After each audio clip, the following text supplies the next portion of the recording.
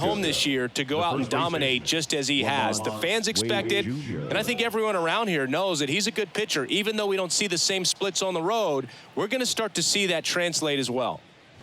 Lamont Wade Jr. in the box now. No balls and a strike.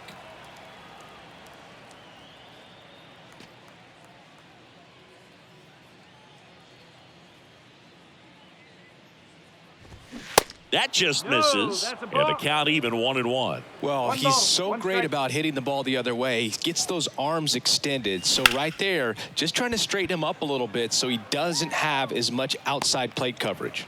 Varsho makes the catch, and there's one gone. Batting second, the second baseman, Thairo Estrada to the plate.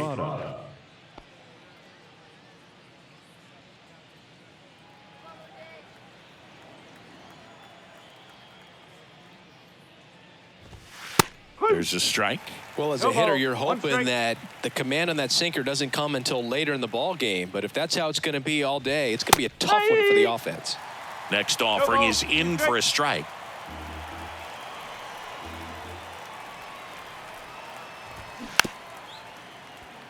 Chopped left side. Kirk throws to first in time. And Estrada is out. Batting third, the left fielder, number 23, John. 2 outs, base is empty. And digging in for San Francisco, Jock Peterson. Let's go, Blue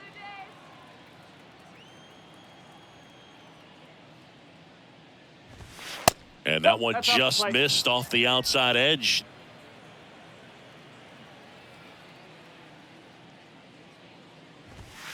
That's inside.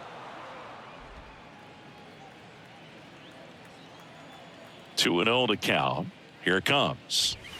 That one missing inside.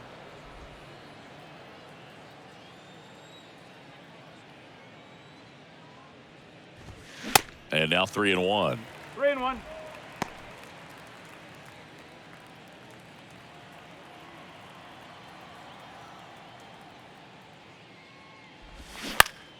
In the air out towards right center. Varsho moving under it.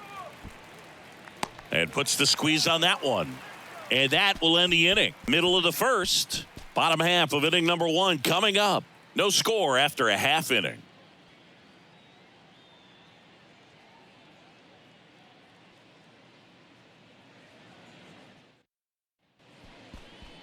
Back now in Toronto. Today's starting pitcher, number 67. Well, what quickly stands out to me for this guy is that he comes in with a 3-to-1 strikeout to walk ratio on the season. So when you consider consistency, the ability to get swings and misses and to limit base runners, that's critical in winning games today, especially when teams are depending on the big swing, the home run, to win ball games. Here's George Springer to start it off. And a pitch. And he takes a strike.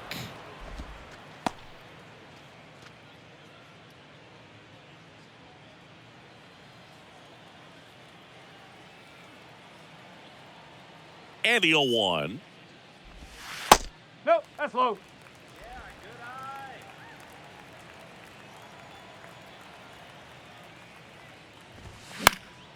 Lifted in the air, right field. Slater gets under it.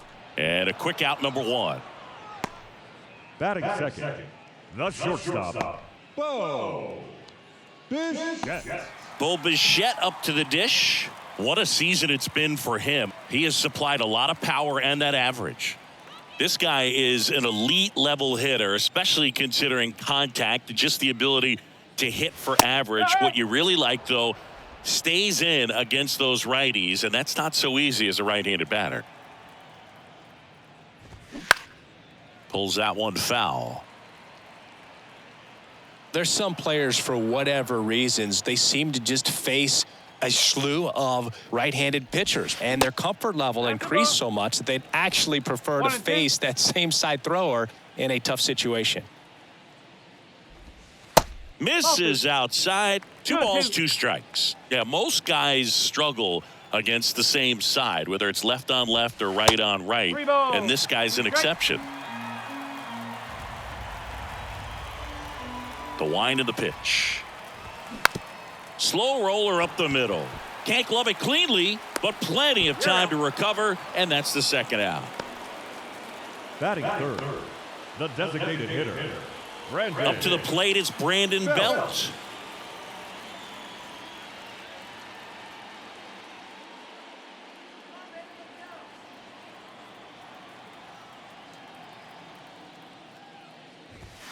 First pitch just misses.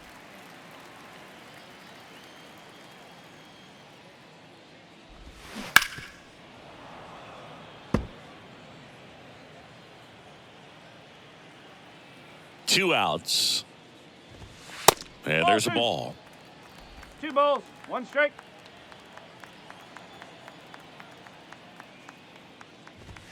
Swing and a miss as he was late. He's looking pretty sharp to start the ball game. He's got that good fastball working early. Center field. Yeah, they get Belt for the out. And that is that. Blue Jays go down in order. We played an inning, no score.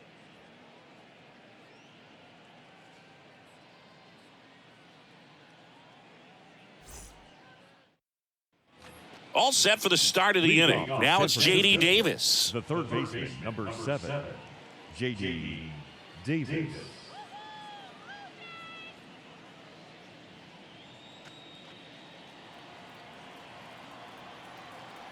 Bassett back to work.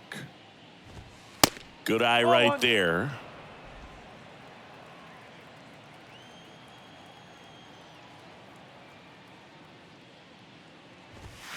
That one at 95 missed up top, and it's 2-0.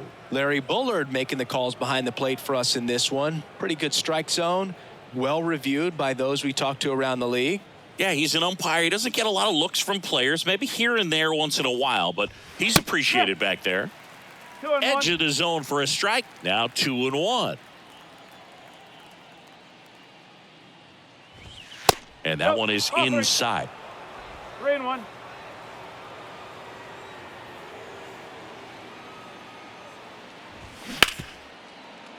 Hit hard on the ground to short. On to first. Yep. Leadoff man retired here in the second. Fastball groove right down the middle. Usually a lot of damage done with that pitch. A hard grounder, but he wanted to get that ball in the air, maybe drive it into the gap. Stepping in, Patrick Bailey. Good contact guy, good defender.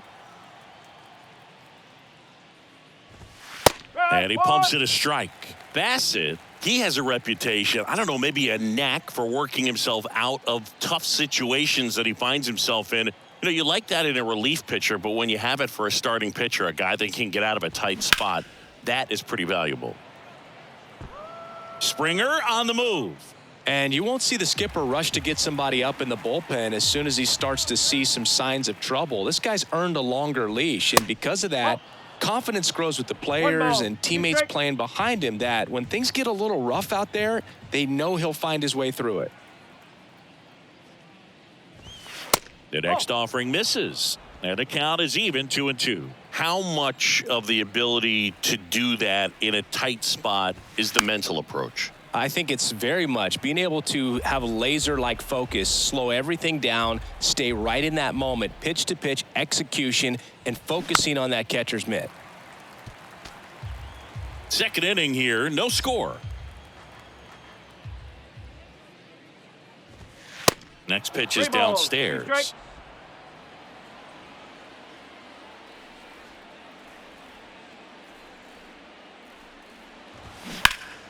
Foul ball, and it remains a full count.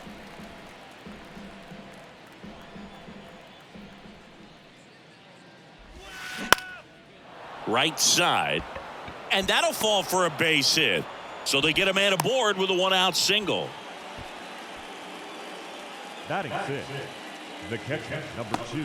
And here's the rookie catcher, Blake Sable.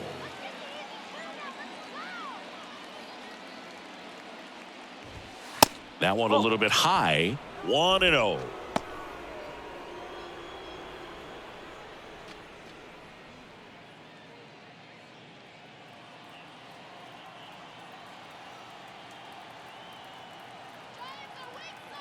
And the right-hander deals.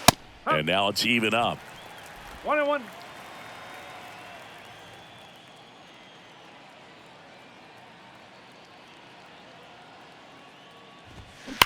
That one ripped.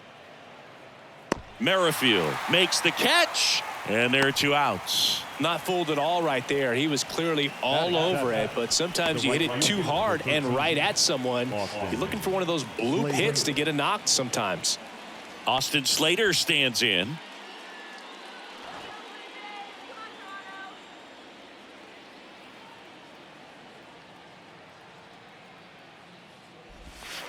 First offering misses the mark.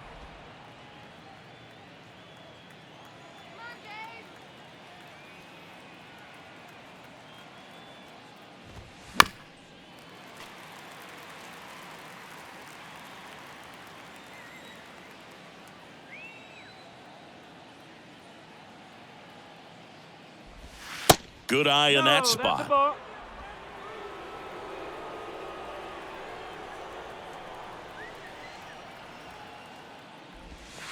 2 balls, 2 strikes to count with 2 outs.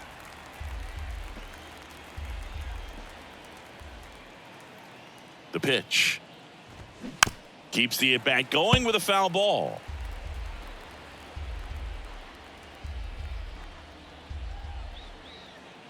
The 2-2.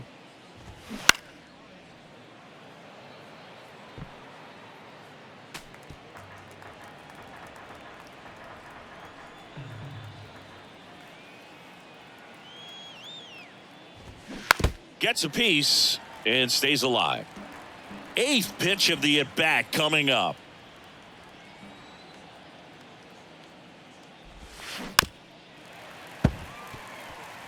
Also really good at bat. What I like about this guy, his bat stays in the zone for a long time. Gives him the ability to foul off tough pitches. Still 2-2 after the foul ball.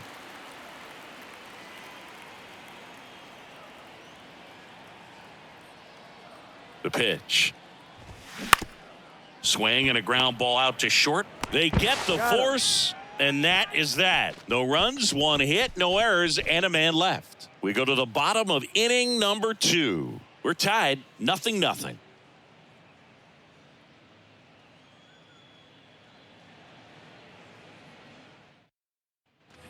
Back here at Rogers Center, here's Vladimir Guerrero Jr. The first baseman, Vladimir Guerrero Jr.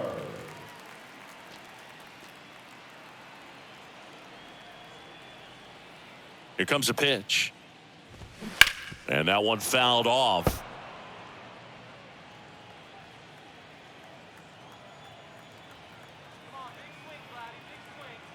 Kicks and deals. Late swing fouled off.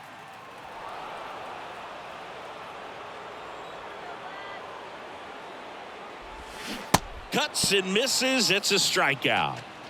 Well, oftentimes that's the pitch he's trying to set up, the curveball. He'll lean on it pretty heavily, so you got to be expecting it, look for it, and sell out so you don't miss it when you get it. Matt Chapman up to the plate now.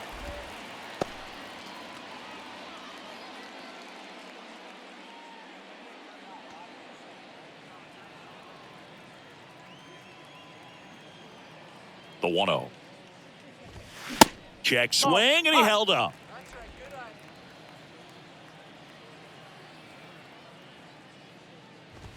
That's in for a strike. Looks like a really good fastball today. You can hear that catcher's mitt popping. Looking forward to hearing a lot of that one in this one. The wind of the pitch. And that's in there at the knees.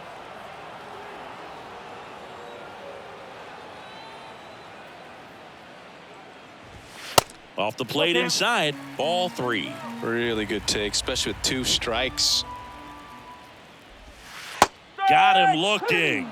Chapman is gone. Ah, the Uncle Charlie Boog kept it up his sleeve the entire bat until the 6th pitch. Snapped it off, dropped it in there, and just frozen. What's with the Uncle Charlie nickname? I mean, people use it all the time. Doesn't feel like it's common knowledge as to why. Yeah, I don't know. Sounds like something we could find on the interweb, though. Yeah, I think you're probably right. But why not like Uncle Carl or something like that? Uncle Curly. Uncle Boog. Well, but then what would it be, a breaking ball?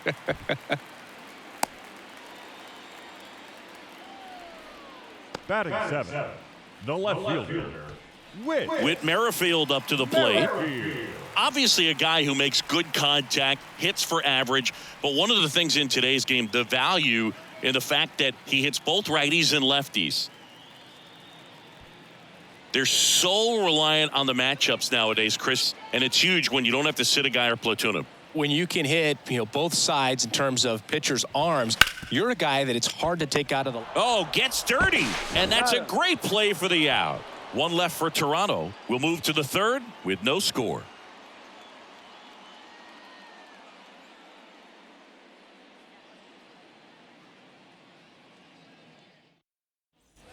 Back here at the ballpark, top half of the third inning, and here's the rookie center fielder, Luis Matos. Bassett back to work. 0-1. Threw that fastball right by him, slightly elevated. That's a confidence boost for this guy out there on the mound. See if he continues to climb the ladder. That misses the zone, and that's ball one.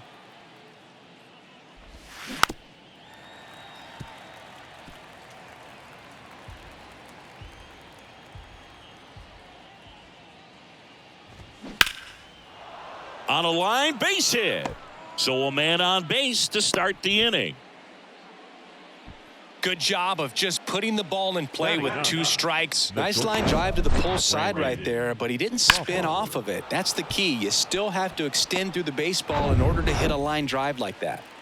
Here's Crawford now. Open stance on that left side. Bassett with a look to first. Matos back on a dive. Brandon Crawford, a player who has been a stalwart at shortstop for the San Francisco Giants, helped them win World Series in 2012 and 2014. And he comes from a line of Giants fans. His parents, Mike and Lynn, they had Giant season tickets. They took Brandon to games all the time growing up. Runner, the 0-1. yes. Runner on the go. He swings and fouls one off.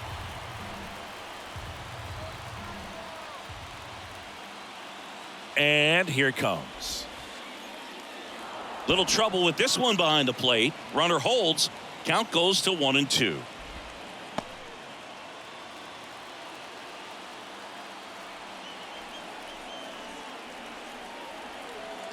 And a pitch. In the air, left field, down the line. Tracks it down for the out. And there's one away. Now batting, the first baseman, Lamont Wade Jr. Here's Lamont Wade Jr. He's 0 for 1. Definitely wants to stay out of the double play here. Ball on the ground in the infield.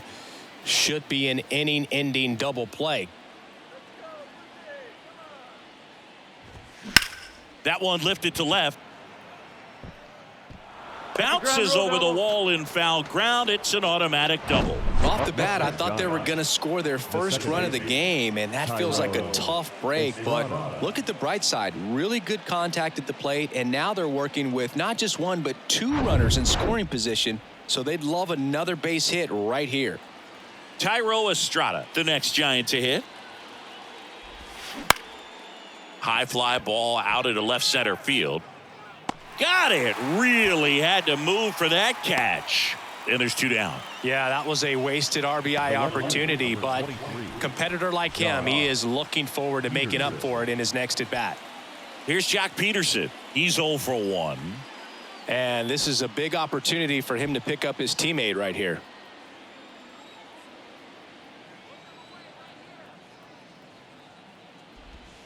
Strike 1. No balls. 1 strike.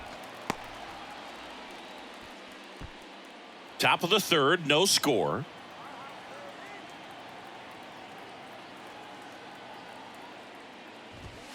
Foul ball there.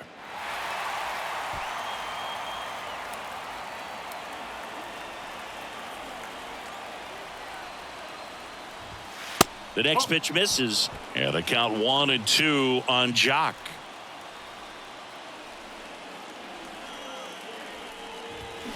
Got him. Huge strikeout there.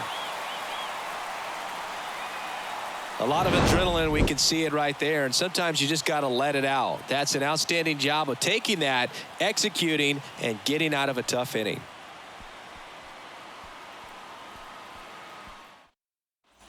And welcome back. Here's the Lead catcher, off for the Alejandro game. Kirk. The catcher, Alejandro Kirk. And he deals. And strike one to the catcher. Chris Alejandro Kirk, stocky catcher, an all-star in 2022. This guy can hit.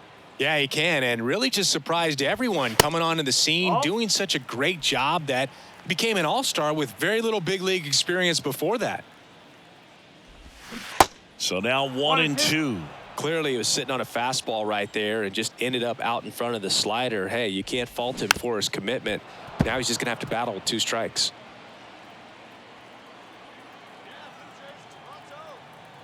And a 1-2. Gets a piece there. We'll do it again. The pitch. That's the ball.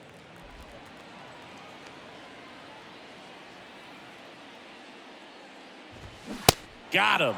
1 out.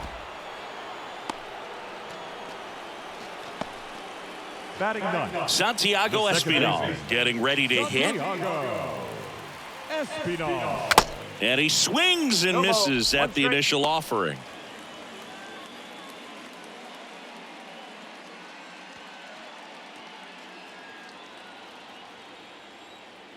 One down, base is empty. Swings and lines a base hit into left field. And that turns the lineup over. Well, a swing like that can help you come out of the struggle. We saw the numbers right coming into the number ball 4. game, but all he's trying to do at this point is help his team win. So the batting order turns over. George Springer will hit next. Runner on the move. Swing and a ball popped up. That's a base hit. And they'll have runners at the corners after a 1-out single. You know what they say, he couldn't have thrown it out there any better than that, and certainly the case that time. Just flared it back behind the second baseman and dropped it in there. Runner in scoring position now, and a good opportunity to push across the first run of the ball game. Runners on the corners with 1 gone. Bo Bichette gets a chance to hit. Top of the zone for a strike. And it's 0-1.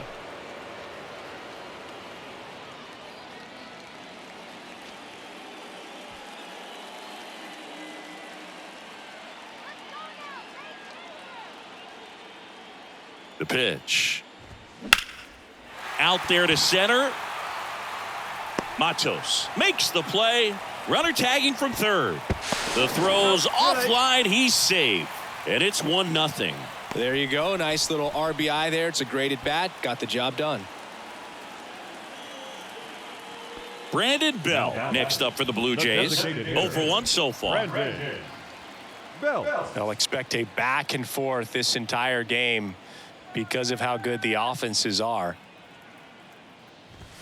Pitch misses. Ball 1. Bell, in his 12th season, a member of the 1,000 hit club, and he's usually a first baseman, but today he's the designated hitter. Check on the runner, and Springer's in there safely.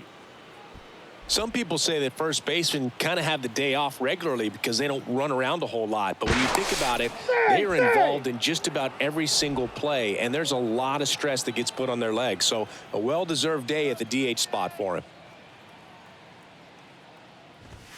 Swings through that one for strike 1. Strike.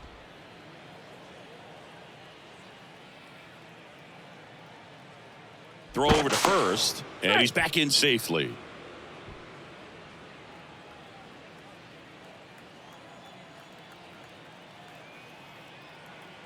And a pitch. Swing and a ball lifted left field. Peterson settles under it and makes the catch. And that is that. A run on 2 hits, and they leave 1. 3 innings complete. It's the Blue Jays 1 and the Giants nothing.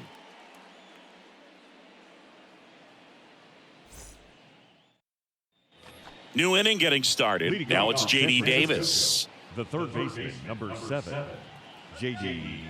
Davis. The right-hander back to work. That one drifts inside. He's been pitching well, but going through this middle of the order second time through, we'll see what kind of adjustments are being made. In for a strike, and it's 1-1. Well, we call that keyholing. Even though it's right there and looks pretty good, if he doesn't love it, he's not going to swing that early in the count.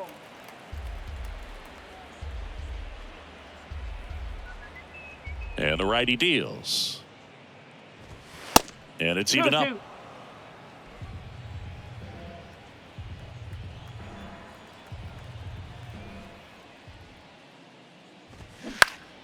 Spoils a 2-strike pitch, and he'll see another. Right-hander kicks, deals. That one missed. Now in this 3-ball count, down in the ball game, you've got to be very selective. Take your walk if they'll give it to you.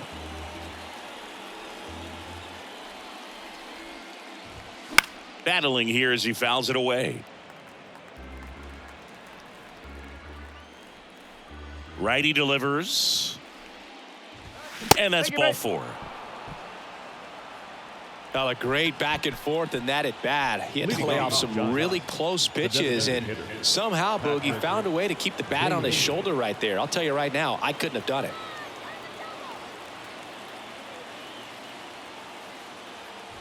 Bailey, the next to hit, takes ball 1.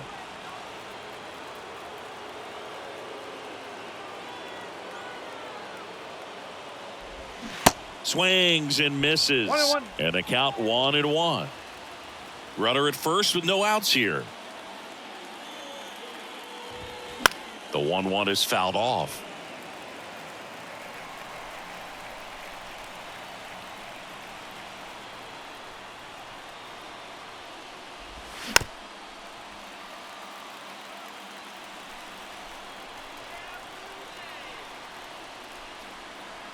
The pitch.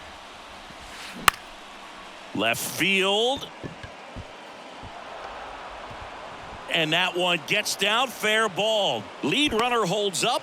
They're at first and second with nobody out. Oh, just a nice job coming through in a pretty high leverage spot right there. Spoiled that backdoor breaking ball perfectly. Stayed tall, didn't lean out towards it, let it get deep, and then just squared it up pretty nicely the opposite way. That's great hitting. Now at the plate, Blake Sable. 0-1. He's pitching well, but not throwing a ton of first pitch strikes. Usually doesn't work out for success, but you can never predict baseball.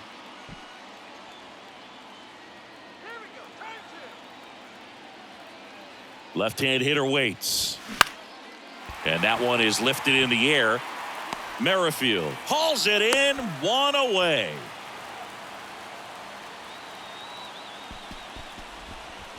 The right fielder, number 13, Austin. Now it's the right fielder, Austin Slater.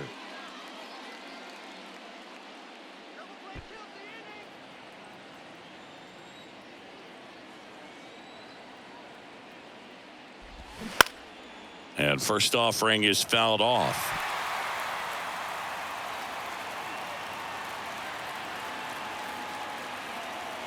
Kicks and fires. 1 out. Runners at first and second.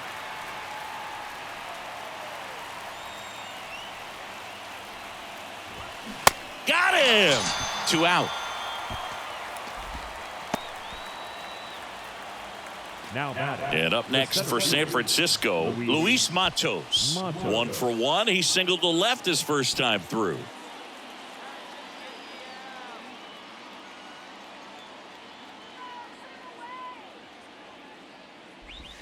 There's a strike.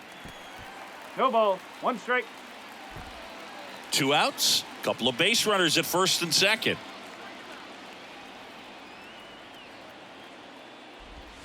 Next offering is in for a strike. Perhaps not quite ready to hit. First 2 pitches by him for a couple of strikes. Now back is against the wall. He's going to have to figure something out and figure it out quickly. 0-2 now. Right side and foul ball.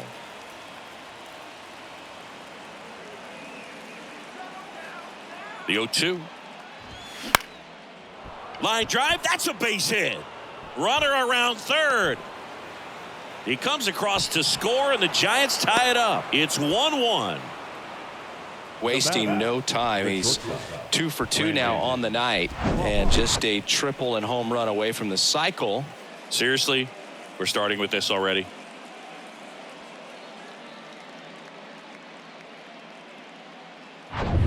Here's Brandon Crawford.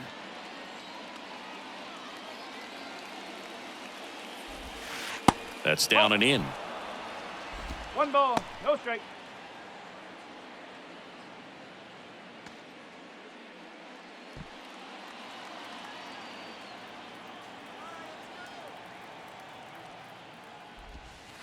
Next one misses. 2-0.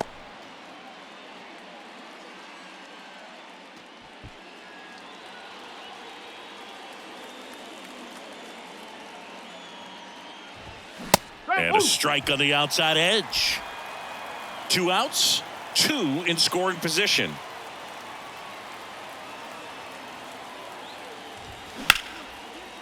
Line drive, base hit. 1 run's in. The second run scores, and it's 3-1. Well, there you go. The RBI machine. Another clutch run scoring at bat. Yeah, he's been so good in these situations. Call it clutch if you want, but his resume speaks for itself. So here's Wade now, 1 for 2.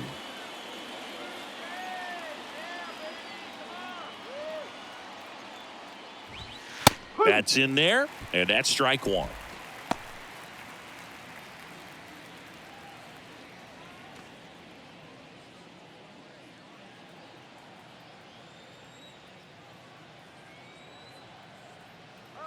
And a pitch. And that's through there for a strike. All right, now, he may have not liked either of those first 2 pitches or agreed with the umpire's calls, but at this point, he's going to have to bear down and be ready to hit anything close to the zone. In the dirt, and the runner stays where he is.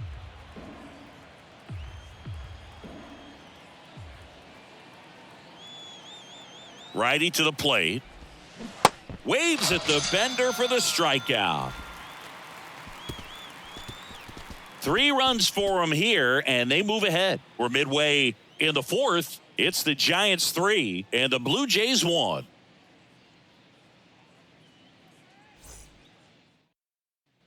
Welcome back. And here's the first baseman, Vladimir Guerrero Jr. Vladimir Guerrero And the pitch. Jr. That one out to right. Makes the catch for the out.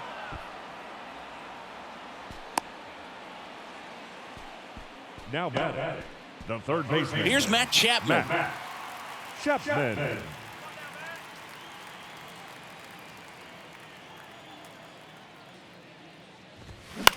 In the air to left center. Peterson really on his horse for this one. Flashes the leather on the run and catch. And there's 2 down. The center fielder, number 25. And now it's Dalton Varsho. 1 for 1 with a single so far. You talk about elite defensive players, especially in the middle of the diamond, and this guy is at the top of the list.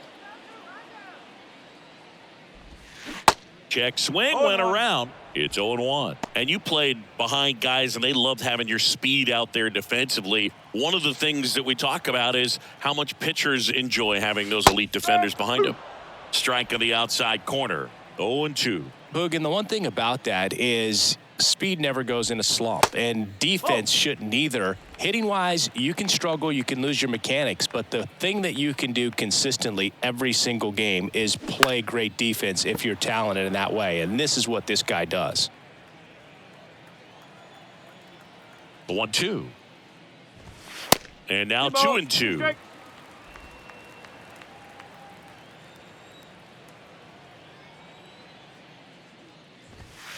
And it's filled up. The idea was right, looking to locate that fastball up and in. He just missed his spot a little bit.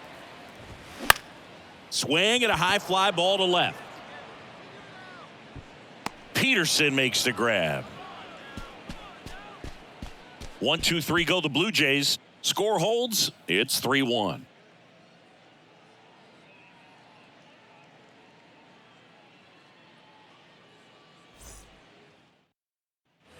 We go to the top of the fifth. Now the number 2 hitter, Tyro Estrada. Tyro Estrada. The wind and the pitch. And there's the strike. Well, these Giants, simply put, are producing a lot of quality swings. They've hit 7 line drives already, and even though some of them have been for outs, there's nothing wrong with delivering consistent, hard contact. That's almost always going to lead to positive results. Line drive, and it's caught for the out. The left fielder, number 23, John Peterson. And now Jack Peterson.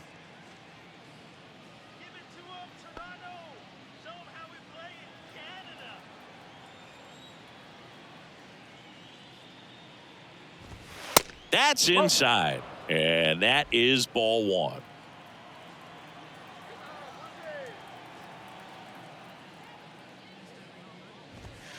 Late on that fastball. 1 ball, 1 strike.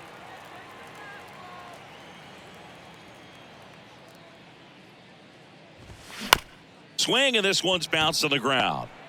Now the throw to first on the run. Score at 5-3 for the second out with the third baseman shifted over there. The third baseman, number 7, J.D. 2 outs, base is empty.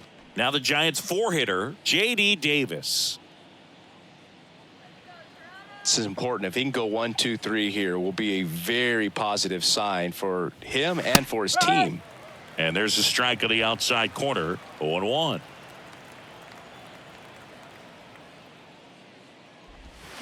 And a foul ball.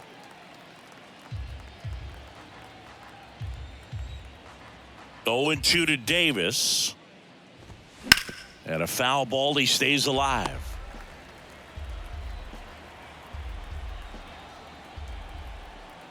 The wind of the pitch. And that's downstairs and outside. 1 ball, 2 strikes.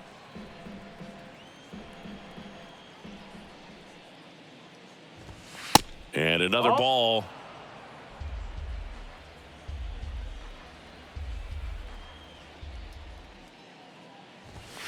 Got him.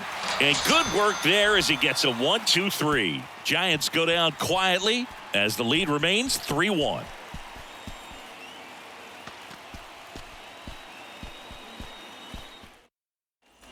Back now in Toronto. We head to the bottom of the 5th. Now the left fielder, Whit Merrifield. The wide to kick the pitch. And the slider just misses. Well, these Jays just aren't putting great swings on the baseball in this one. They're trying to find ways to drive the ball with some authority, but it's just not happening for them so far. 0 extra base hits in the game, so it's been tough for them to get anything going. And a foul ball makes the count 2-1. Sometimes you have to keep chipping away until you break through, but it's a lot easier to put runs on the board when you have guys in scoring position because they put themselves there. Hauls it in, and there's 1 away. The batter, the catcher, Alejandro. And here's the catcher, Alejandro Kirk.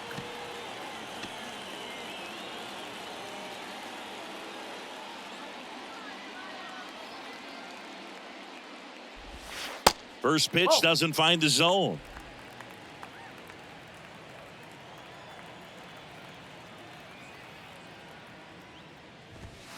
They say it went. 1-1.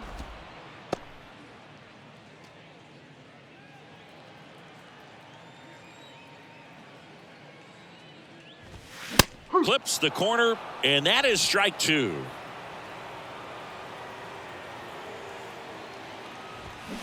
Fights it off. He'll see another.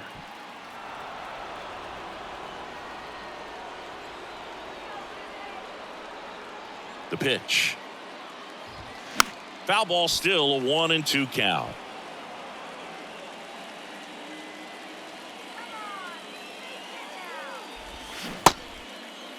Kirk checks his swing. Now an appeal to first. And no swing, says James Kingsley.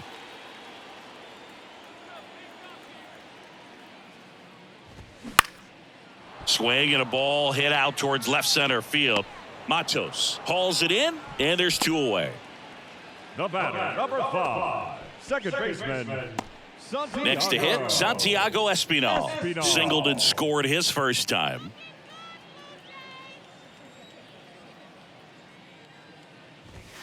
And a good fastball to start him off. That's strike one.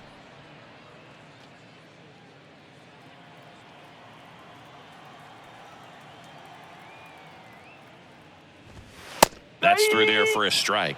He's gotten into a really good rhythm, set down 7 in a row. He just wants to get the baseball and deliver it as quickly as possible. Keep the momentum going.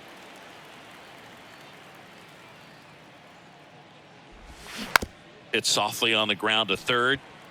And he grabs it in foul ground. Here comes a pitch. Got him swinging. Nothing doing for the Blue Jays, and it remains a 3-1 ball game.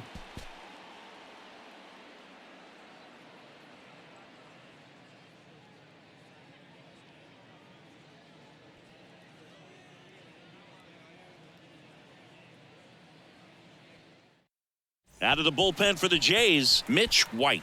He's been so good against lefties. Your attention, please. Now pitching for the Blue Jays, number 45, Mitch White. Patrick Bailey now at the plate. He's a catcher by trade, but the DH here in this one. Bailey. The pitch. And that's down and away. Movement in the Blue Jays bullpen. Nate Pearson getting ready to go.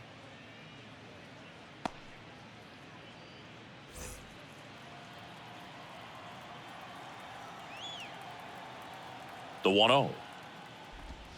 And the slider catches the zone.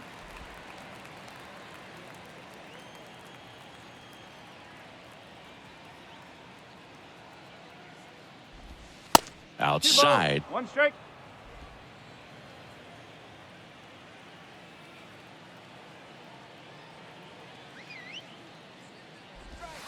Next pitch is outside.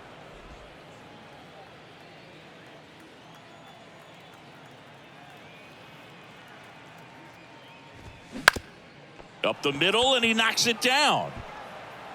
Over to first. Leadoff man retired in the 6th. Number 2, Blake Sable. Here's the speedy catcher, Blake Sable.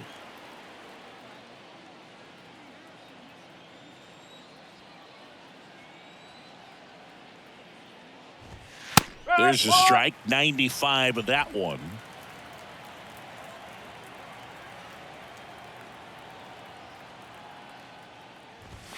That's a strike, and the count is 0-2.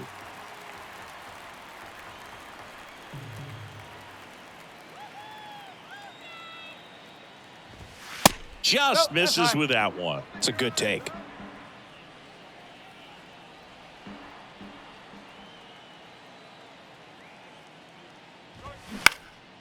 Out towards right center field, and that is Springer. And puts the squeeze on that, and there's 2 away. The right fielder, number 13, Austin Slater, the next to hit.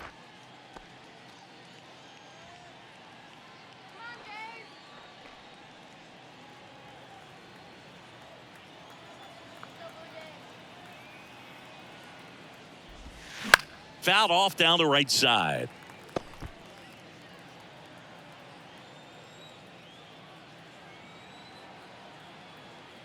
Two outs. They say you win. No ball. 2 strike.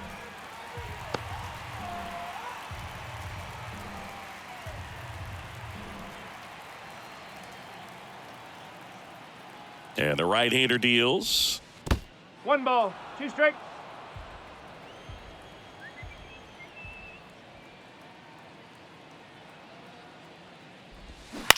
Bounce to third. Tosses to first, and that is that. Nothing doing here this half. Top of the order due up in the home half of the 6th. It's the Giants 3 and the Blue Jays 1.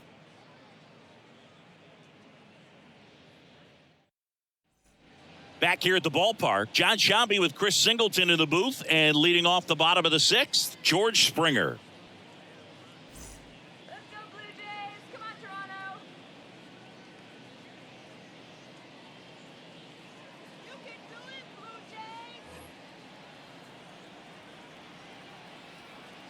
The wind of the pitch. Base hit center field.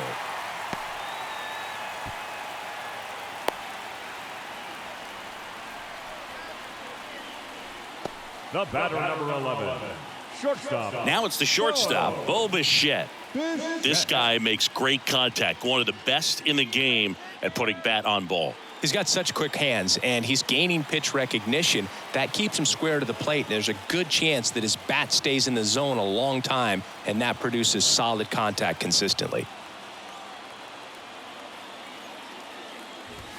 First offering, and it just misses. Double-barreled action in the bullpen. Jacob Junis preparing to come on if needed. Minaya getting cranked up as well.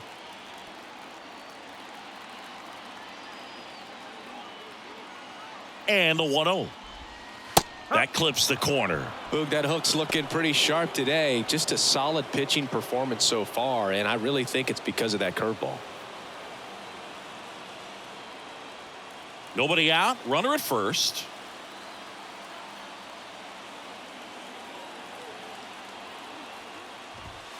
Next pitch is outside.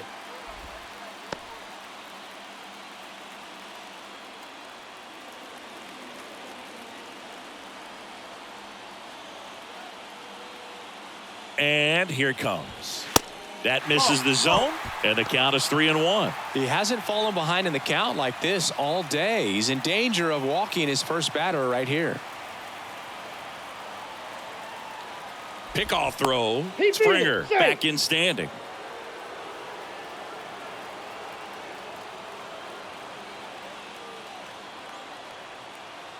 The 3-1. And fouled off. With 2 strikes, may see some movement over there at first base. Try to stay out of a double play here. Check swing. Now we'll look down to first. And he punches him out. He went around. Now that the designated So up hitter, next for Toronto, Brandon Belt. Bell.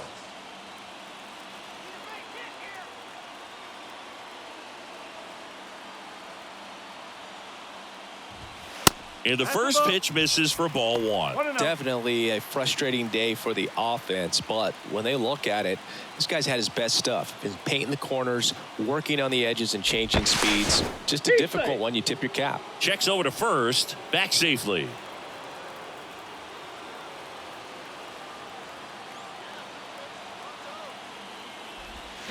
And it's 1-1. 1 strike.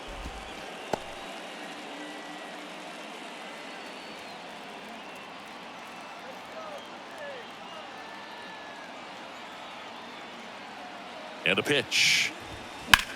In the air, left field. Peterson drifts towards it. Makes the grab. And there's 2 down.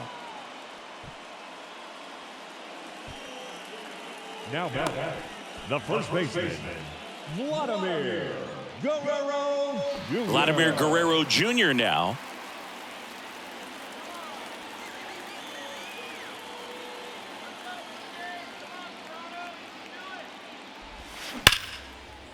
Line drive, and that should be extra bases. Springer makes the turn at second. The run scores all the way from first, and it's a 1-run game. Waste no time there. That was exactly what you're looking to do with the pitch away, especially in that situation. Drive it into the opposite field gap. He got himself 2 bags on a great swing of the bat. Chance now to even this game if they can put a ball in play, maybe an error, maybe a hit. And here is Matt Chapman.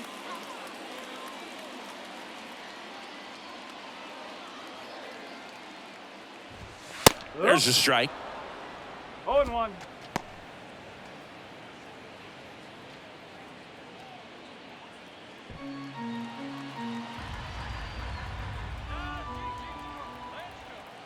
Man at second. That misses, and it's a ball and a strike.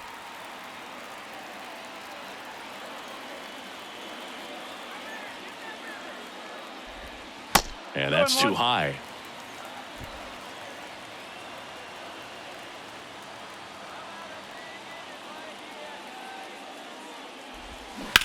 On the ground to the left. Fair ball. Vladdy coming around third. Peterson to second. He pulls into second as a run scores on the play. Turned on it nicely. Definitely a little out in front of the pitch, but he didn't hook around it too much and was able to keep it fair down the line.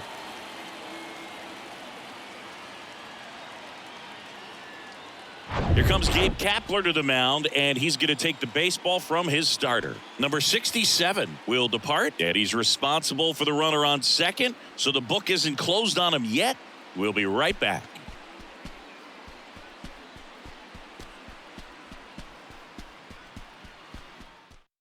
New pitcher on now, Anthony DeSclafani. He's averaging more than one hit allowed per inning pitched this season, and that's not where you want to be at all. So we'll see how he does here.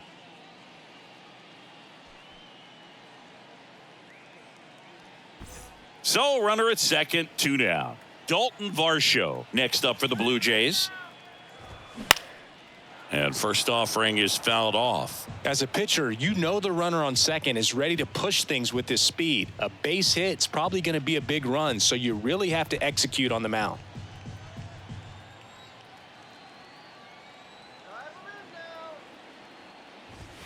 Oh, and 2 as he waves at that one.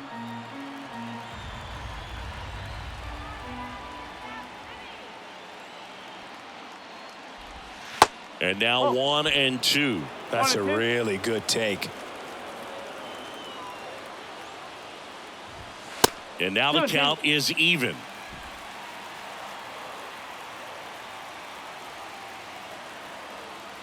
At the belt and fires. Spoils that one, and it remains 2 and 2. Runner at second, 2 down.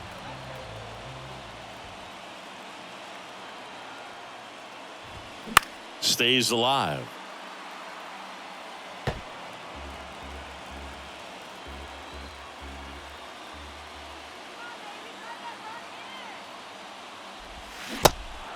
This one in the dirt in plenty of time to first. That ends the inning, and they limit the damage. They get 2 runs on 3 hits, no errors, and 1 left. 7th inning coming up, all tied up at 3 apiece.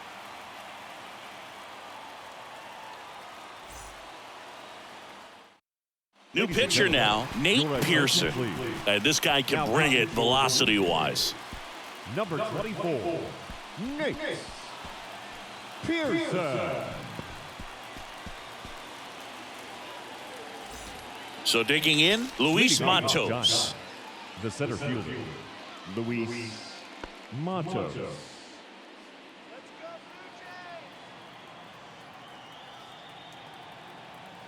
And a pitch.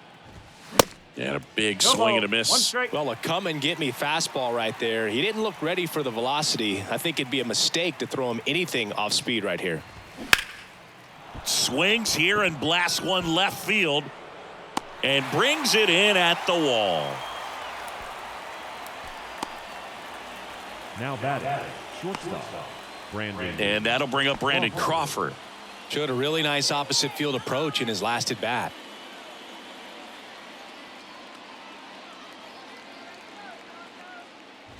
Brandon Crawford, a kid who grew up a Giants fan. His dad had season tickets at Candlestick Park and then at, what was it initially, Pac Bell Park. The 1-0. There's a swing and a miss. 1 ball, 1 strike.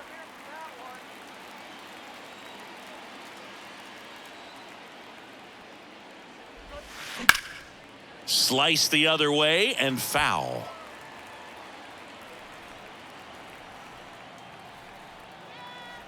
And he deals.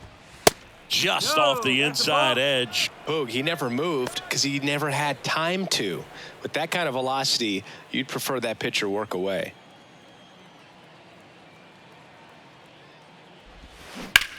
And a ground ball to first. He'll do it himself. And 2 away to start the 7th. The batter, the first baseman, Lamont Wade Jr. And now the first baseman, Lamont Wade Jr. 1 for 3.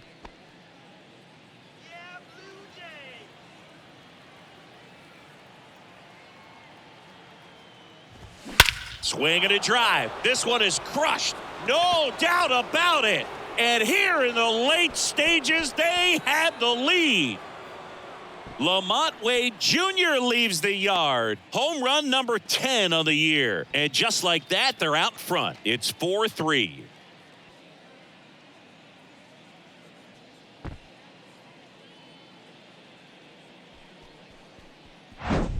It's like he's playing wiffle ball up there, and that's typically not the easiest way to hit a home run. To the slight opposite field, into the gap. Man, making it look easy, that's for sure.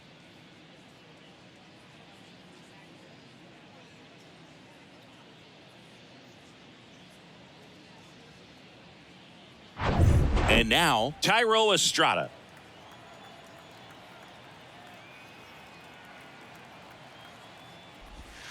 And the first pitch misses for ball one.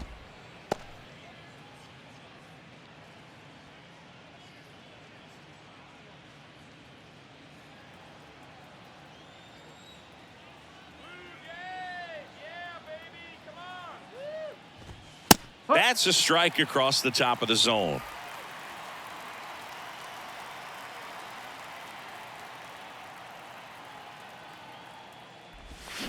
Going to count 1-2. Well, there's a certain point where you have to commit to what you think you see, and he guessed wrong right there. Nasty slider with just terrific bite at the end. Hacks and misses. It's a strikeout. It's a run for the Giants on the solo blast. It's now a 4-3 ball game. You're watching Major League Baseball on The Show.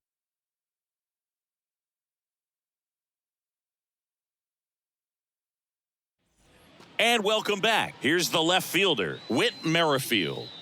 It's amazing. We get a chance to talk to a lot of opposing managers. This guy scares managers on the other team as much as anyone. And he gets to fly beneath the radar with the other more recognizable names in this lineup.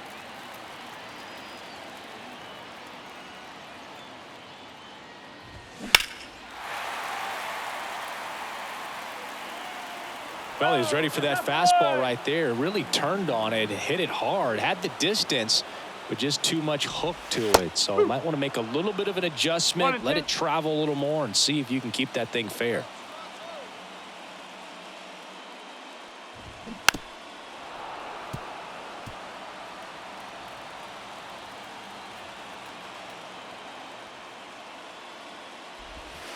Next offering misses. 2-2. Well, this is a guy that can be frustrating for pitchers because he fouls off so many pitches and grinds out the at-bat. I'm sure there's some times where a pitcher would rather just give up a first pitch single than have to waste 6 or 7 pitches on one hitter. He handles it himself, and the leadoff hitter set down to open the 7th. Catcher, Alejandro Kirk. And now the catcher comes up to him. Alejandro Kirk.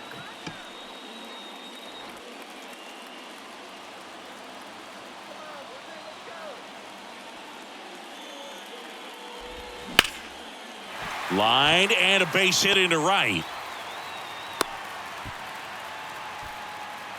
Always feels amazing getting a job done when the team needs you to come through. It's just bigger than your own individual stats. Not a bad slider by any means. It was down and away, but an even better job to spoil that thing. And he let it travel, didn't try to hook it. Man, that's a really good approach.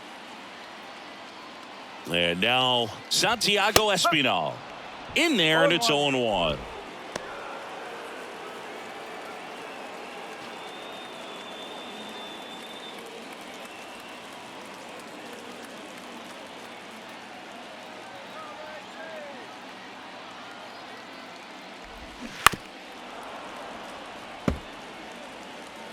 One-run game, 1 out, 1 on.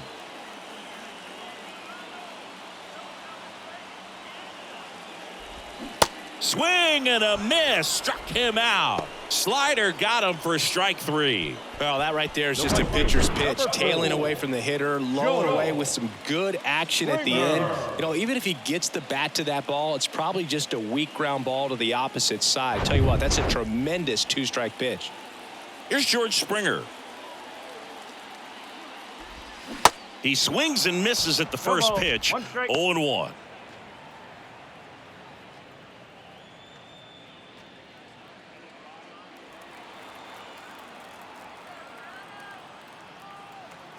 Kicks and deals.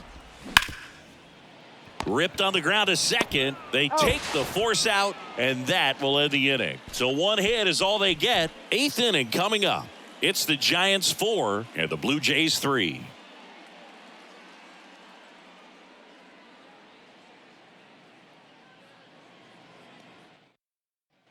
We go to the 8th, and Jack Peterson stands in. The left fielder, number 23, Jack Peterson. Pearson back to work. And that one almost got him.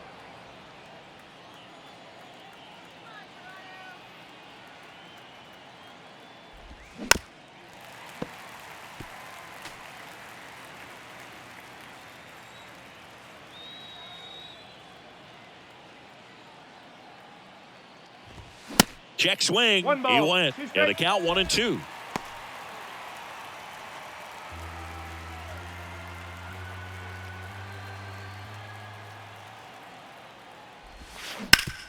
Bounced up the middle. Fires over to Guerrero. And that's one away as the leadoff man is out in the 8th. J.D. Davis digs in now. A strikeout and a walk.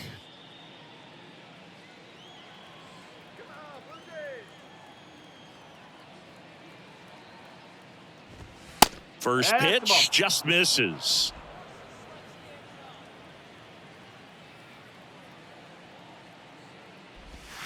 That's a little bit low. Now you get to this part of the order. Yeah, there's some pop there, but more likely there's some base hits. So very important to be patient. Let the pitcher walk you, if he will. The 2-0 is in for a strike. Nasty 2-0 slider there for a strike. That tells you he's got a lot of confidence in that pitch. The count 2-1. Gets the outside corner with that one.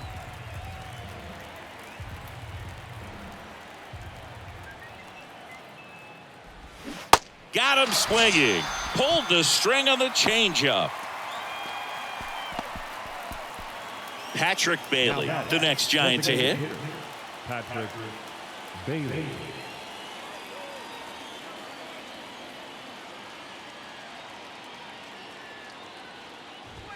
Ball one, no strikes. One ball, no strike.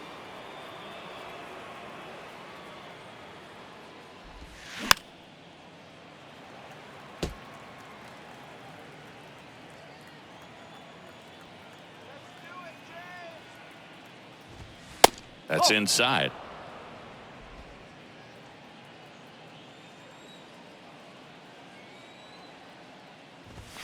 Check swing, but he went too far. And the count's even at 2.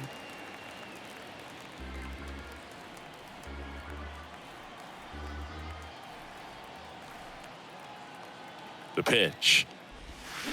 Foul ball, another 2-2 upcoming.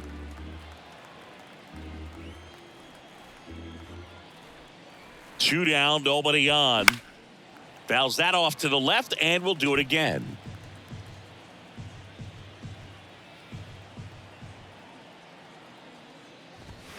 And now it's filled up. Wow, this guy's really battling up there as if his run is the game-winning run. I love his tenacity. Payoff pitch. Fouled off the plate. They'll do it again.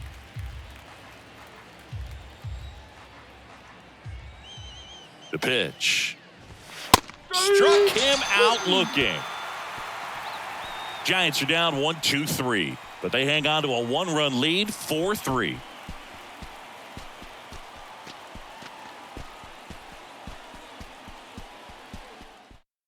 Now here's Tyler Rogers out of the pen. These are the spots relievers really make a name for themselves. Late and close. There's not much margin for error, but at the same time, there's a reason they're put in these situations. Well, 1-run game, digging in. Bulbishet. The shortstop.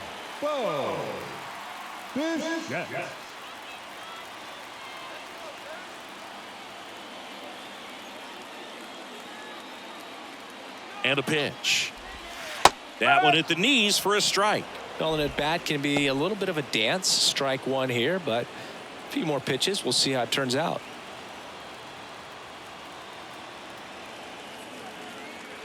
And now the 0-1. And misses inside. Activity in the bullpen. Camilo Doval up and throwing for Gabe Kapler.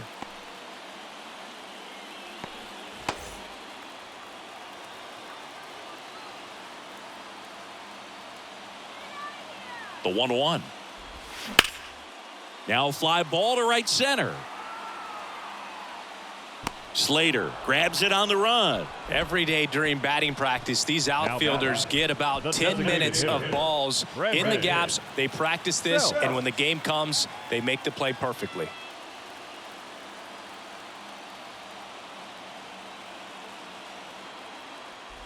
Bell swings through it for strike one. Well, he threw that fastball right by him, gives him a little bit of confidence, but in the back of your mind, you got to think, is he trying to set me up for later in this at bat? Swing and a miss as he was out front that time.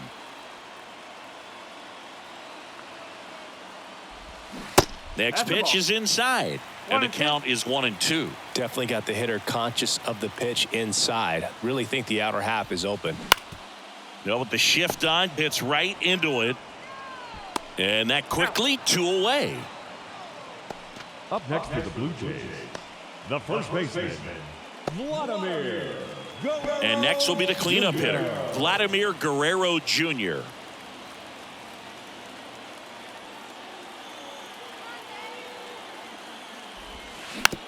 Bounced out to short. Zips it to first.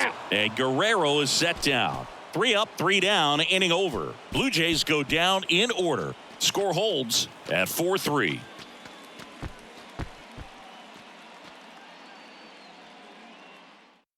Righty reliever out of the pen, Trevor Richards. He pitched yesterday, and we'll see him once again. Trevor Richards. And now, Blake Sable. Leading off for San Francisco, the catcher, number 2, Blake Sable. The pitch. And ball 1. Richards, a 6'2 righty. He features a 4-seam fastball, a changeup, and he occasionally uses a curve. And a foul ball left side.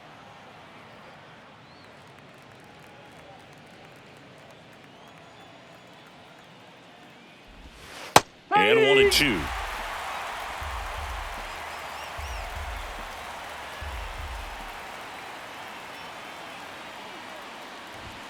Knocks that one away, and we'll do it again.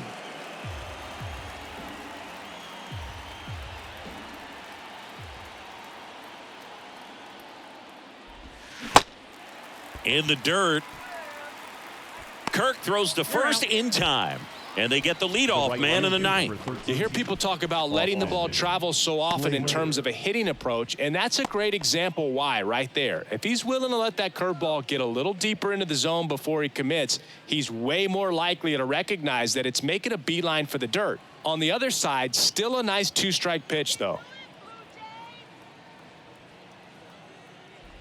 Slater, the batter now, as he swings and misses for strike 1. Action in the pen down there. Bowden Francis, the rookie right-hander, is getting loose.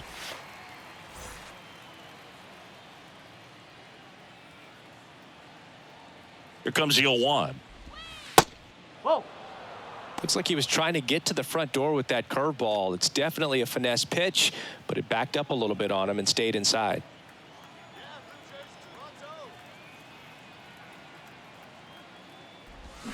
Comes up empty. That's strike 2.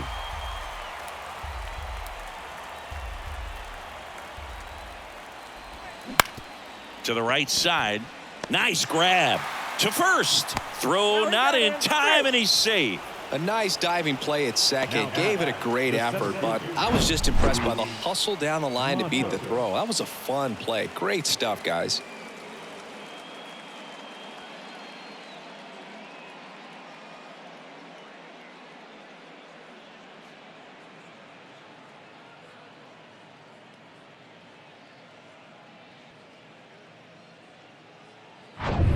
Runner on at first with 1 gone. Luis Matos, the next Giant to hit.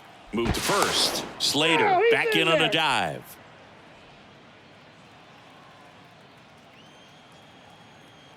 Back over to first, and he's back again.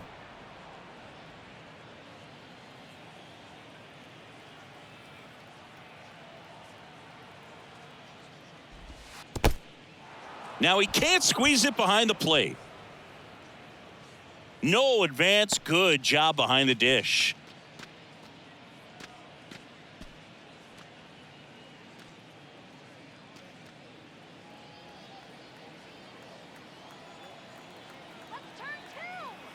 And the righty deals.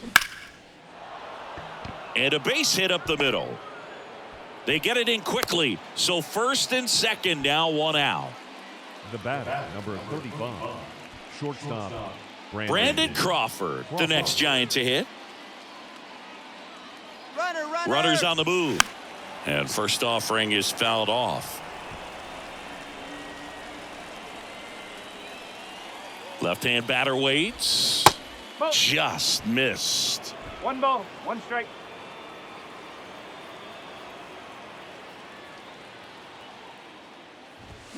Check swing, went around. 1-2 on Crawford.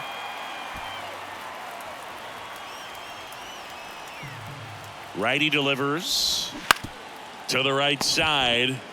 Over to Bichette. Out. Return throw to first. Got him. Double play. And that'll do it. No runs, 2 hits, no errors, and 1 man left. 5, 6, and 7 will lead things off in the bottom of the 9th. It's the Giants 4 and the Blue Jays 3.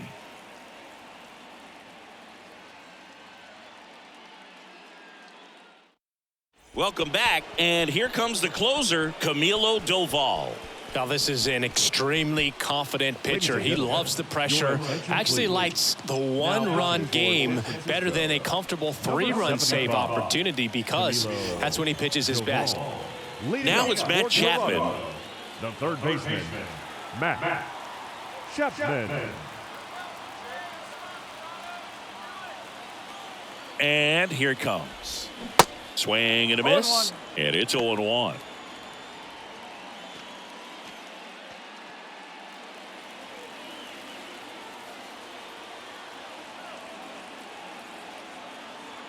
The tying run at the plate. That one at triple digits. Well, triple digits on the gun. I know there are more guys that can reach that now than in the past, but it's still impressive to watch. Next offering is fouled back.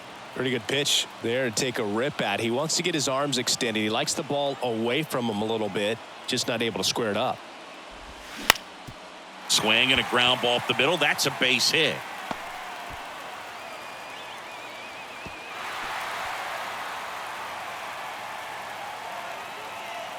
Just kept it simple. Played pepper with the middle of the infield and took it back where it came from, and there's just no one there to knock it down.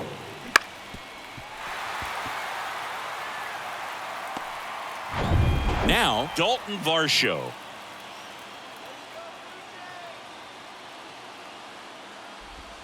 Pitch misses inside. Ball 1. 1 ball, no strike.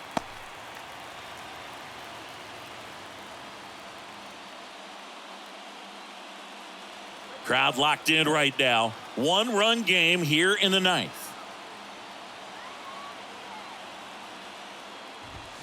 Swing and a miss, and the count 1-1. Well, the hitter shows the pitcher that he's willing to go after that pitch down in the zone. So perhaps he'll come back to it, still try to get that ground ball double play.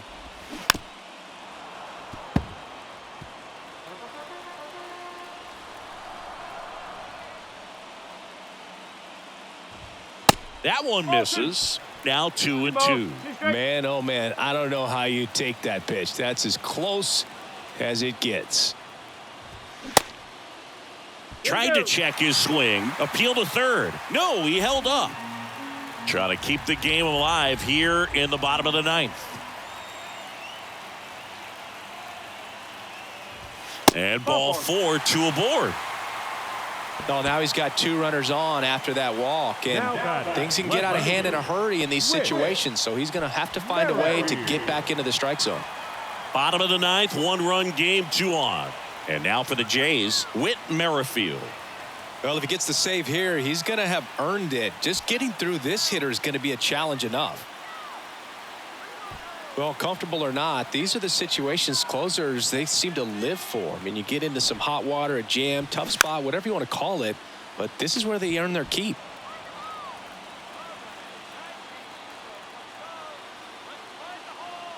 So the tying run at second.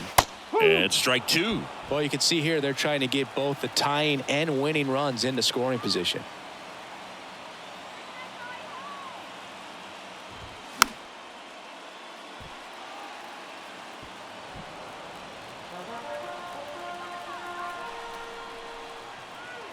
The 0-2. Spoils the two-strike pitch, and he'll see another.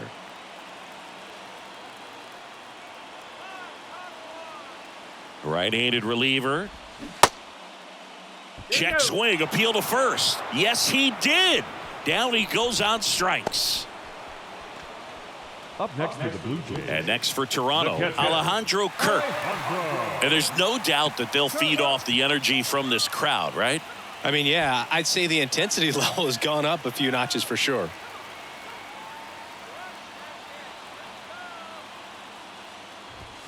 Off the plate, 1-0.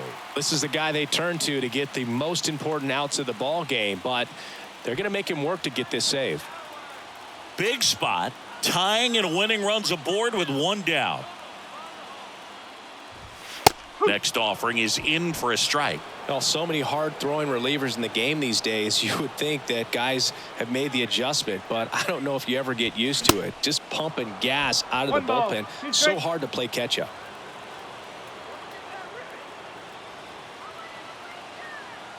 1-2 here. And a swing and a miss.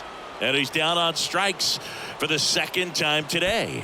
Definitely made him chase a little bit out of the zone right there. I don't think that's a strike if he takes it. Pretty textbook pitching. Get ahead in the count, get the guy in the box on his heels, and then force him to chase your pitch where he doesn't have much of a chance to do any damage.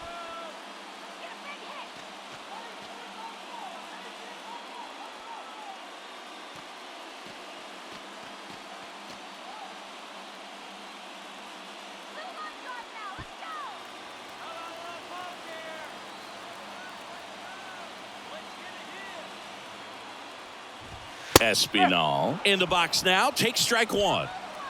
2 outs. Both the tying and winning runs are on.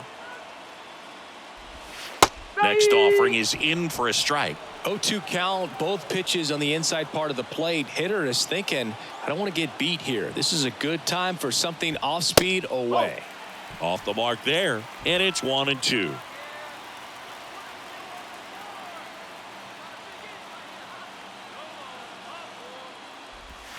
And a ball evens the count. 2-2.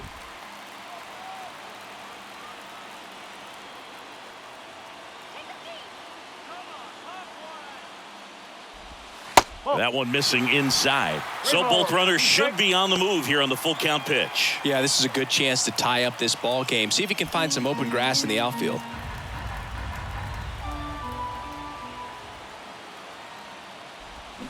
Swing and a miss struck him out. The tying and go-ahead runs are left aboard as this one is over. Well, all you want is a chance going to that final frame. They got some base runners, had the tying run at second, the winning run at first, just couldn't come through with the big hit. On the other side, nice job to battle through it, close out the win. 4-3 our final score. For Chris Singleton and our entire outstanding crew here at MLB The Show, I'm John Shambi saying so long.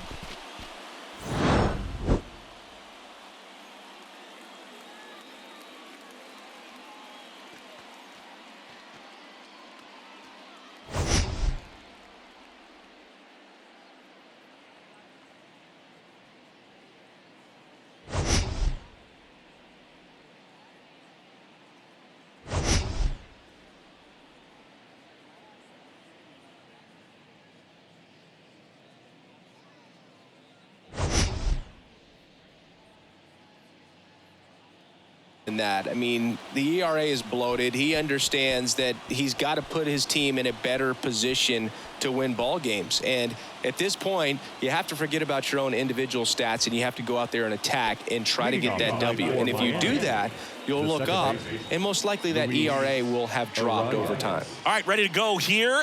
And now Luis Arias. The pitch. in for a strike. And that's how this game gets started. One strike.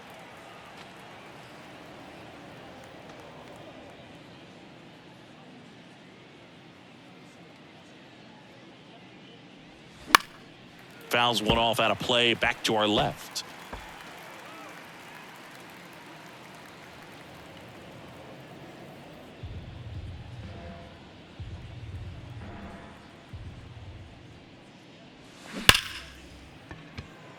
Smoke to right, but he's got it. Batting second, the designated hitter, Jorge Soler up at the plate.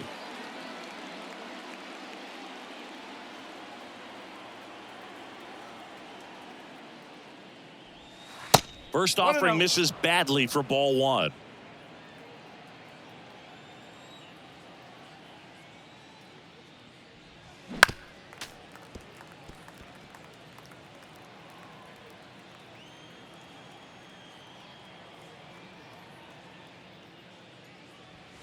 Just off the outside part of the plate.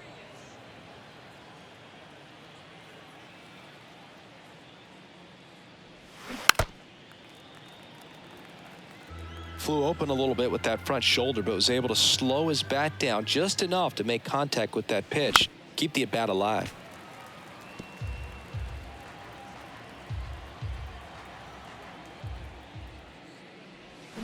Swings and misses, struck him out. Well, that's the money maker right there. 2 strikes, slider down and away from a same side thrower as the hitter. I mean, it's just tough. You're looking to protect with 2 strikes and very difficult to lay off. And here is Brian De La Cruz.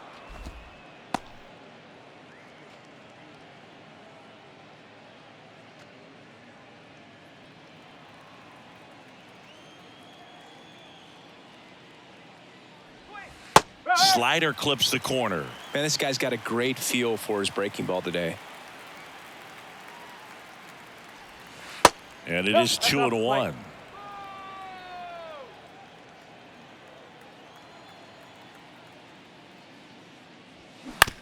He caught it behind his back. Fires to first. It's there, and that's a great play. What a play to end the inning. There's no way he saw that into the glove. No, you're absolutely right. All he knew was the grounder was somewhere behind him. Just threw his glove out there, and it stuck. That was pretty cool.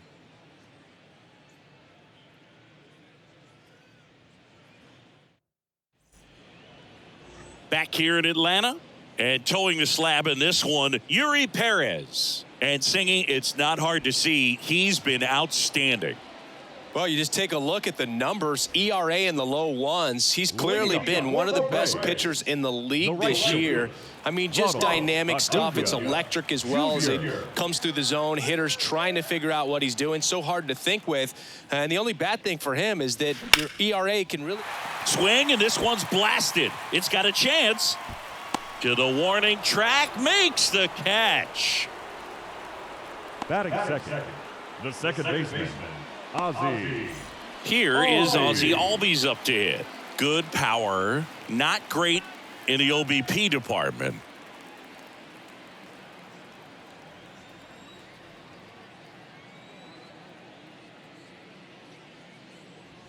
That's in for a strike on the outside corner. It's 0-1. Man, that pitch was dotted. So much talent on display when this guy's out there on the hill. And a seed into center. That's a base hit. Takes the turn. He's digging for second. And he'll pull in there with a stand-up double. He was all over that one. Other than ripping one into the gap or blasting one over the wall, there aren't a whole lot of hits that are more satisfying than a nice line drive into center field. So that definitely felt good. And at second with one away, here's a big power threat. Austin Riley. First offering misses the mark.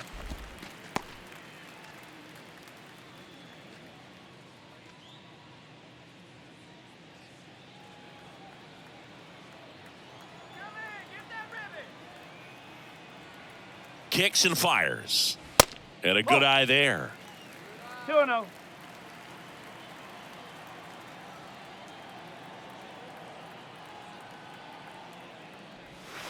That misses. 3 balls, no strikes. Get ready for some action here. Good RBI guy at the plate, runners in scoring position, and a hitter's count.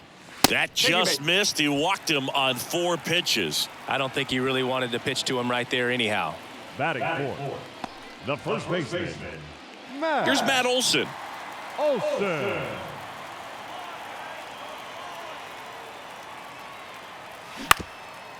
Up the middle. Dives, but it's off his glove. The throw is still in time, and they come away with an out after a tricky start to the play. Definitely a lucky bounce right there, but also really great awareness at the shortstop position. He pounced on that, got a good throw off to first. I mean, that's not something you practice, but it's instincts, and it's wanting to be involved in every time the ball's put in play. Nice job by the shortstop. So here's Murphy now. That one's in there, 0-1.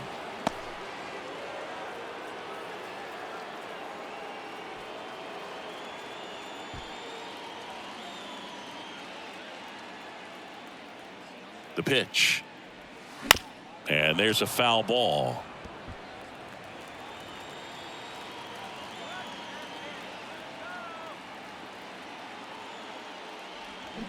Swings through it, and that's a strikeout. End of the first from Truist Park. No score.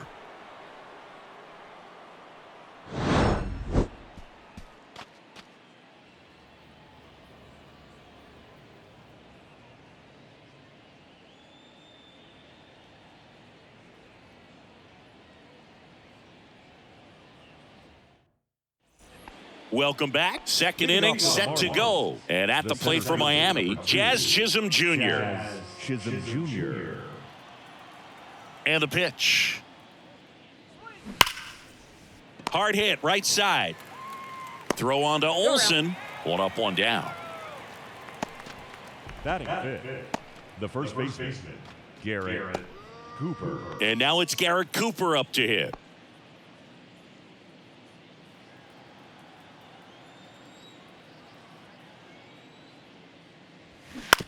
This to third. Slings to first. 2 up, 2 down in the top of the second. Batting sixth, the shortstop, Joey Wendell. Here's Joey Wendell. This is a guy who's in the lineup first and foremost because of what he contributes defensively, Chris. And when you talk about preventing runs from being scored, this guy is a big contributor. I was always told it's hard to take you off the field when you play really good defense, especially at a premier position, and that's what he does. Riley fires to first. Marlins set down in order, and the Marlins down quietly. We'll go to the bottom of the second. No score.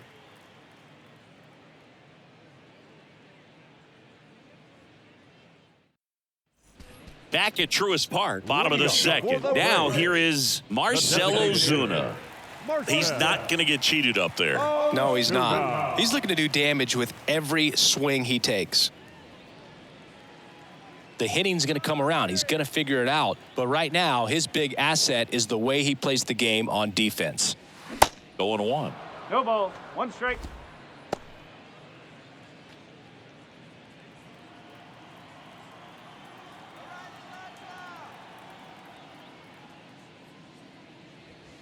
And that's off the inside edge. 1 ball, 1 strike. Rusty Valentine calling balls and strikes. Boog, something I hear from hitters about Valentine is they know they don't have to protect off the plate too much in 2-strike counts, and that can be a big deal in terms of your confidence in seeing some pitches in that at-bat. Ozuna swings and drives one. Well hit to left. It bangs off the wall. The relay to second, but he's in there easily. Oh, that'll make you feel good as a hitter right there. Just missed out on a home run right there, but he certainly hit it hard enough. Just didn't have the right launch angle to carry it over the wall, but still an excellent swing of the bat. Here's Eddie Rosario.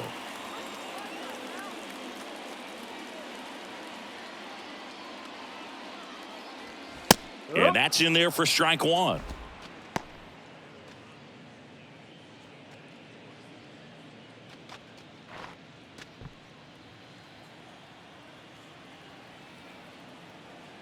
Righty to the plate. Just missed.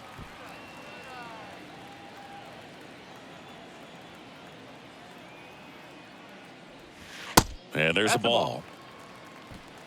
No outs. Runner on second.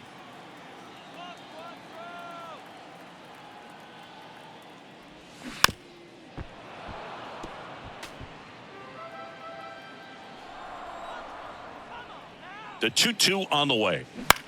Lifted in the air, right center field. Sanchez gets under it. He makes the grab. One down.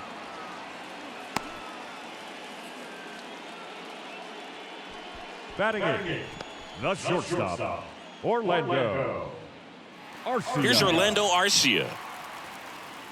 Hitter's got some good opposite field power. What I like about something being hit to the right side into the outfield is that the base runner at second has a very good read and can determine whether or not he can score on that base hit.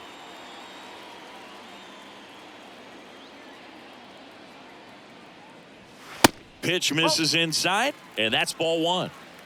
Runner at second here, one gone.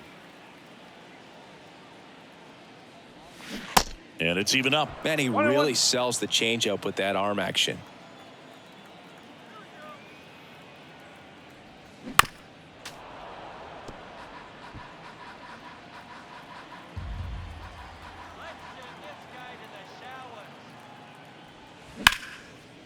Smoked on the ground a second. Sends it to first.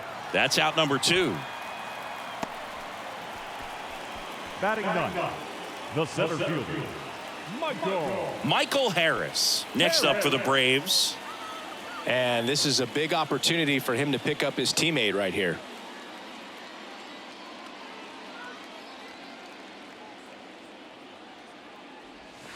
In there for strike one.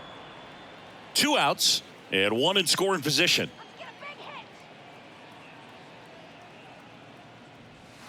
And now it's even up.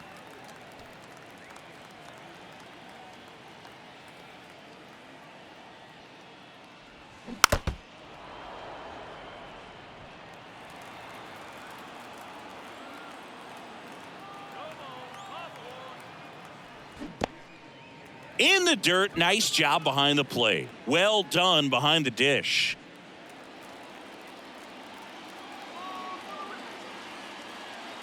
And the right-hander deals. Gets a piece there. We'll do it again. Well, he knows they don't want to give him anything to hit, but when you've got opportunities to drive in runs, you've got to expand the zone. He's capable of going out there and doing damage with it. Ronald Acuna Jr. in the on-deck circle, hoping to get a chance to make a big impact here. And a pitch. Fouls it back with two strikes.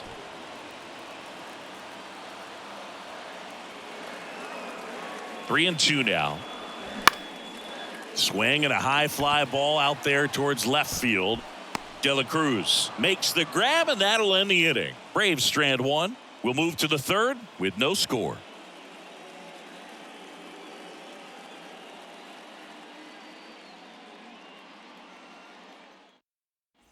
Back here at the ballpark. Well, here we go. Top of the third, scoreless game. And now for the Marlins, John Birdie. Soroka back to work. Soroka, 25 years old, and he was born in Canada. The Y to kick the pitch. Lined, and that's a base hit.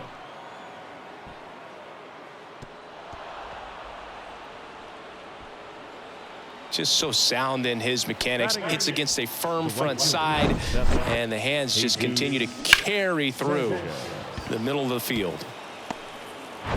And now the right fielder, Jesus Sanchez.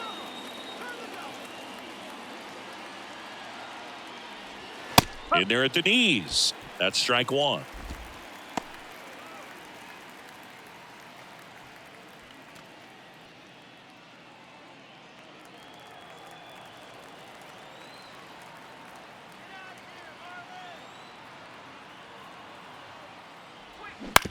Right back to the mound. Could be an easy two. Over to Albies. To first. Double play. Nicely done.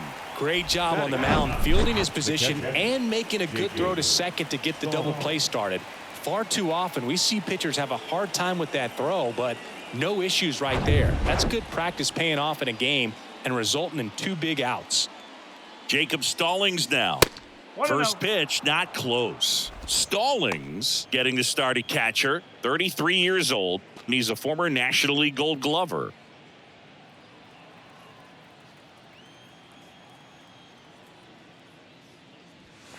So 2 balls and no strikes. 2 balls, no strikes.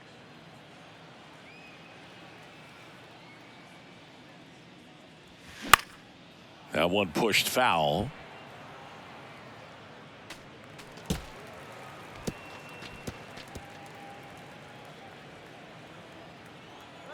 The 2-1.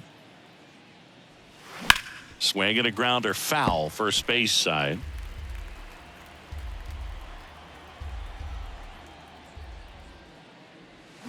Swings through that one. It's a strikeout. And good work there as he gets a 1-2-3. Home half of the third coming up. No score.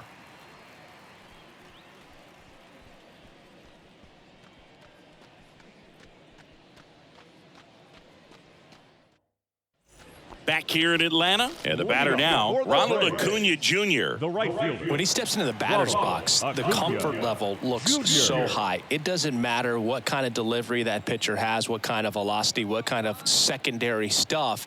He is so settled in there. He owns the home plate area.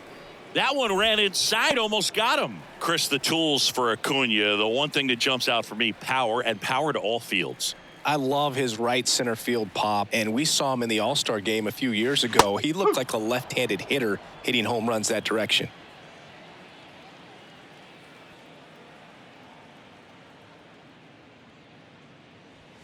Next offering upstairs. And not just offensively, but this is a guy that has a cannon of an arm. He's thrown balls in over 100 miles per hour. He's got speed on the base paths. He can do it all.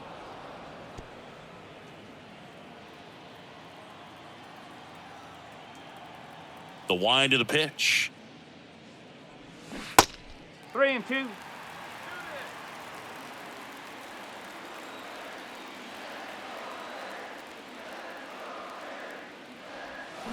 Gets a piece and stays alive.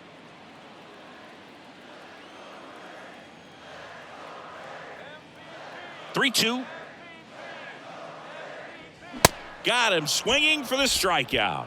Couldn't catch up to the heater. Oh, there's a small sigh of relief right there. I mean, just to keep that speed off the base paths. It's not just the pitcher. It's other guys that have to think about it. From your infielders have to think about that runner potentially stealing, but also be in position to make a play. As an outfielder, you're thinking about a base hit to the outfield. I got to get to it quickly to try to keep this guy from taking an extra base. So I think everyone just a little more relaxed that he didn't reach base.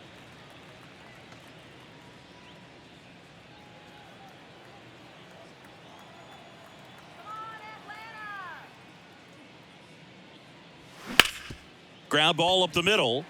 Dives and he can't hang on. He decides to eat it and they don't get an out on the play. Wasting no time. He's 2 for 2 now on the night and just a triple and home run away from the cycle. Seriously, we're starting with this already. Here's Austin Riley. Worked a walk at his first trip to the plate. And that's in for a strike.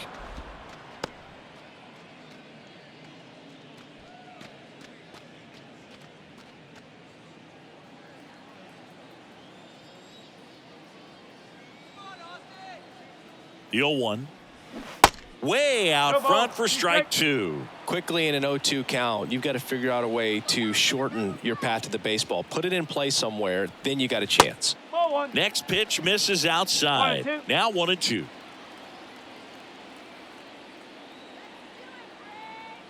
And the righty deals. And that just misses. It's a good take.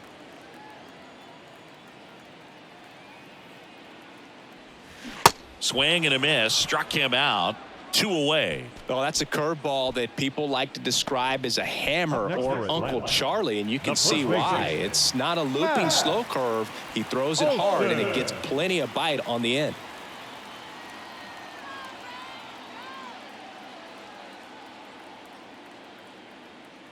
Olsen at the plate for the second time as he takes ball 1.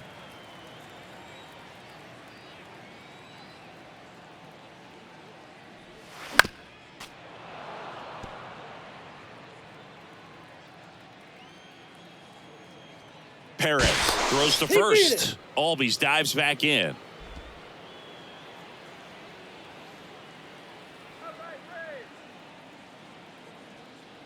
And a 1-1. Good eye right there. 2 balls, 1 strike. Move to first. And he just got his hand in there.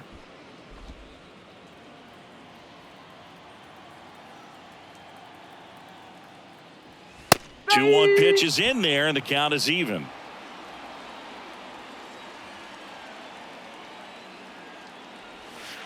He goes down looking.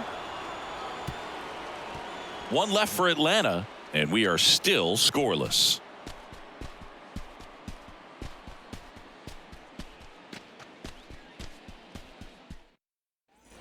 On to the fourth. Now it's the Marlins leadoff hitter, Luis Arias. Chris, baseball today, so many strikeouts, and they are available to pitchers. But this is a guy that puts the bat on the ball and is kind of different from the players that we see day in, day out. And that's outside. Yeah, his swing is so good. It's in the zone a long time. He gets the barrel to it a lot, and that produces more base hits.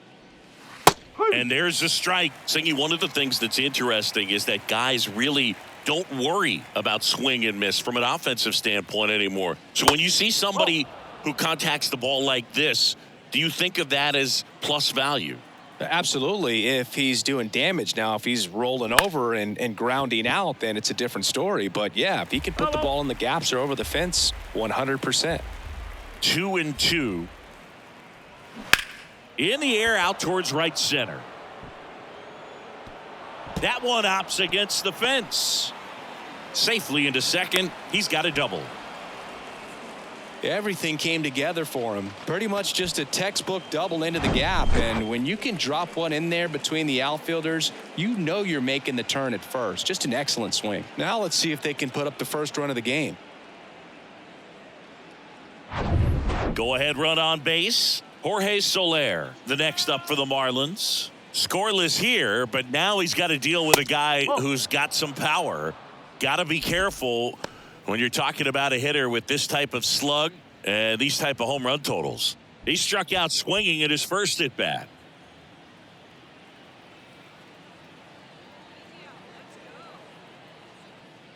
Yeah, and the domino effect of that is running up pitch counts on pitchers and then either getting them to a place of fatigue or getting into the bullpen perhaps before you get to those higher leverage arms at the back end.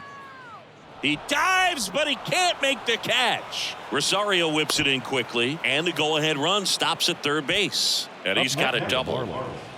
The left fielder, Ryan De La Cruz.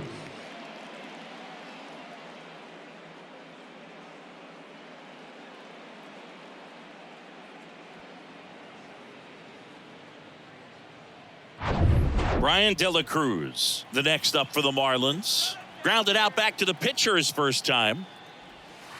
That's off the mark, and it's 1-0. One of the things that Jim Leland used to say when I was broadcasting with the Marlins, the longer a plate appearance goes for a batter, the more likely it is that something good will happen for the hitter.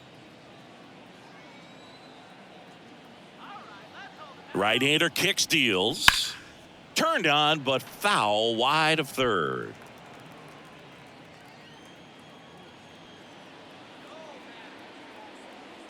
Here comes a pitch. Yeah, and I figured you would get Kotsay into this because you had a free dinner at his house the other night. That is true. 2-1 now. That's the ball.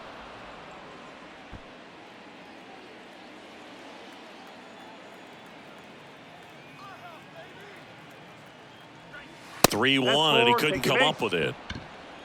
He knew he had a little wiggle room with the open base, but now that disappears. Mistake to this next batter, and this inning might really break open.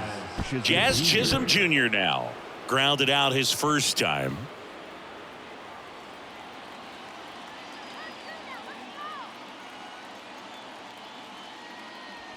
That one's in there, 0-1. The opportunity for a huge inning exists right here. Bases loaded, nobody out. But as a hitter, can't be over anxious. That pitcher's up against the wall. Make him come to you.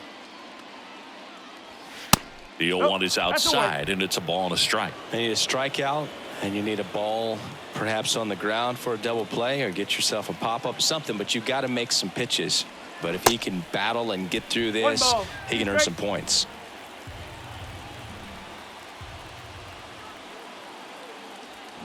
Swing and a miss, struck him out. Well, that's always the key to effective pitching, is getting ahead in the count. And as a pitcher, it really allows you to start expanding the zone. Guys become defensive, and all of a sudden, for the hitter, that plate starts to get really wide. And what happens is, because of the pressure, you end up committing to a pitch as a batter before you recognize what it is, and that's what leads to the strikeout. And first offering is fouled off.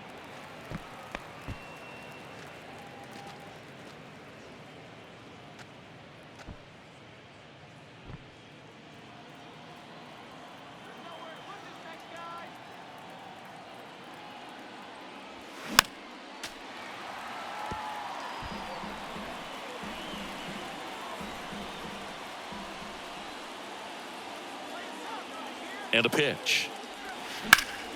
Gets a piece, and it stays 0-2.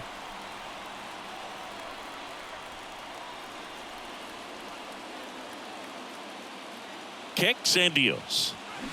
And down on strikes he goes. Huge strikeout there. And up next for Miami, Joey Wendell. Grounded out his first time up.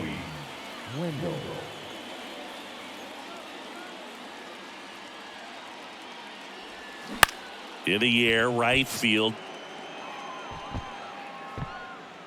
Acuna brings it in for the third out. And the Marlins leave all three. Still no score.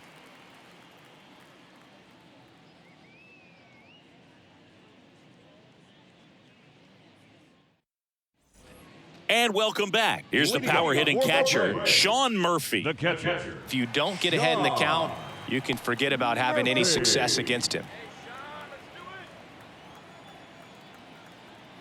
Now the right-hander ready to go. Still no score.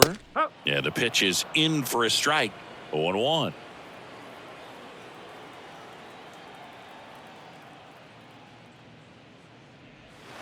Now 1-1.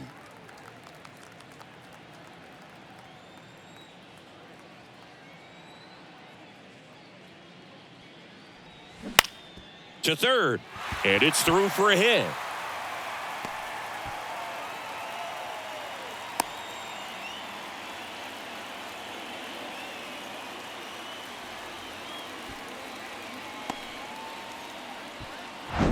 There's something about pulling one down the line and shooting it through the infield that's just so satisfying as a hitter. It's just fun turning on a pitch like he did right there. Here's Marcelo Zuna. Doubled his first time up. That hits the dirt. Ball one.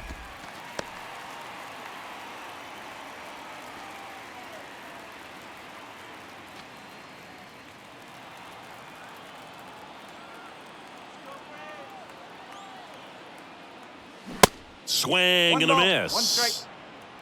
Runner at first with no outs here. And he swings over the top there. Generally, second, third time through the lineup, you want to be able to lean on those secondary pitches and command them. Looks like he's doing a nice job of it. That one drifts inside.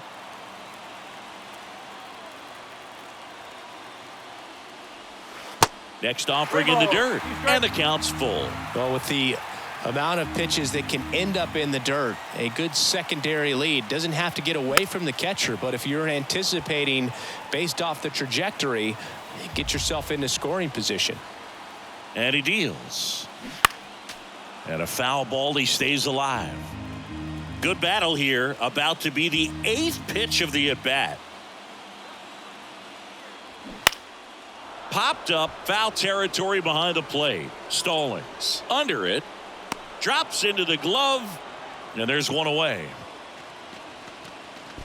The left fielder, number 8, Eddie Rosario. Now the left fielder, Eddie Rosario. 0 for 1 with a flyout.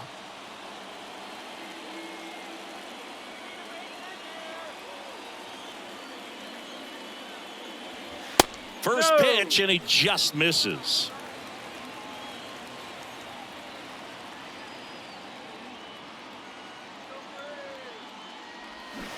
Swings through that one out in front that time. Sometimes being lucky is a swing and miss. If he makes contact with that pitch, probably hits into a double play. At the belt and fires. And now 2-1 after that missed inside.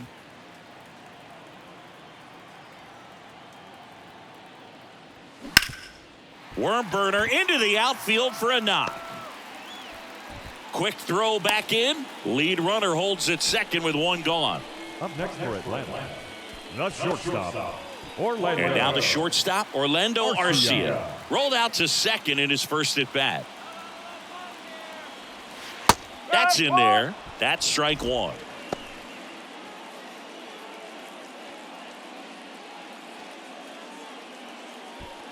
Runners at first and second with one gone.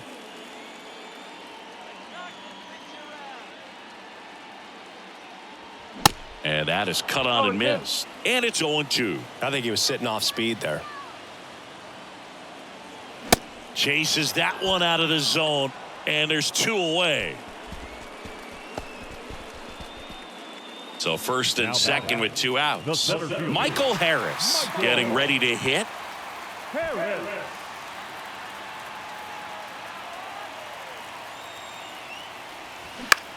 Out towards left center. De La Cruz on the move to the alley. No trouble here. Puts it away for the out. And the inning is over. Two left for Atlanta. And we're still knotted at 0.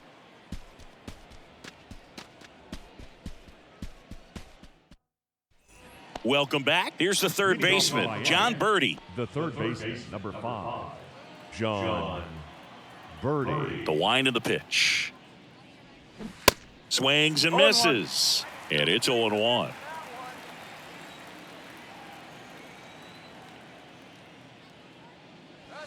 Swings through that one for strike two.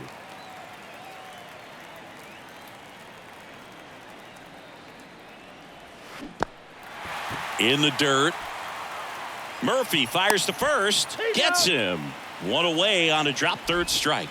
That was a well-executed slider away for the strikeout right there. First two pitches filled up the zone and got him ahead 0-2 in the count. And at that point, you can start expanding the zone as a pitcher. He made him chase and got the quick strikeout. Jesus Sanchez, the next up for the Marlins. That one's in there. It's 0-1.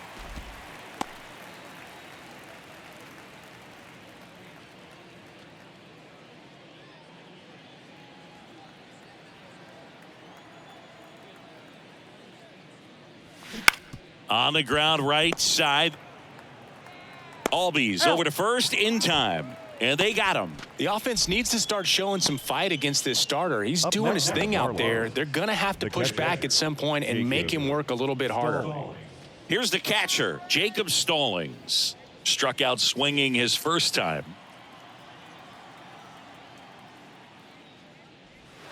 Ball one, no strikes.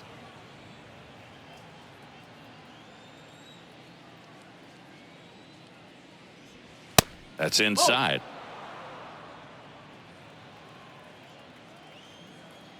Two outs. That one's spoiled, and the count now 2-1. The wind and the pitch. Ball 3. 3-1.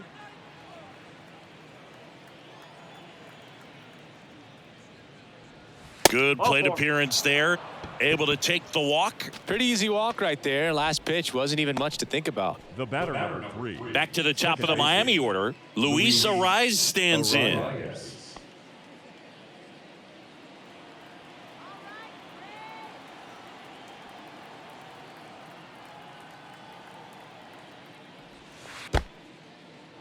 In the dirt, blocked. Nice job behind the plate there.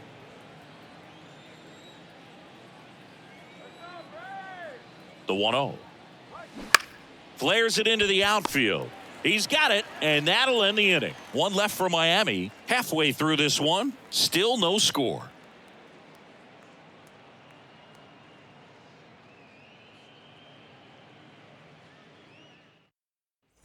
Back at Truist Park, bottom of the inning, leading off, Ronald Acuna Jr.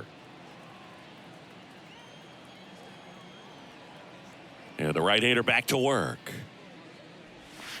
That clips the zone. That's strike one. Signs of activity in the pen for the Marlins. Tanner Scott, the left-hander, is getting that big fastball of his ready to go.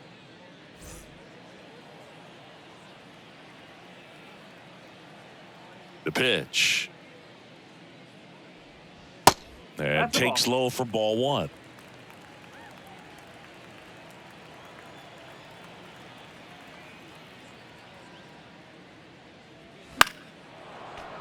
The 1-1 is fouled off.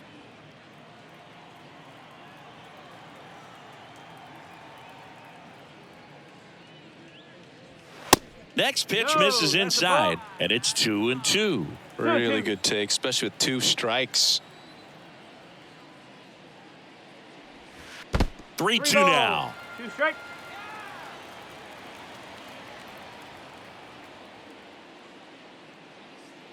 And there's ball 4. That could jumpstart an offense that's really struggled to score in this one. Don't want to wake a team up with the free pass. Ozzie Albies up to the plate. Albies.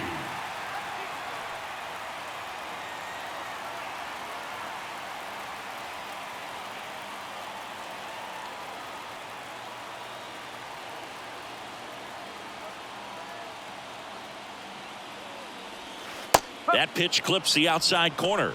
Strike one. Nobody out. Runner at first. Check on the runner. Acuna dives back in.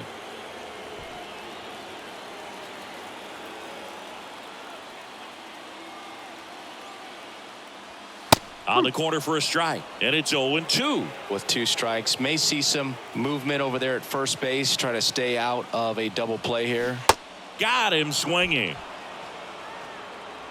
You know, variant speeds can be just as useful for a pitcher as movement. As you see right there, it really wasn't a great location, but the fact that the velocity change had the hitter off balance, and that's all you got to do sometimes.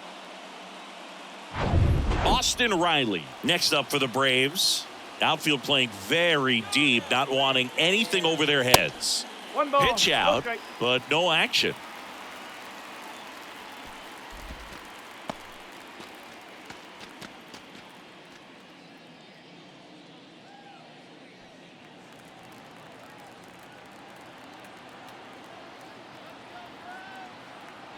Runner takes off. They pitch out.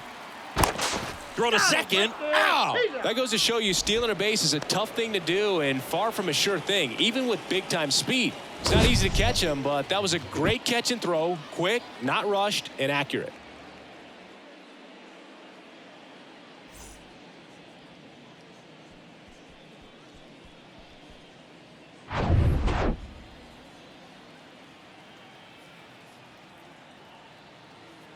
Oh. 3-0. Matt Olson waits on deck.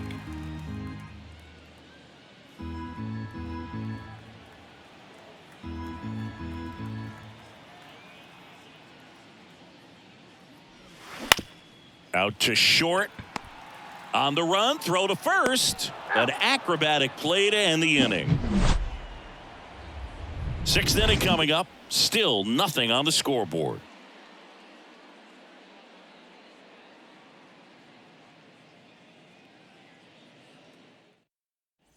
Top of the 6th inning. Now here's the Marlins DH, Jorge Soler. Jorge Soler. Soroka back to work. Hard hit left side. Arcia whips it to first. Now 1 gone in the top of the 6th. Now batting, the left fielder, Brian De La Cruz. And at the plate for Miami, Brian De La Cruz. He's been going after these guys consistently, and as a result, he's been able to keep his pitch count low, throwing the ball very well right now. Ball 1, no strikes.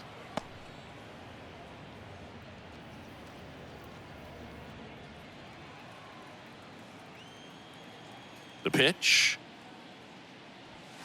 There's a strike. And it really looks like these hitters have been in between with their timing today. Good fastball, excellent slider, but they've not been able to commit to one velocity and stay there. And a 2-1 on the way. Liner caught at second. I always remember watching Johan Santana pitch, and when he was in his prime, you would see a lot of guys out in front, right-handers pulling that change up in the stands and then fouling the fastball the opposite field up into the stands.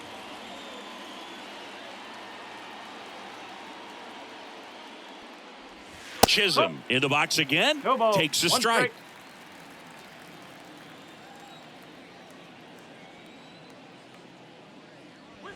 And the next pitch is way outside. The 1-1. Fouled off. He was late. The pitch. That's a ball.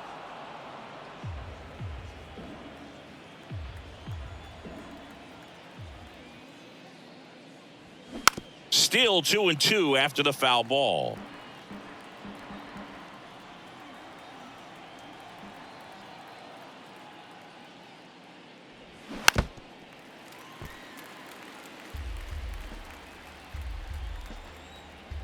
Righty delivers. And that one moves his feet. Wow, this guy's really battling up there as if his run is the game-winning run. I love his tenacity. On the ground to third, and it stays fair.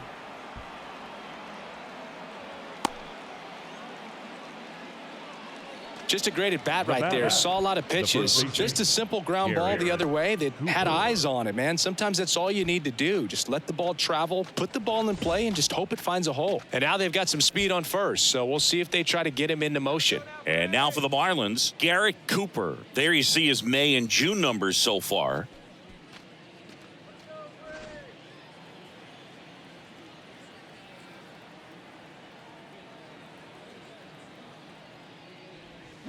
Check swing, no appeal.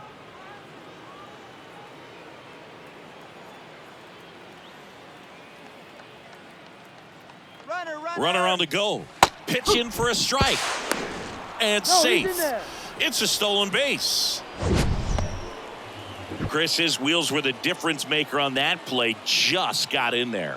Yeah, with StatCast's help, we see his top speed on this stolen base, and that's a big number. I mean, man, he really made his athleticism work for him on that one. Man at second. So now 1-2. Definitely not going to make his highlight tape.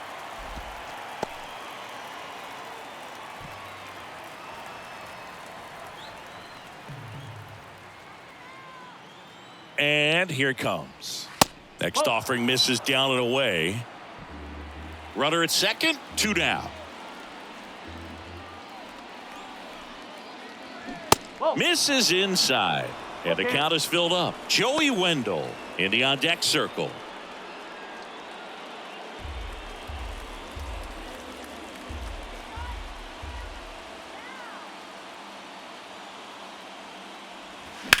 The other way, and that's just foul.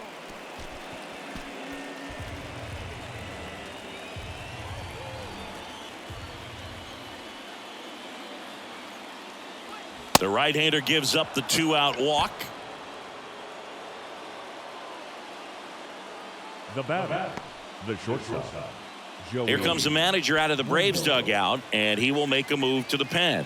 Mike Soroka is done, and that was a start he can feel pretty good about.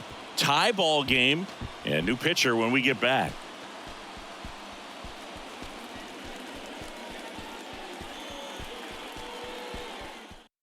Number 71 gets the call from the pen. He last pitched 2 days ago. 71.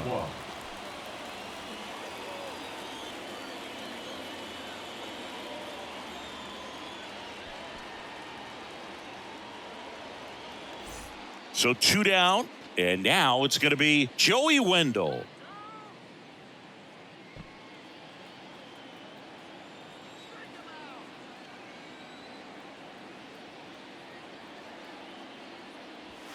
That hits the dirt, and that is ball one. The Braves bullpen has some activity. Nick Anderson getting ready to come in for manager Brian Snitker.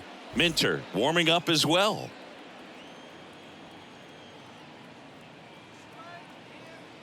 And the 1-0. Swing and a pop-up in foul ground. Riley brings it in with a nice running grab. The Braves pen comes through in fine fashion. To the bottom of the sixth we go. 4-5-6 coming up. And we still have no score. Back here in Atlanta, John Sciambi with Chris Singleton in the booth, and leading off the bottom of the sixth, Matt Olson.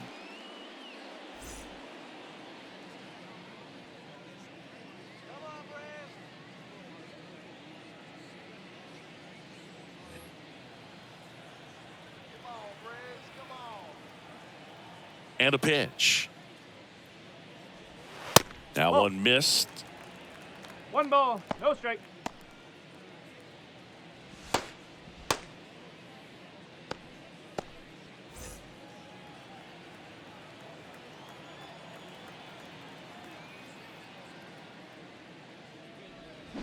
Swing and a miss. 1-1. And the count 1-1. Just an outstanding job of spinning the baseball, moving it around, doing what he does. That one to first. Cooper steps on first for the out. Now batting, catcher, Sean Murphy. Here's Sean Murphy, known for his rocket arm behind the plate. This is a guy who is very highly regarded defensively. Fun to watch him control stuff behind the plate. Good game caller, good at framing, but it's that big arm that really stands out. And the first pitch misses for ball one. When you got a catcher like this guy with a big arm like that behind the plate, it really shuts down the running game. Out to short, Wendell. Gathers and throws to first. And a couple of quick outs. Up next for Atlanta, the designated hitter. So now the DH spot, Marcell Ozuna. He's a guy who does it all. With the lack of contact in today's game, this guy hits for contact, so he delivers average, but there's on base and slugging too. Pitch misses inside, ball one. Early in the count, you have to be real careful because of that power, but then if this hitter gets a strike or two on him, he's still very comfortable, and because he has the ability to get the barrel to the baseball, he's a threat deep into the count as well.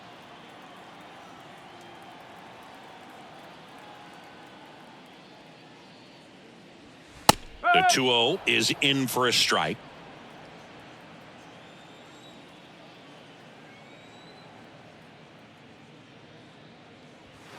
Strike two. 2 balls, 2 strikes.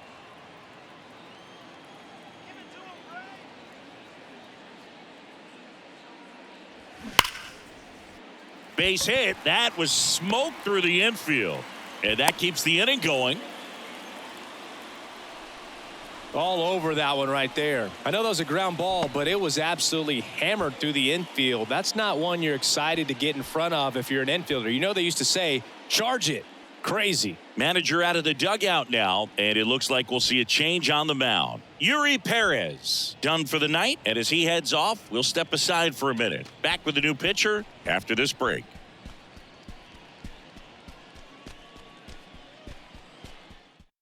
New arm out of the bullpen, Tanner Scott. This southpaw's been really good against left-handed hitters. 66, Tanner Scott.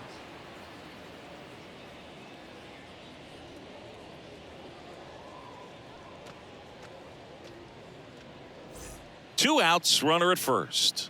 Now it's going to be Eddie Rosario. And that's outside. Rosario in his 8th season, 31 years old, and he was born in Puerto Rico.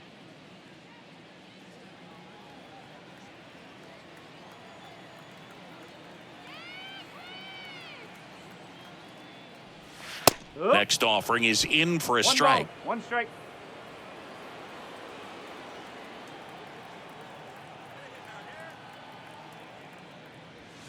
That one's in there, and the count 1-2.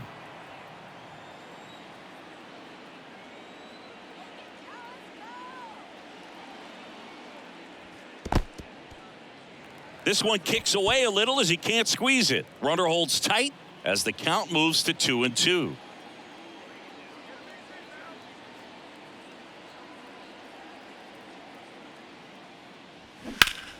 That's foul off to the right side, keeps the AB going.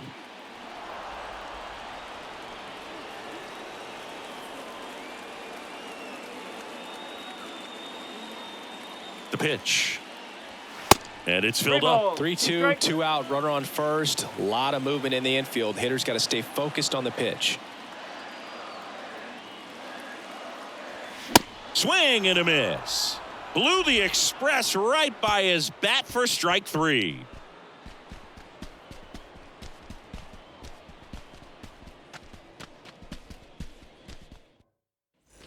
And welcome back. John Birdie at the plate. Feels like it's less common today that you see a guy like this. The speed component, the contact component, but lack of power. And a pitch. And a curve misses outside. He just has to understand that his skill set is unique and he's very valuable for any ball club. If he does that, he'll play a long time in this league. The 1-0. Top of the zone for a called strike.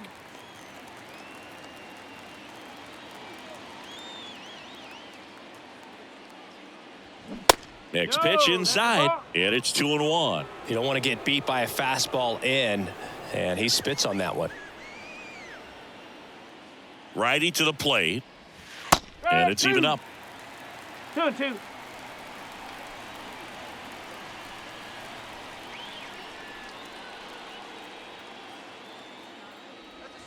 Can't connect on the curveball, struck him out.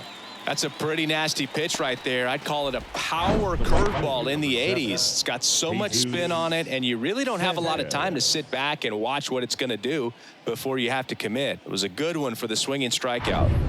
Jesus Sanchez now at the plate.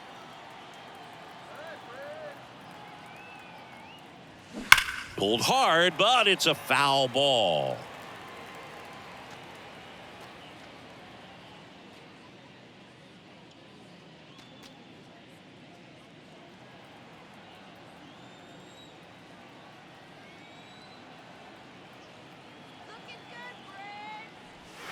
That one misses, and now it's even 1-1.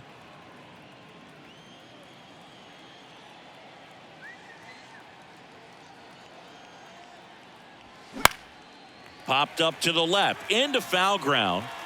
Riley makes the grab, 2 down. The batter, the catcher, Jacob. Now it's the Marlins catcher, Jacob Stallings.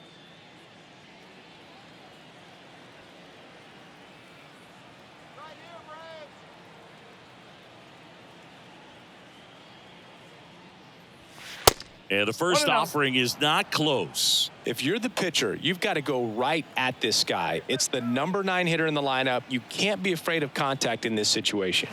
Foul ball.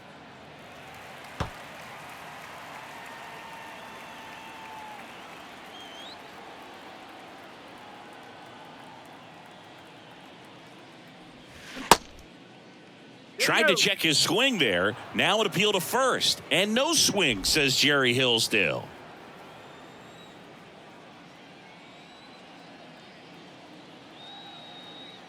The 2-1.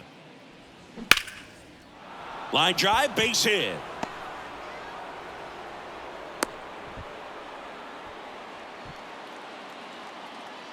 Nice line drive to the pull side, met it out front, but just stayed through it nice enough and ripped it into the outfield. So the lineup flips over. Now it's the Marlins leadoff hitter, Luis Arias. There's a strike. 0-1.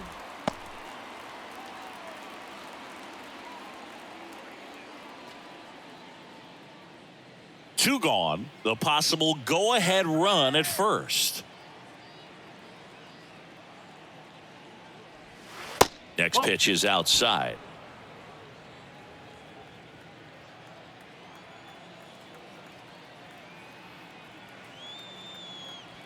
Right-handed reliever. And a count 1-2.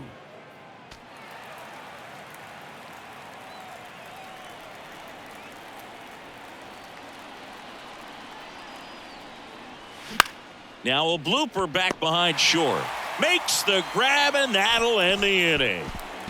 Ladies and gentlemen, please join us for the traditional 7th inning stretch.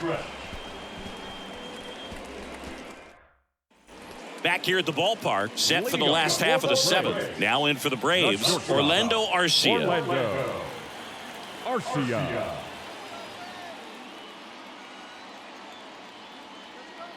And he deals. Ball one there.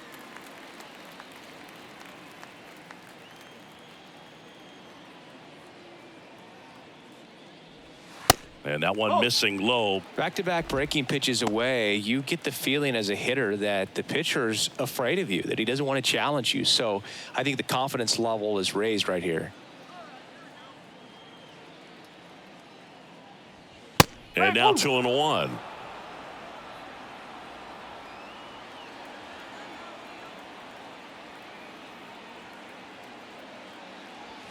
Way high. At this point in the game, you cannot issue free passes. He's going to have to challenge this hitter. Hitter's got to be ready to swing it. Next offering is fouled back.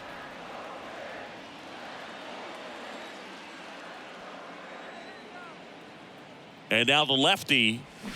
Foul. We'll see another payoff pitch. Well, you put good velocity in the head of the hitter. He's got to get it ready early and then change speeds. Keep him off balance. That's the goal. 3-2 now. Got him looking. That's a strikeout. Well, just couldn't pull the trigger on the fastball right there, and I don't think he was taking it, thinking it might be a called ball or anything. I just think he was flat out frozen. Did not expect that location, in my opinion. Michael Harris, the next to hit.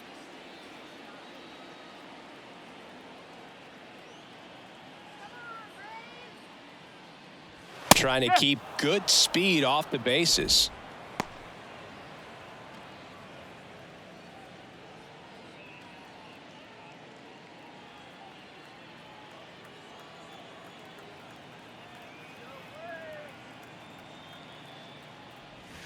Next offering is in for a strike. Oh, this guy's so comfortable hitting with 2 strikes. Even a good pitch early in the at-bat. If he's not ready to pull the trigger, he's not worried if he gets to an 0-2 count.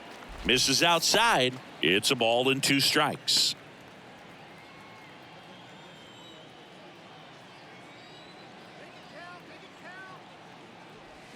Swings through it, and that's a strikeout. Back-to-back strikeouts to start the frame, and that's now 3 in a row. Yeah, he's really settling in and getting a feel for his pitches, throwing them where he wants to right now. So we'll see how long he can keep this streak going.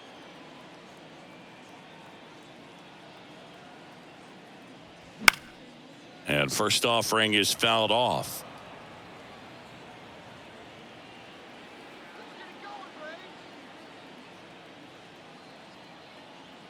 And the pitch. Hard hit to third. Zips it across, and Acuna retired. That ends the inning. Offense held in check there. We look ahead to inning number 8, and we still have no score.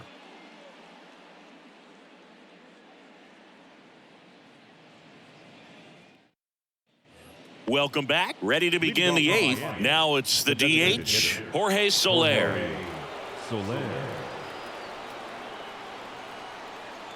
Here comes a pitch. And first offering is fouled off.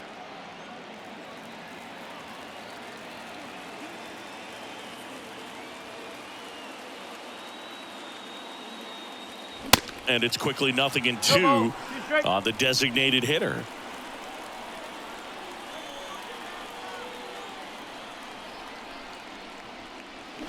Hacks and misses. It's a strikeout. And up next for Miami, Brian De La Cruz.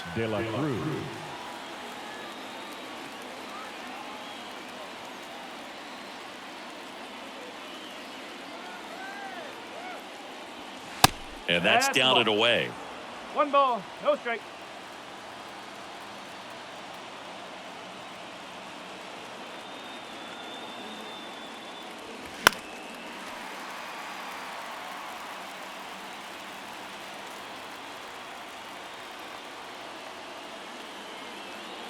Kicks and fires.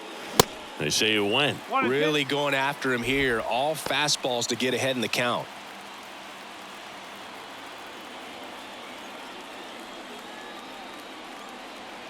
And now it's 1-2. Yeah, the 1-2 misses to even the count.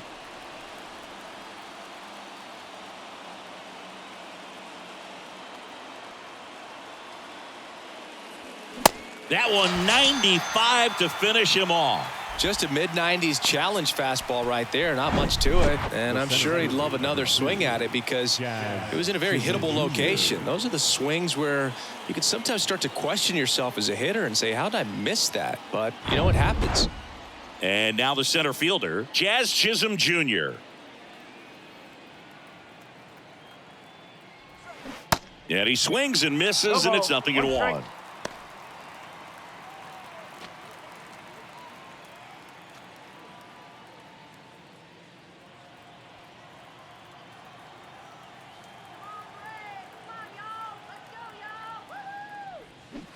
And a swing and a miss. 0-2.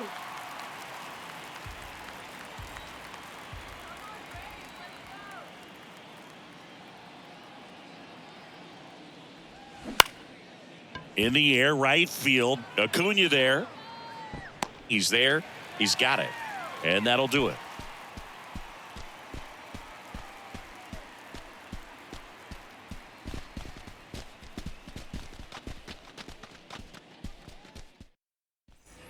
Back at Truist Park. And now it's the switch hitting second baseman, Ozzie Albies. Ozzie Albies.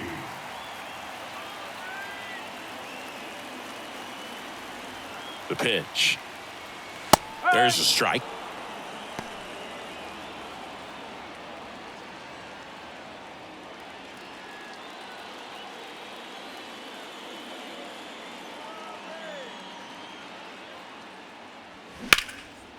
Laser base hit.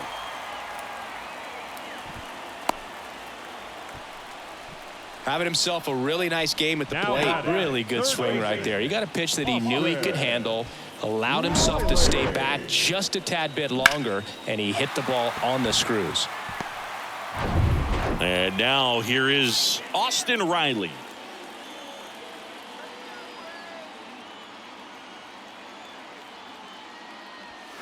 First pitch doesn't find the zone. Well, here's a good opportunity in this inning to get on the scoreboard after that leadoff hit, and hardly order coming up right behind them. This is where they need to get going. The go-ahead run aboard at first. Nobody out. 2 balls, no strikes to count.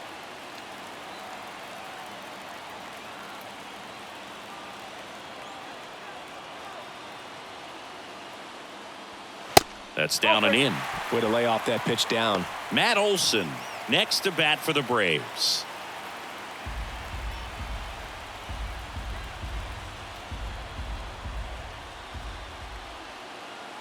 At the belt and fires. And there's the strike.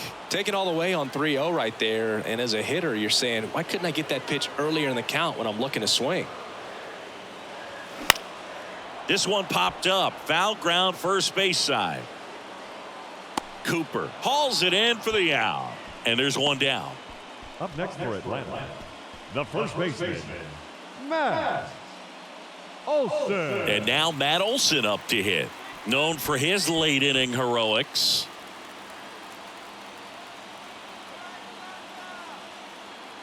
Snap throw to first. Dives back out. Well, when you're the go-ahead run over there at first base, you've got to be extra careful and make sure that you don't get picked off, make sure that you don't get doubled off on a line drive. But right there, maybe just had a mental lapse.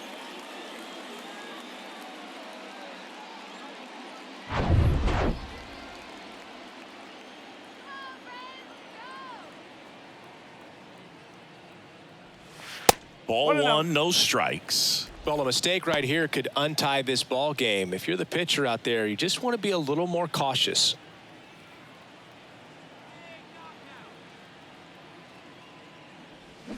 There's a strike. Gonna really need to hang in there with that front side against this left-handed breaking ball.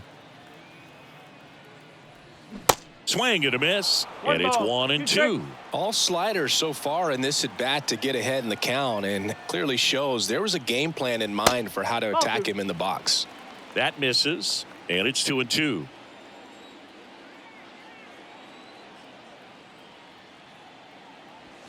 And another ball. 2 strikes. Sean Murphy on deck for Atlanta.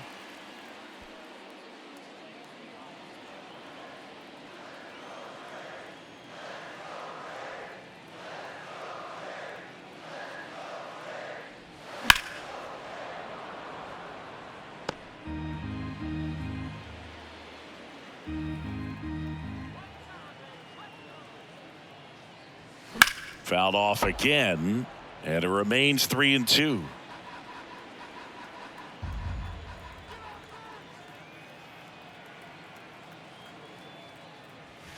Runs it up to 96 to record the punch out. It's the 9th, and we are tied.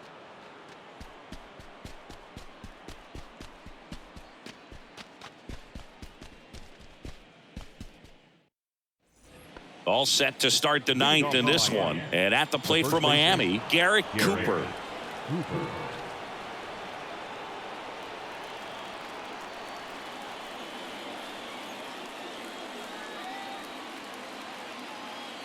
The pitch.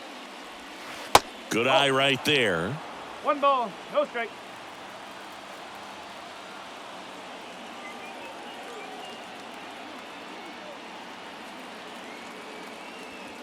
And downstairs. Oh,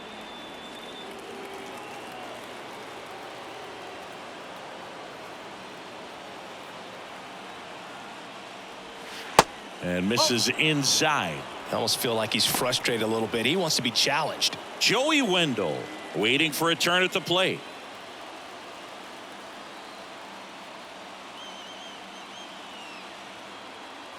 Let's see if he gives him anything to hit here. Down the line, it's a base hit. And the leadoff man aboard.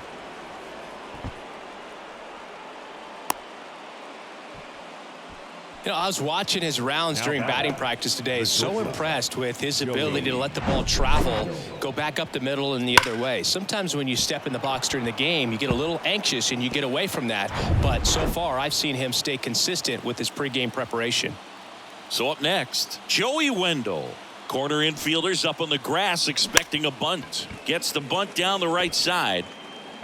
And he's safe at first. Great hustle to win the foot race there. Third baseman, number 5, John. Maybe a little small ball is exactly what the doctor ordered to rev up this offense, and they've been pretty quiet all game, so maybe this wakes them up a bit and helps them get on the board.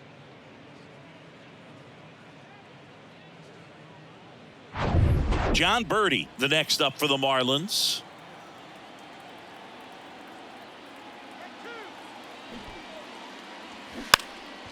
Puts a bunt down, and he picks it up, and he'll put it in his pocket.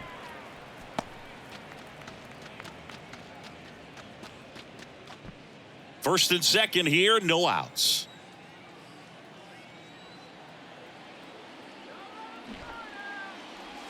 Trying to move the runners over. On to first. Runners advance on a good sac bunt. The right fielder, number 7, Jesus Sanchez. So 2 in scoring position with 1 out. And now for the Marlins, Jesus Sanchez.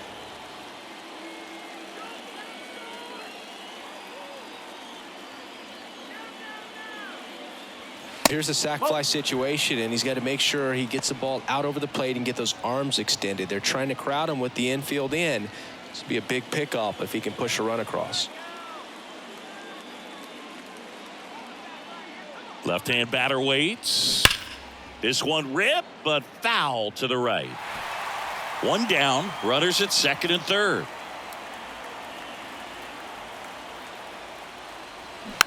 Tapped up the first base side. And he handles it himself for the out. Good late bite on that slider. Got the hitter out in front, rolled over on it. Exactly what he was supposed to do. Jacob Stallings, the next up for the Marlins.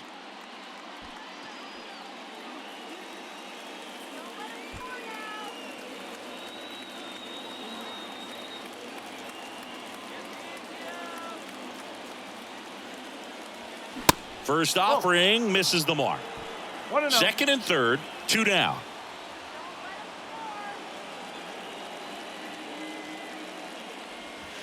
That one misses. 2 balls, no strikes.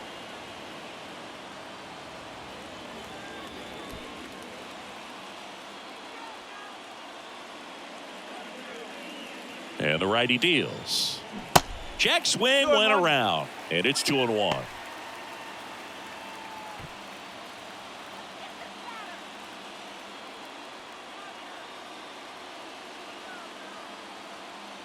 Right-hander kicks, deals. Looked like it was a little bit up. Luis Arias to bat next.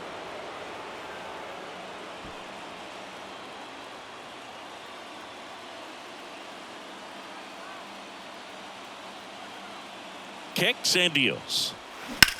Hard liner.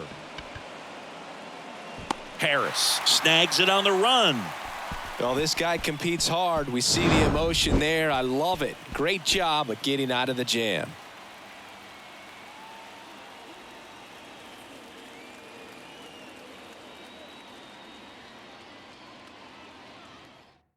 Back now, and on the mound, the closer, JT Shagwa. And he's coming in to pitch on 4 days rest right here. And that might not be a factor at all in terms of being rusty, but he should definitely be well rested. Now it's the Atlanta catcher, Sean Murphy. Outfield deep here, trying to prevent anything over their heads. Murphy. Now the right-hander ready to go. Still no score.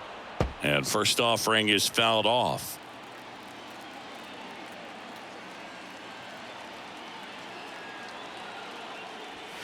And there's a One ball. ball, 1 strike.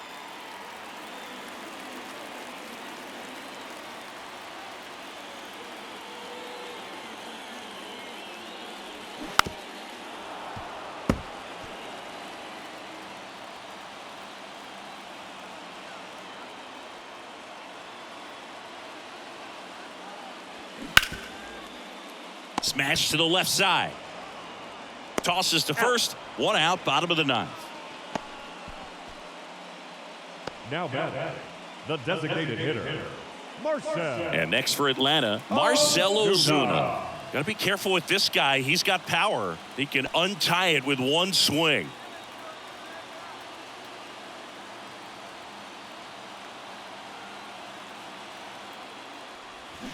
Check swing, went around, going 1.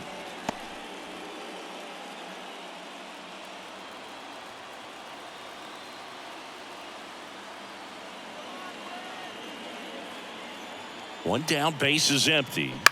Out to short.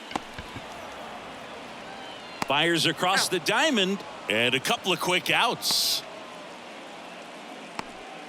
The left fielder, number 8, Eddie. So now to the plate for Atlanta, Eddie Rosario. The outfield shifted pretty heavily towards right field.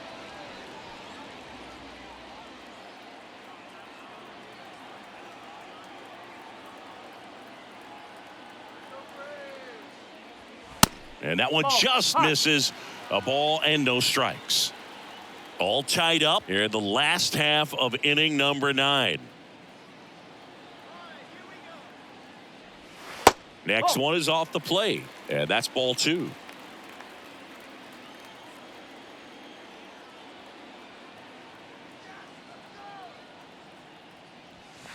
There's a strike. 2 balls, 1 strike.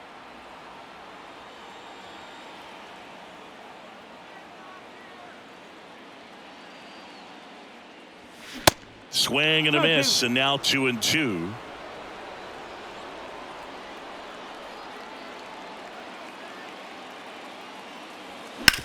Bounced, and that got the pitcher. Safe at first, and an infield single keeps the inning going.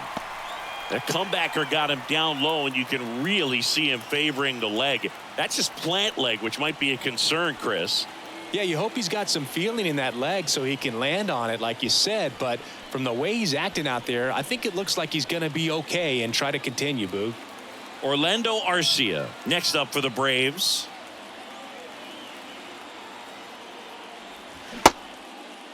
Check swing. Now we'll look down to first. And yes, he did. He went around.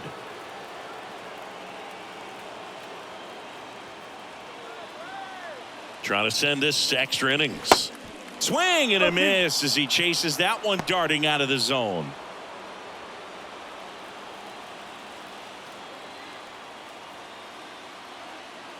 Oh, 0-2 now. And just misses with that one. Man, oh man, I don't know how you take that pitch. That's as close as it gets. Bounce to the right. Cooper steps on the bag. That's the third out.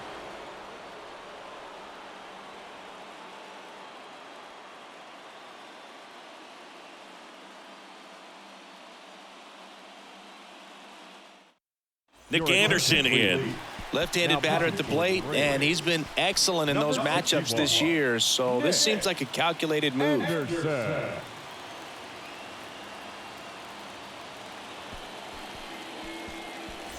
Luis Arias digs in now. He's kind of an outlier, especially when guys are consciously sacrificing contact to deliver power. The pitch.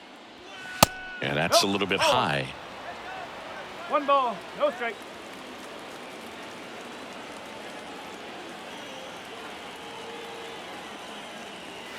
The next offering misses. Ball 2. Movement in the Atlanta bullpen. A.J. Minter up and loosening in the pen.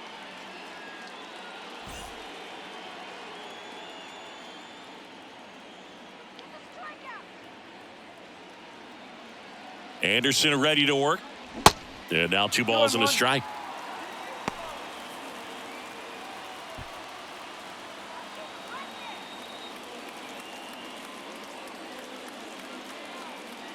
Left-hand hitter waits.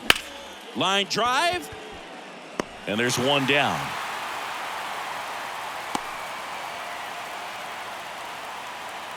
Up next for the Marlins, the designated hitter, Jorge Soler. So a change being made out at second. Pinch running here, Jonathan Davis. Next is the designated hitter, Jorge Soler. Lots of pop at the plate. Outfield playing back almost on the warning track.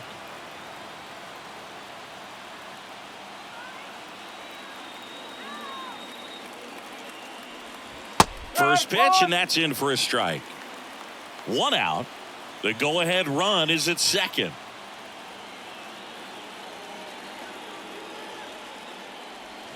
Strike 2. No ball, 2 strike.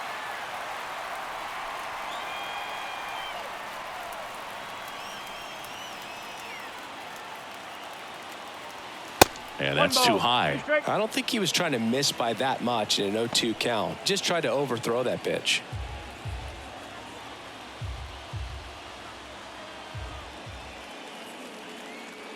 The 1-2. Inside, just missed. That's a really good take. 2 strike.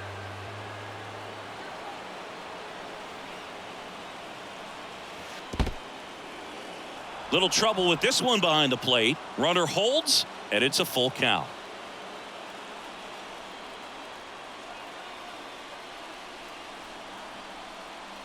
And he walked him. Take it, baby. Just missed his spot on the inside right there. Up next for the Marlins, the left fielder, Ryan. Here's the left fielder, Brian De La Cruz.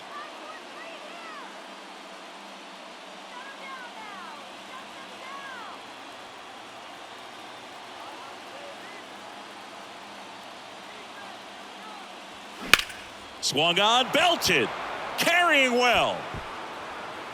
That one hops against the fence. One runs in. Now a second crosses the plate, and they take a 2-run lead. Oh, that at bat had a lot riding on it. Certainly a pivotal swing of the bat in this ball game. I love the approach he had right there with that pitch. Not trying to do too much, but still looking to drive it, and that's exactly what he's able to do into the opposite field gap for the double. Here comes A.J. Minter to the mound. And this is his 40th appearance of the season, so he's starting to log a decent amount of work this year. Minter.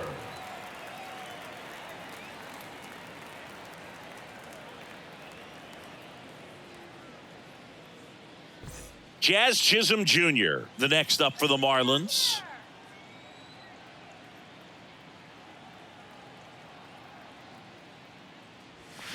And that one fouled off.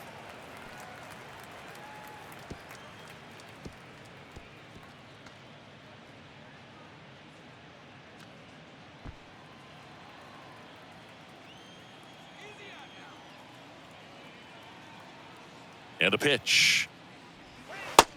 Ball. 1-1. One out and a runner at second.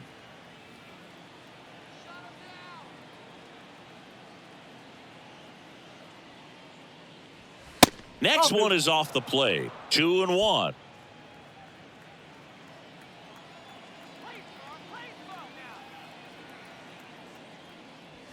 That clips the corner.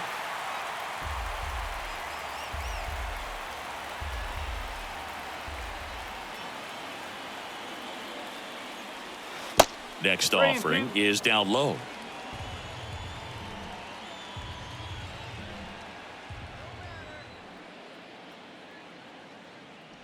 And that's ball four. How big a deal is that walk? I don't think it's a big deal because if you pitch to the previous hitter with the power he has, he can hit a home run. I think it was a calculated walk. We'll see how it pays off here.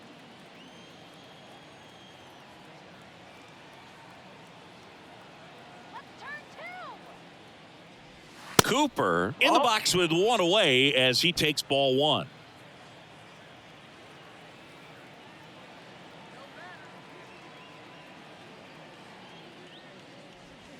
And it's 1-1. 1 ball, 1 strike.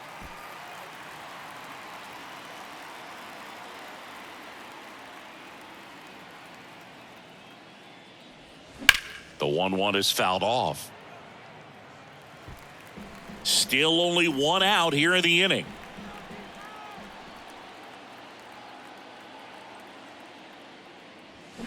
And a swing and a miss. And there's 2 away. Now Joey Wendell getting ready to hit. Wendell.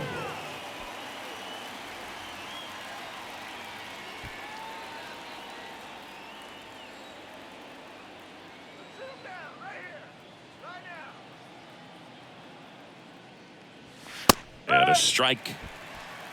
No ball, 1 strike. First and second, 2 down.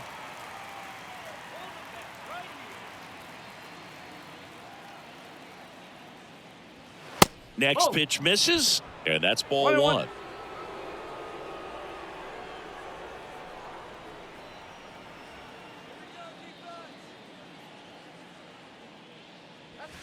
Upstairs. Tough spot right here. A couple runners on. 2-ball count. You can't nibble, but you have to execute and finish your pitch. If you leave something out over the plate, it's going to bring in some runs. Swing and a miss. 2-2 now.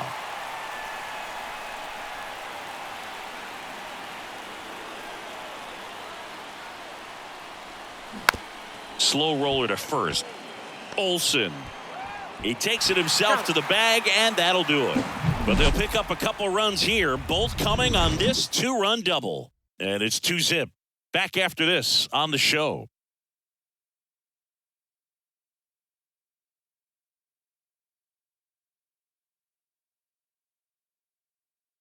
Now into the game, Nick Fortes. He takes over behind the plate. Now catching. Number 4. Here's the center fielder, Michael Harris. You got the number 9 hole hitter right here, looking to do whatever he can to get on base, turn this lineup over so the best hitters in this lineup have a chance to tie up the ball game or maybe even walk it off. Shagwa back to work. And that one is in for a strike. Now, Boog, this is a real tough place for visiting teams to come in and close out ball games for a win.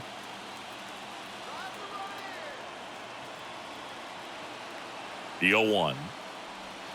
Just missed. Miami's bullpen with some action. Huascar Brazoban, the young right-hander, up and throwing. Floro getting loose as well.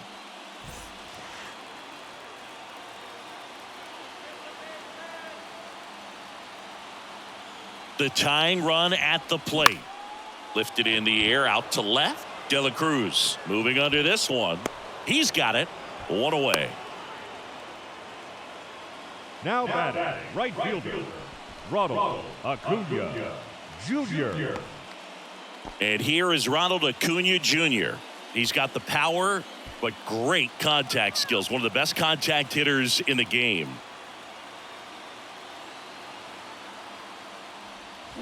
And first offering is fouled off.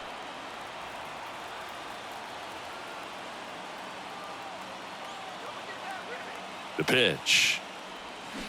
Fought off foul.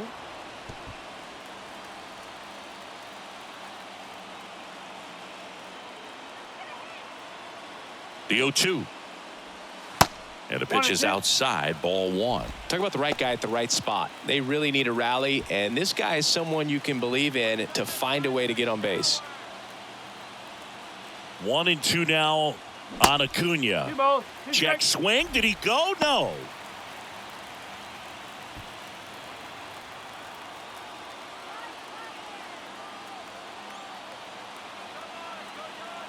Righty delivers. Oh, great stop. Throw to first. Got him. Nice play. And that may have saved a run. The batter, number 1, second baseman, Ozzie. The Braves down to their last out. Albies. Now in for the Braves, Ozzie Albies. Corner infielders guarding the lines, trying to prevent extra bases.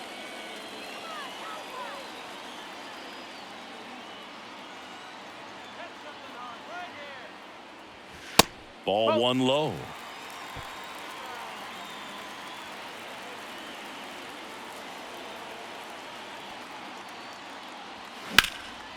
In the air, left side. De La Cruz should have this one. And he's got it. Ball game. And the Marlins use 3 pitchers to combine for the shutout. Well, this is a big win on the road and going extras into 10. So hard to pull those out, but I think this team did a great job of keeping the crowd out of the ball game late. When you can do that, it kind of calms everything down, keeps the adrenaline of the opposing team down a bit, and you can steal a win and get out of here happy. 2-0 your final here in this one. For Chris Singleton and our entire outstanding crew here at MLB The Show, I'm John Shambi. We'll see you soon.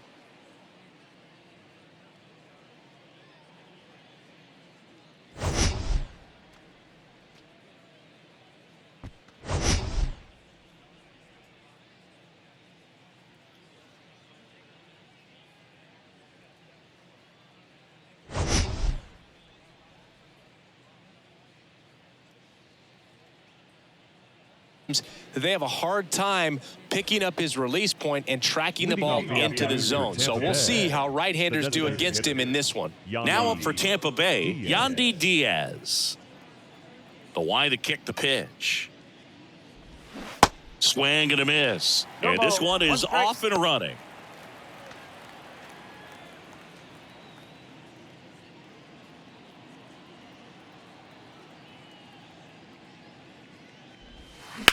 Bounce to the right side. The throw to first. One out in the top of the first.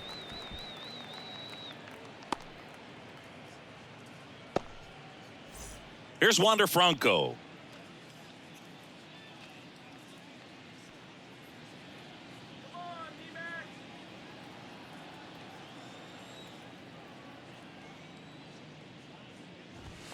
And the first pitch misses for ball one.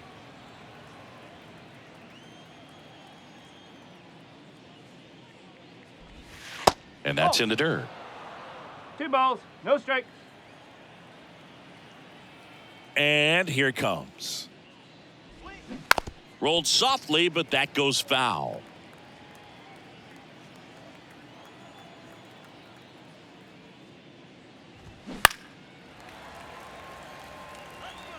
Carroll drifts towards it.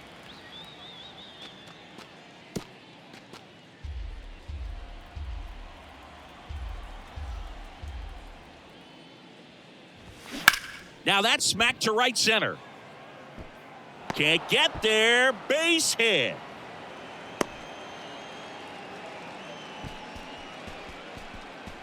Batting third. A lot of hitters tell themselves, line drive over the infielder's head. That's what I'm trying to do. Just keep that approach simple. And right there, it was perfectly executed. On time with everything and pulled it into the gap nicely.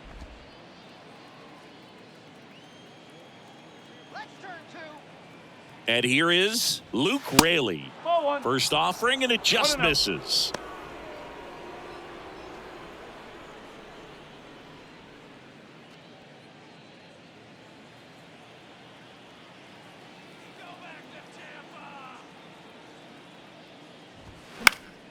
And a foul ball.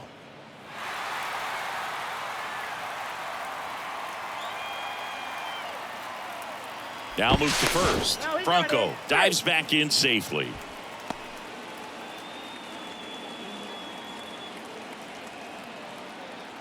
Here comes the pitch. Runner breaks for second. Strike in there. And that's a stolen base. Not even close. I think that steal kind of sets the tone, not just for this game, but for the entire series. First inning, game one. So that kind of tells me they're going to be aggressive on offense and try to force the issue whenever they can.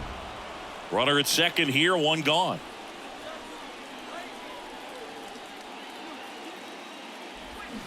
Cuts and misses. It's a strikeout. Well, Boog, I'll tell you, when he goes to look at the video of that pitch, he's going to want to punch himself. That slider had hit me written all over it, and clearly he just got a little too excited and was out in front. Tell you what, when you get a pitch like that, you cannot miss it. Those have a chance to go a long way. Harold Ramirez at the dish.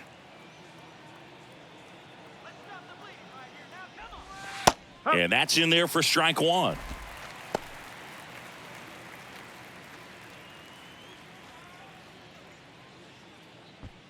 Two outs and one in scoring position. That's a strike, and it's 0-2. And at bat like this is almost over as it begins. In this situation, you have no idea what the next pitch is going to be. You just got to hope that you can make contact. 0-2 now. Just misses the mark outside the zone. It's a good take.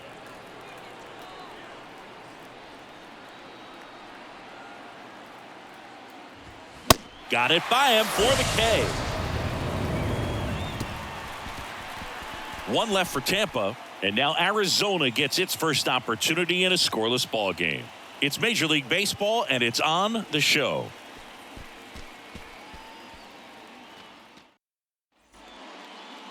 Back here in the desert, starting on the mound in this one, Zach Littell. What do we need to know here? Yeah, he's definitely had a struggle so far this year, as evidenced by that inflated whip, but he's going to have to find a way to limit the base runners, put his team in a position to win a ball game. So we know he's prepared. We know this guy's a competitor, and we'll watch how he works in this one. Geraldo Perdomo, the leadoff batter, as he looks at ball one.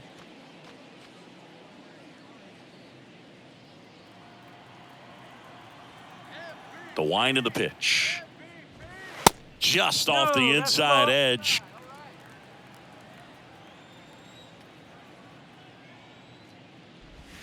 And there's the strike. The pitch.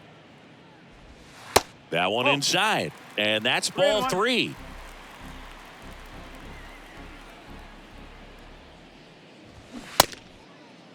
Started after it. Appeal to third. No swing. That's ball four. He walked him. Well, he tried to nibble right there and just missed his spot. Hitter didn't offer at it. Now he has somebody to worry about over at first. Ketel Marte up to the plate. That one fouled off.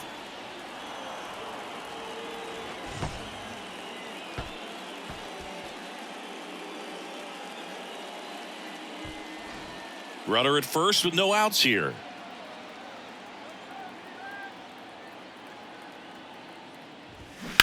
That one ripped right center field. Low. Going back. Back some more. Back some more. Hauls it in on the warning track. Batting third, the right fielder, Corbin Carroll. This is Corbin Carroll.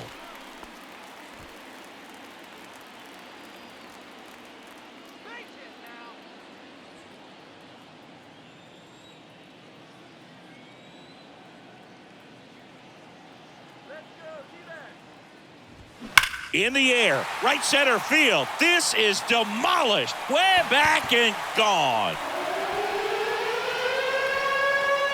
The two-run shot is 18th home run of the season. It's 2-0.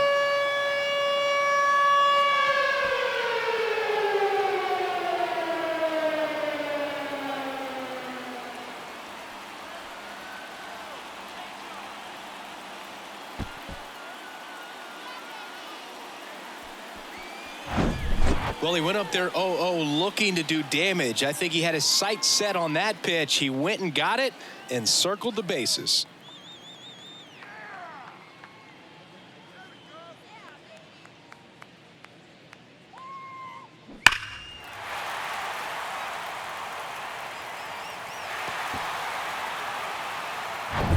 One out, base is empty. And now it's Christian Walker. Started to go after it. Now a look down to first. Didn't go. Still only one out here in the inning. And it's even up. You know, Christian Walker, a guy who had a really successful amateur career. His college ball with the South Carolina Gamecocks. They won the College World Series twice with Walker. And he tied the College World Series record for most career hits with 28. Out towards right center field. Lowe has it sized up. That's out number 2. It's a good recovery, though, after giving up the home run. Not allowing it to stay in the head, but going to work at the next hitter. And a tough one at that. 2 outs, base is empty. Here's Lourdes Gurriel Jr.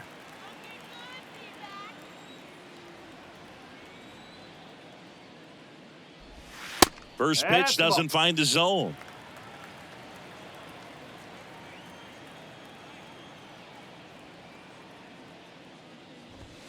There's a strike.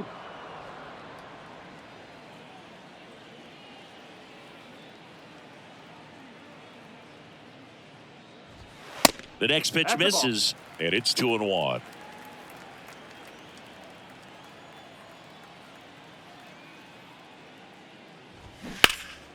Gurriel gets a piece. He's given up a couple of runs, but the pitch count really not as high as you would think. Might be able to get through this one under 25 pitches. And a pop-up right side, foul territory. Makes the grab on the run. That is the inning. But 2 come across to score in the inning courtesy of this 2-run homer. It's now a 2-0 ball game. You're dialed into the show.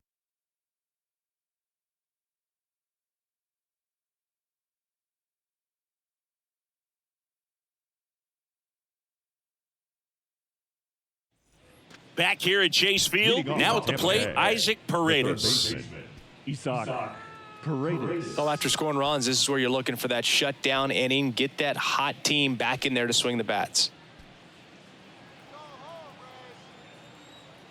The wind of the pitch. And delivers outside. 1 ball, no strike.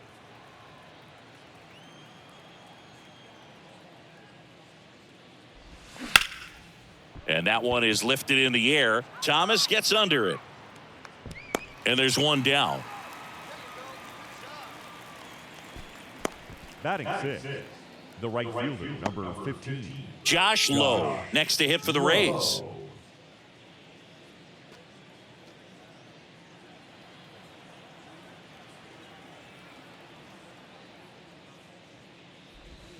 That pitch in for a strike. 0-1.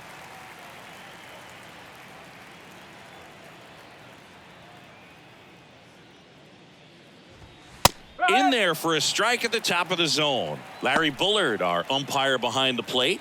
Bullard's got a pretty standard strike zone. Sometimes he'll have you guessing a little bit, but overall, well-respected umpire in the league. And down on strikes.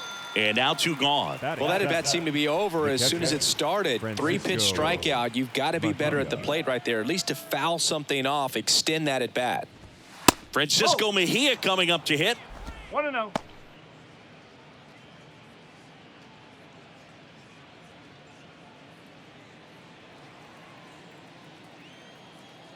The wind and the pitch. Swinging a foul straight back.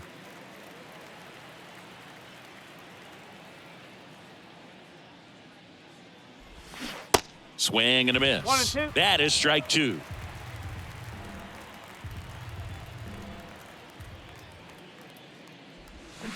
Swings and misses. And good work there as he gets a 1-2-3. Nothing doing for Tampa. They trail it here 2-0.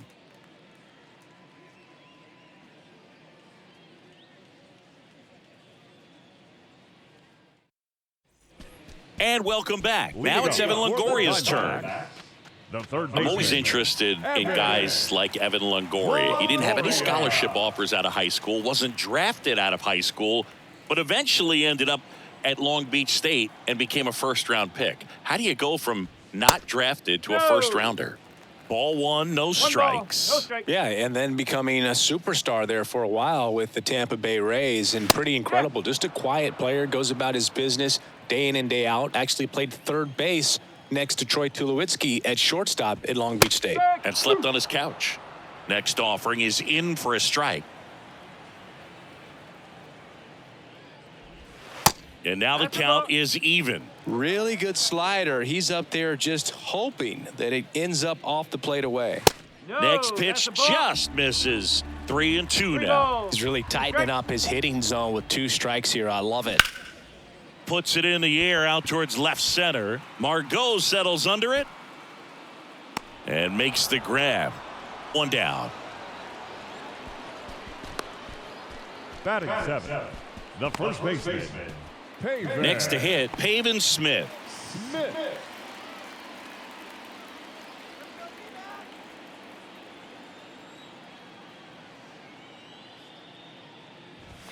In there for strike 1.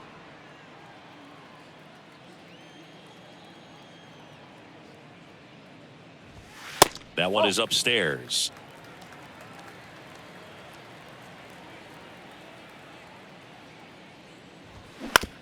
On the ground, right side.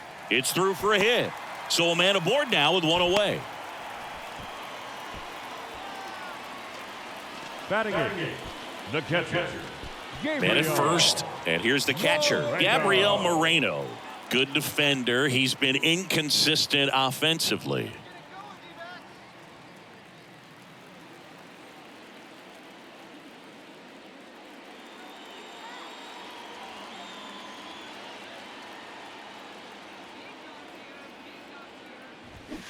And a good fastball to start him off. That's strike 1.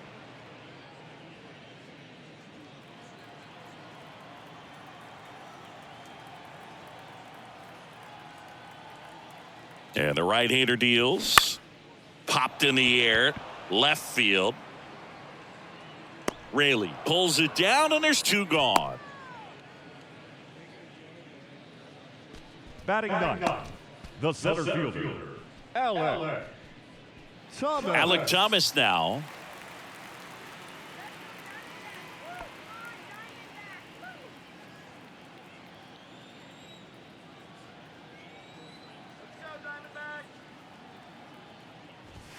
First pitch, and he just misses.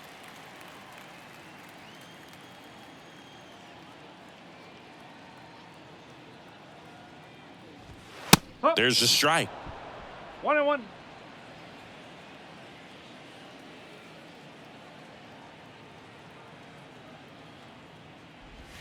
And that one hammered. That's back there.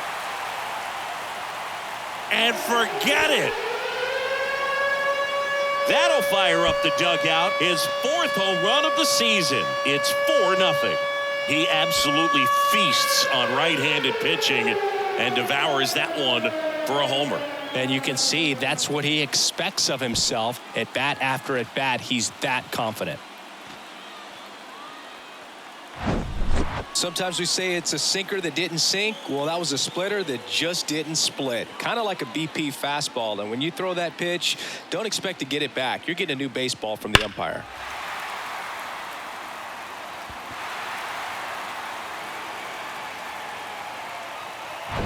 Here's the Diamondbacks leadoff hitter, Geraldo Perdomo. Just off the outside edge, and it's 1-0. On the mound, he's got to remember his offense can score a lot. So if he can hit the reset button from here going forward, there's still a chance that his club can win this ball game. The 1-0. Up. 1 ball, 1 strike.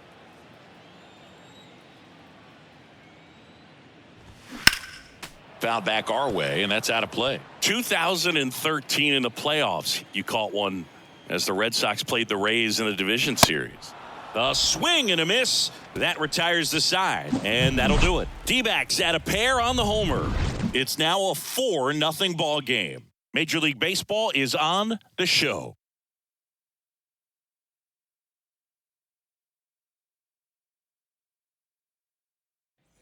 On to the third inning. Here's Manuel Margot. The center fielder, number 13. Margot, in his 7th season, 28 years old, and he was born in the Dominican Republic.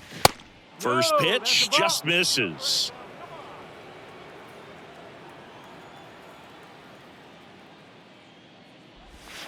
Next offering is in for a strike. Righty to the plate. On the ground to third. And it goes just foul. 1-2 to Margot. That one just misses. Really good take, especially with 2 strikes.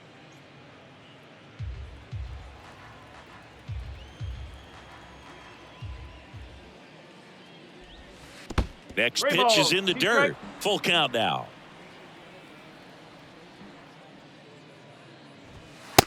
Struck him out looking. Batting 9. And now it's Vidal Brujan.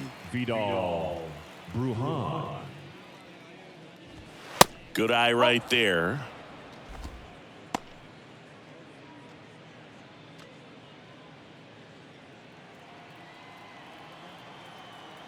One down, base is empty.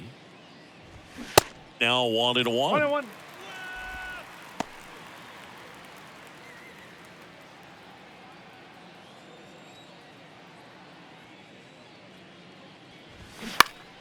Foul back our way, and that's out of play.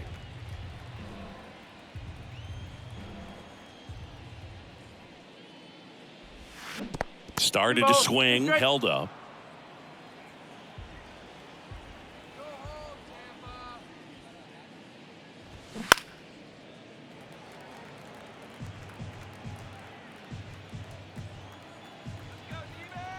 The 2-2. And a swing and a miss. Down on strikes. 2 down. He's really good hitting the baseball the other way, so credit the pitcher for having him out in front of that pitch. Clearly he had him fooled. Yandy Diaz now. He's 0 for 1.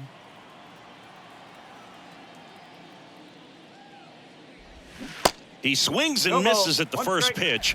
0-1. Diaz hitting leadoff in today's game, and he's usually a first baseman, but today he's the designated hitter. That's in there. That's strike 2.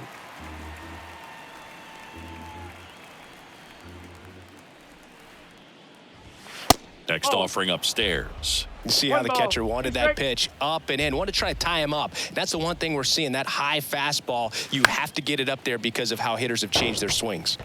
Stays alive. The 1-2. Ground ball left side and foul ball. And he deals. Swing and a ball lifted left field. Gurriel handles the chance. Rays held in check here. They're on the short end of a 4-0 score.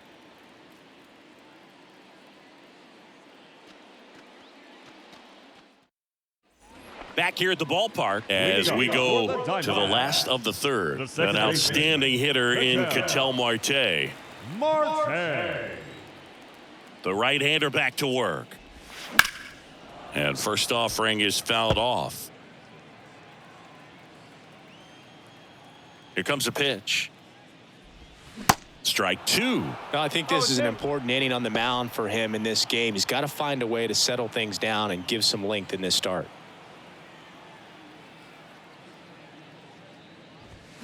Foul ball. It stays 0-2.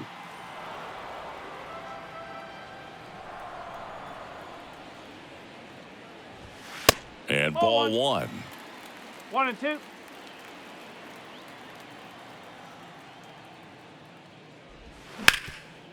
Oh, he gloves it over to first. Throw, and it gets away. Now he'll turn for second. And he's going to make it up to second base, as that's a two-base error. The right fielder. Just kind of sailed that throw and pulled it across his body towards the right field side of first base. And usually that means the fielder just didn't square up his shoulders to the target. And I think that throw had just as much to do with his footwork as anything else.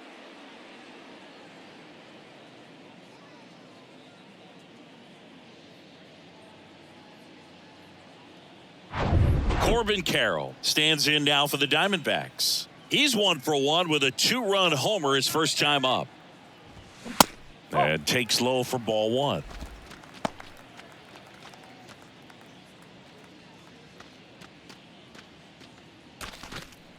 Runner at second, nobody out.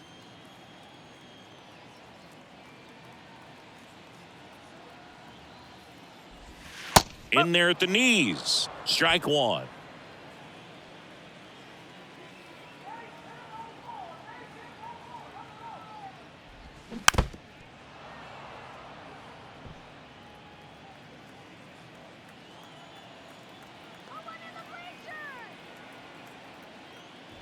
And look out, as that one ran in and got him. He had 2 strikes on him, and he hit him. No, Boog, I'll tell you firsthand, retired players, we miss a lot of things about playing the game in our playing days, but getting drilled by a pitch like that usually isn't something we talk about.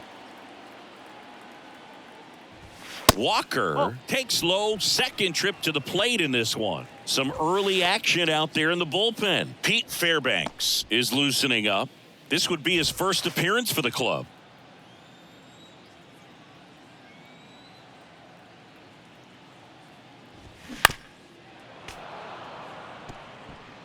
No outs, runners at first and second.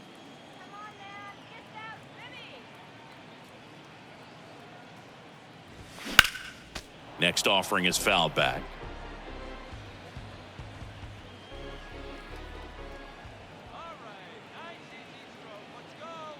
Kicks and fires. Fouls it off, still 1 and 2.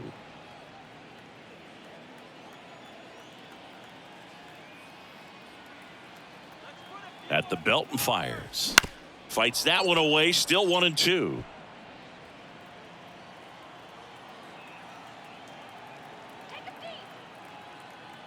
The pitch.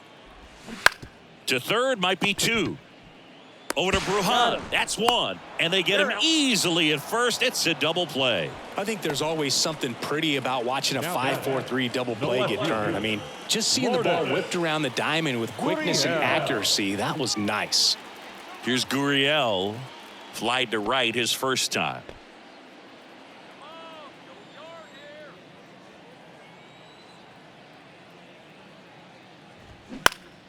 Gurriel gets a piece. 2 outs with a runner at third.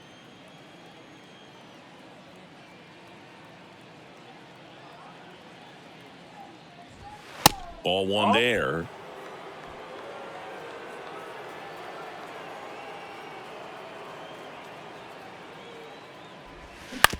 And he grounds one to the right side. Brujan to first in time. That's out number 3. 1 error in the inning, but it doesn't hurt him. On to inning number 4. It's the Diamondbacks 4, the Rays nothing.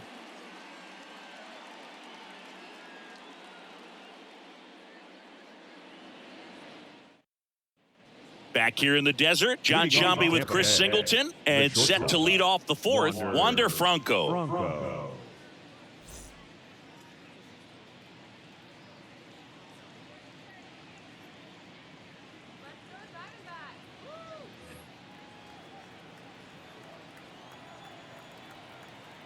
Fat back to work. And the first pitch misses for ball 1. Well, these Rays just haven't produced as many competitive at-bats as I'd like to see in this one. They've gone down on strikes at a high rate today, so it's probably time to simplify the approach and just find ways to put the ball in play. And the righty deals. Expect for that guy to come right at you with a fastball, something in the zone, because he does not want to allow the leadoff walk. Here's a 3-0. There's a strike.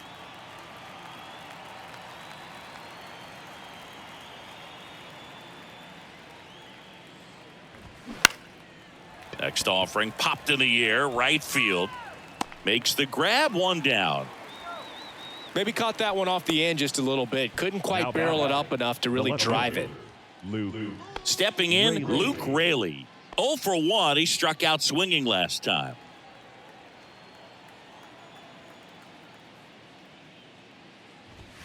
Pitch misses inside. 1-0.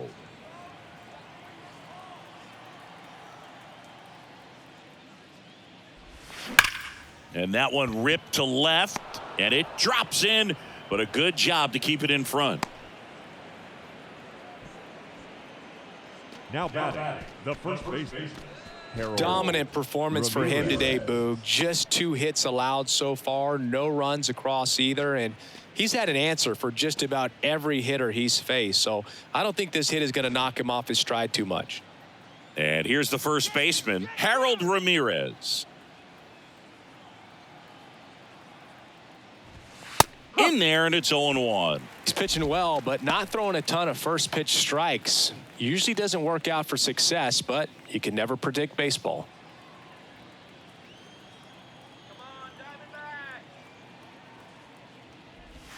Swings and blasts one deep to left center. Back there. That one is gone. A towering home run, and they add a pair. It's 4-2. That was blasted. Absolutely, no doubt off the bat.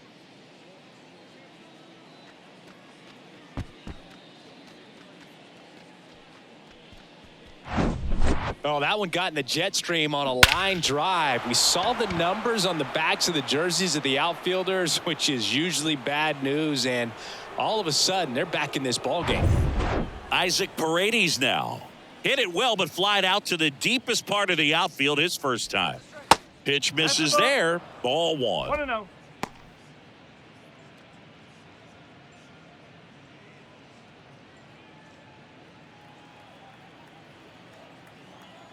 Kicks and deals.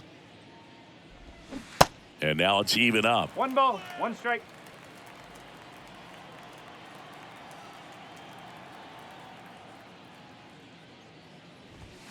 Just missed.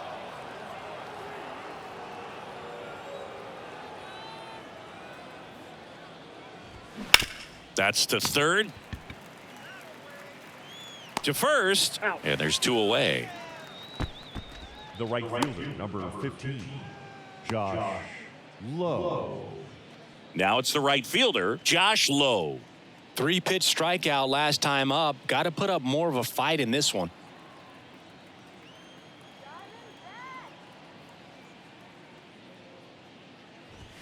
That one's in there, 0-1. 0-1.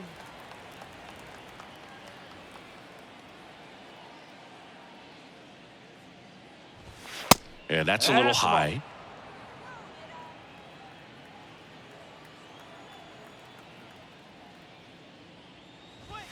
Next pitch is inside, and a count 2-1. 2 outs. Outside. A rare 3-ball count here. He's been throwing strikes all day. Got to be ready to hit if you're in the box.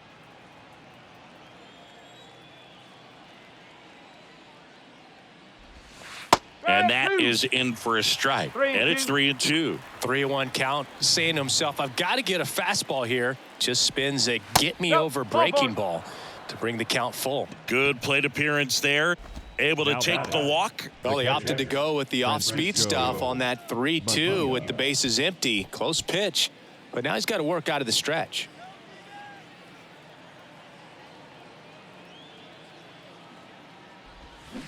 And first offering is fouled off.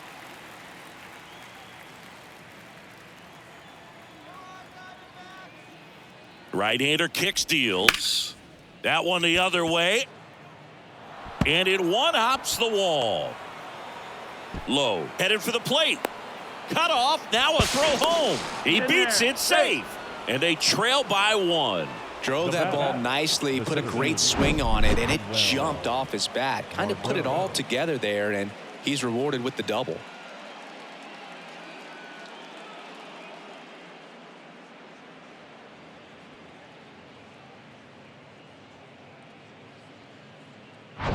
Man at second here with 2 away. Manuel Margot up to the plate. He was a strikeout victim his first time. That misses the zone. Ball 1. 1 ball, no strike.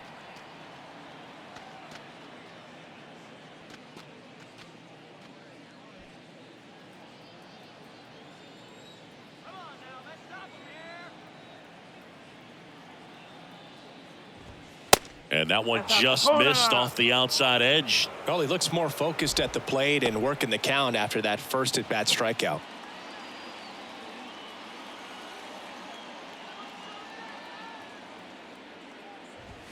Now 3-0. You don't want to get beat by a fastball in, and he spits on that one. Vidal Brujan next to bat for Tampa.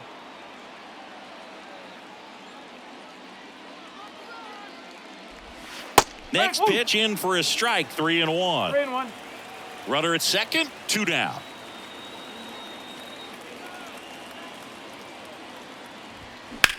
Swing and a line drive slicing into right field.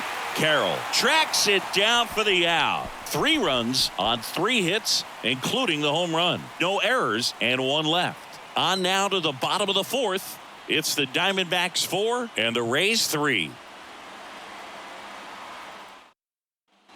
Welcome back. Ready to go. Bottom 4. Down the third baseman, Evan Longoria. Evan Longoria. And the right-hander back to work.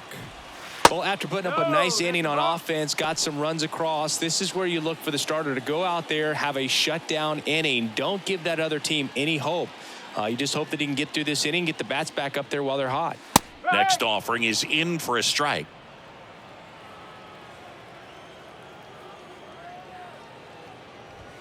And now 1 and 2. Strike.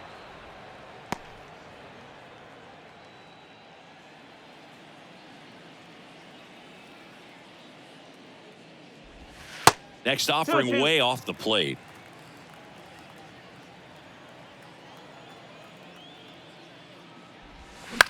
Line drive. Makes the catch. 1 down. Now batting, first baseman, Pavin.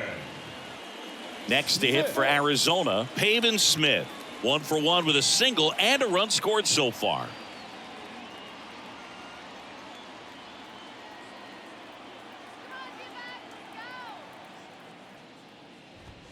There's a strike.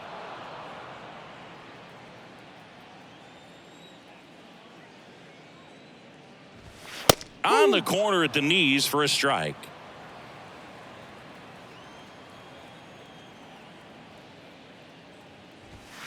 Got him swinging. Just blown away in that at bat. 3 fastballs, all strikes. He wasn't even able to foul one off. There's not much you can take away from an at bat like that as a hitter, other than maybe there's something wrong with your eyes. Got to have better timing on the fastball next time.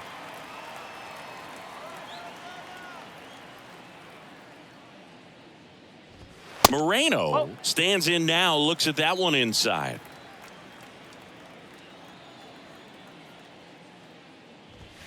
Next offering misses, and now 2-0. No strike.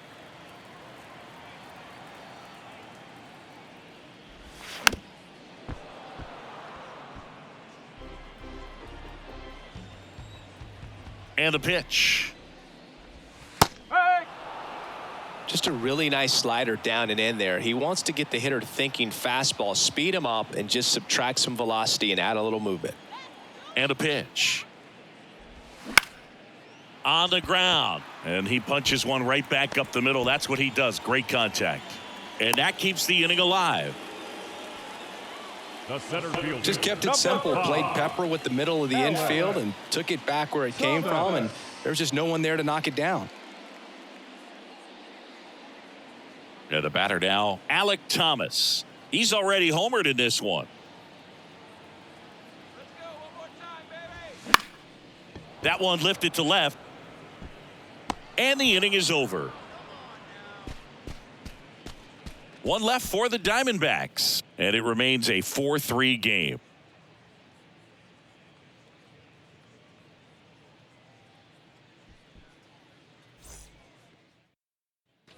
Ready now for the fifth inning. Here's the second baseman, Vidal Brujan.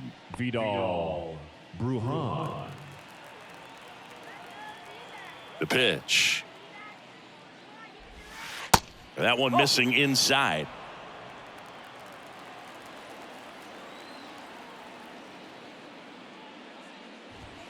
And that's in for a strike. 1-1.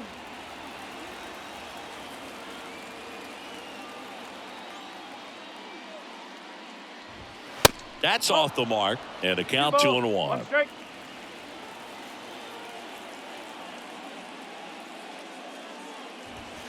And another ball.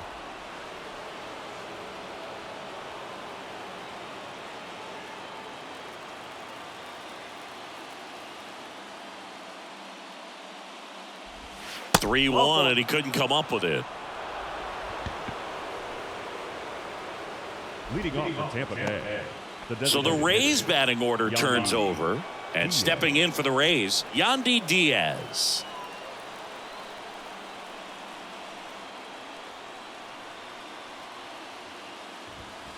First pitch, and that's in for a strike. And I know you want to be patient as a hitter, but you got to be ready to jump on the first thing straight. And he got one right there, but left the bat on his shoulder. Right back to the mound. Could be an easy two. Over to Perdomo. That's one. On to first, double play. Great job on the mound, fielding his position and making a good throw to second to get the double play started.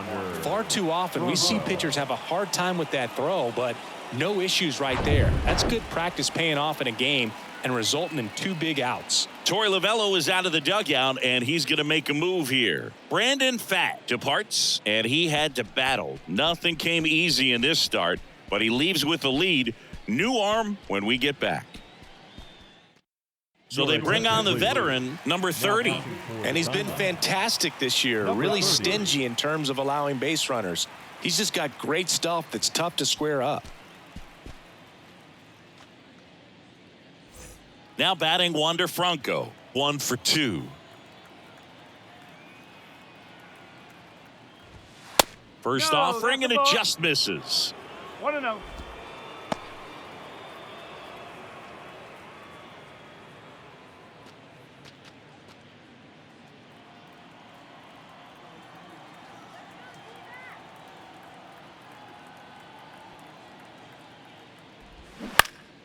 Swing and a pop-up. Foul territory for the catcher. Moreno makes the catch, and that'll do it.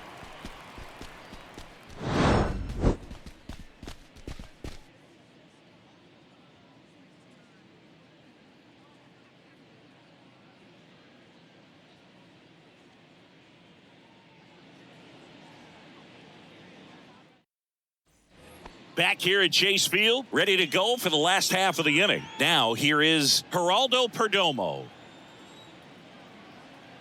And a pitch. And there's a strike on the outside corner.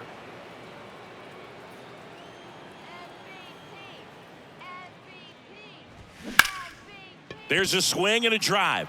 Low drop step going back. Looking up. Fielding for the wall, makes the catch in foul ground. Number 4, second baseman, Ketel. Here's Ketel Marte.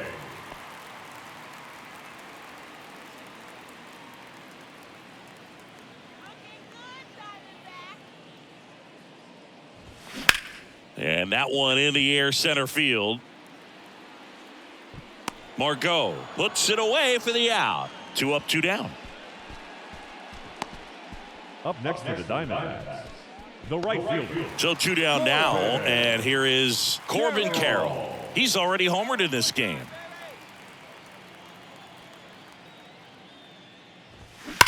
Ripped on a line, and that's the inning.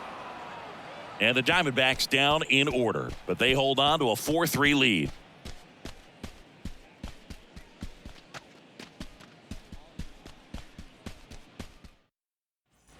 All right, we go to the Top half of inning number 6. Now up for Tampa Bay, Luke Raley.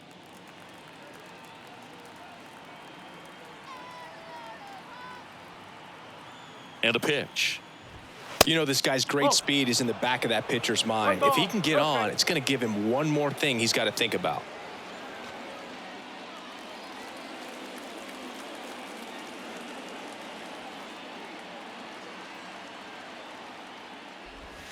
Next pitch misses outside, and the count is 2-0. Activity in the Arizona bullpen. Andrew Chafin, the southpaw, is throwing and getting that sinker dialed in.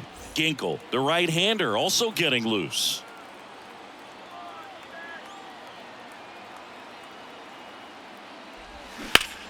That's a bullet, but it goes foul.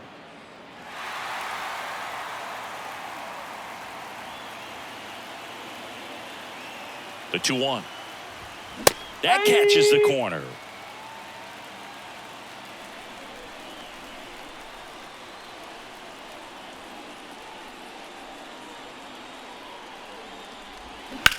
Ground ball right side.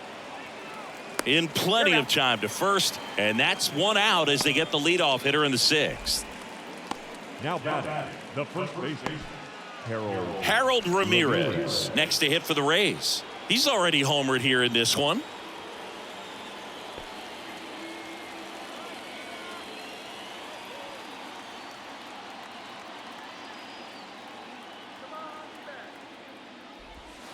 Ball 1, no strikes. Ramirez, 28 years old, and he's a native of Colombia.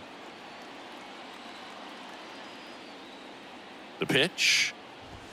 Just off the outside edge.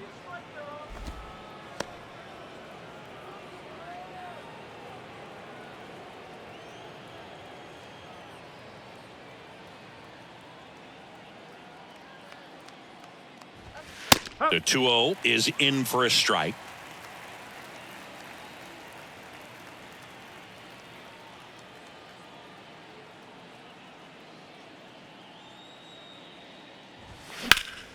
Slapped hard the other way, but foul.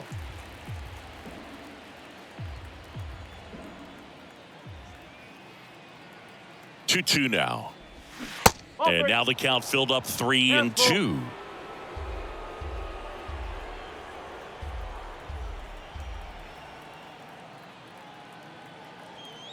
And here it comes. Got him looking. And 2 away now. Here's the third baseman, Isaac Paredes. Outfield playing very deep, not wanting anything over their heads.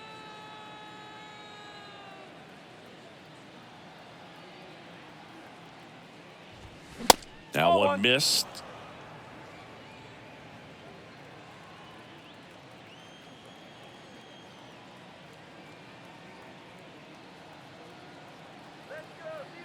And the 1-0. Just missed. 2-0.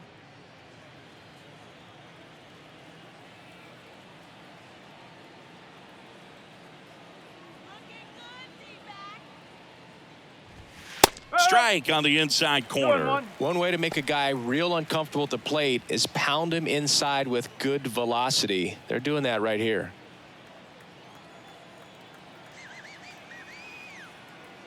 Righty delivers. Look out! That hit him. And it hit him. Well, a few things can go wrong when you are delivering a pitch. That grip, slip out of your hand, release point, wind up, all of those things. And I think it's safe to say at least one of those, if not more than one, got away from him. Andrew Chafin enters the game. Bringing in the lefty with the left-handed hitter coming up to hit. Classic bullpen move right here, so we'll see how it works out.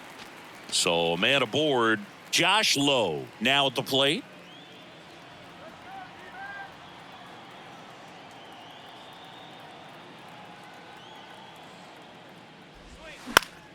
And that one wrapped foul.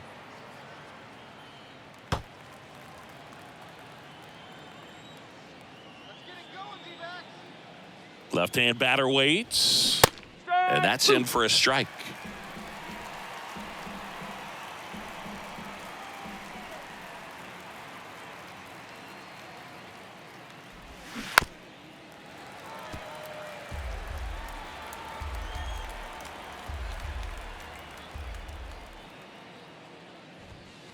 That's inside.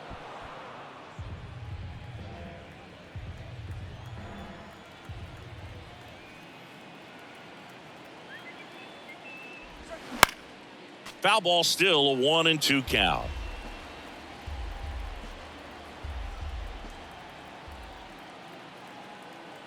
And he deals. Swing and a miss, struck him out. The Rays strand just the one. They still trail it here, 4-3.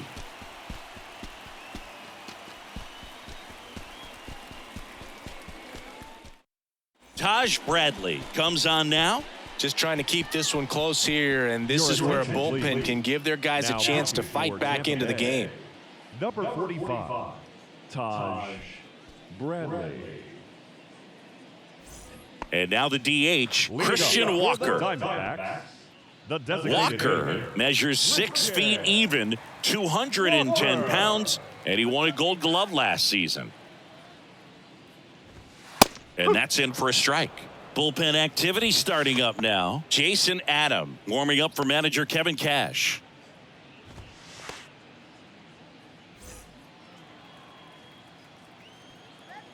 The wide to kick the pitch. Oh.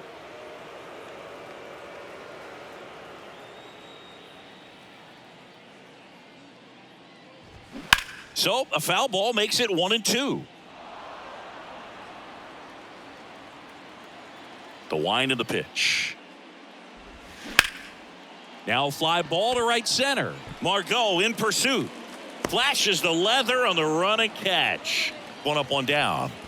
Now batting, the left fielder, Lourdes. And it's Lourdes Gurriel Jr.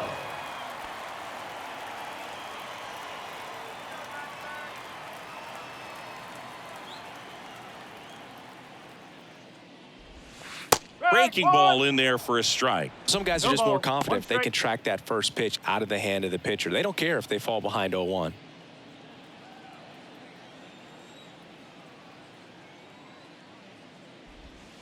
Next one misses, and the count is 1-1. One strike.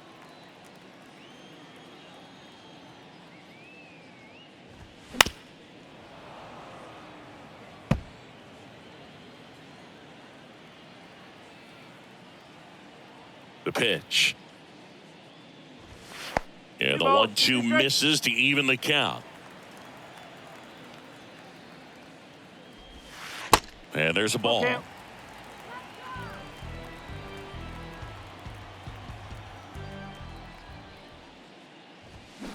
Swing at a ball lifted to center field. Margot settles under it. And there are 2 down. Third baseman, number 3. Now up next for Arizona, Evan Longoria.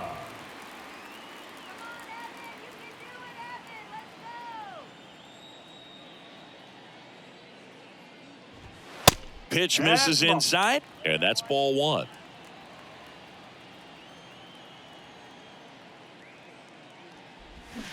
Just missed. The wind to kick the 2-0. Swing and a miss. Well, they came right at him right there, challenged him with the 2-0 fastball. Not sure exactly what he was looking for, but got to imagine that's a confidence booster on the mound. You're in that hitter's head a little bit. Paredes on his way over and makes the play, and that's out number 3. So 1-2-3 go the Diamondbacks. But they hang on to a 1-run lead, 4-3.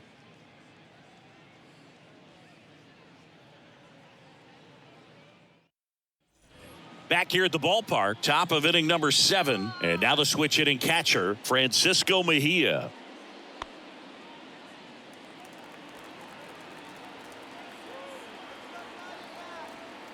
The pitch. Good eye right there. 1 ball, no strike.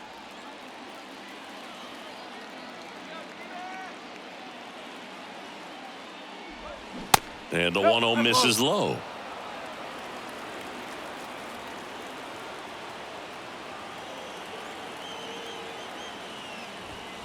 And that one is inside. Well, I would expect in this 3-0 count, you're taking all the way. See if he'll walk you. Manuel Margot up next for the Rays. 3-0 down. Right. Well, don't expect too many more high fastballs. This is a good sinker ball pitcher, and sometimes they can make mistakes trying to pitch up in the zone. Look for him to stay down around the knees to be effective.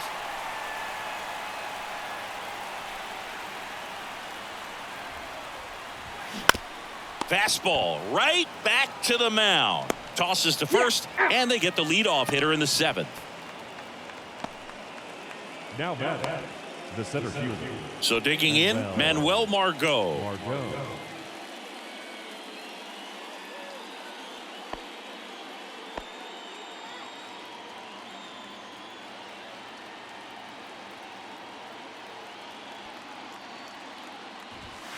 And a strike in there.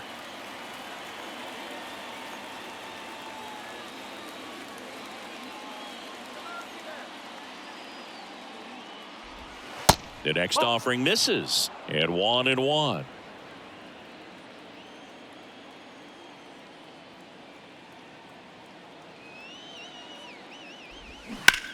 And that's just foul.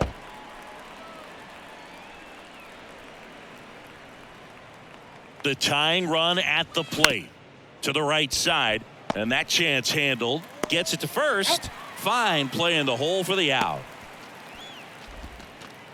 Up next for Tampa Bay, the second baseman. Now it's the second baseman, Vidal Brujan.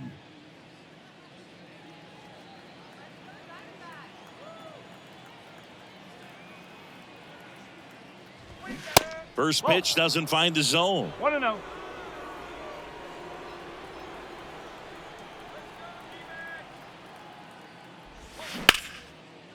Shoots a line drive single into right center.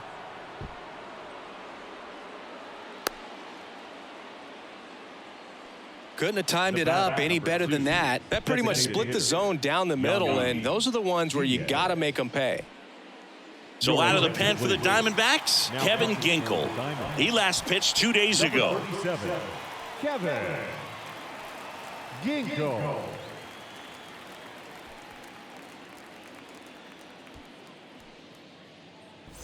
Yandy Diaz next to hit for the Rays. Splits the plate. Strike one. Typically, the outfield defense will play a little bit deeper just to keep the ball in front, make sure that runner on first doesn't come all the way around to score and tie this ball game up.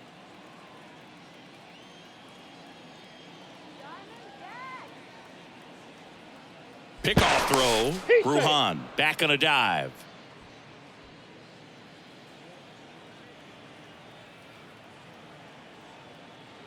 Here's your one. Runner on the go. It's a pitch out. Throw to second. Ow! And that'll end the inning. Well, trying to get into scoring position, but a great catch and throw to end the inning. That's the way to pick up the pitcher.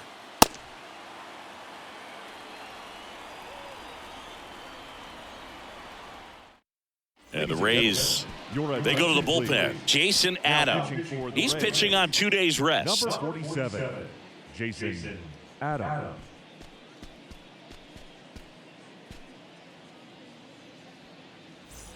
And now the first baseman, Pavin Smith. The first baseman, Pavin Smith. Here comes a pitch. That's a slider for a strike.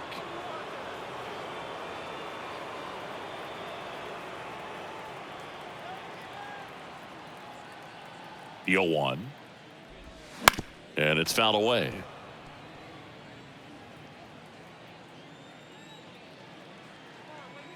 Oh, 0-2 now.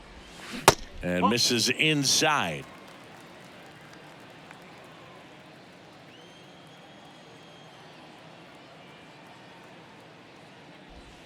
Swings through it, and that's a strikeout. Well, I'm not sure what he was waiting on right there. He got the changeup and still late on it. You rarely see that. It almost makes you think that he was trying to set the pitcher up. I mean, if you can't catch up to the off-speed stuff, there's no way you're going to touch a fastball. Now the D-backs catcher, Gabriel Moreno. There you see his May and June numbers so far.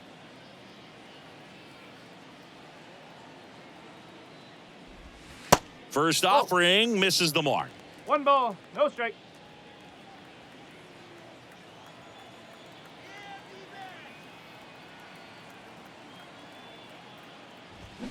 Out in front with the swing, and that is strike one.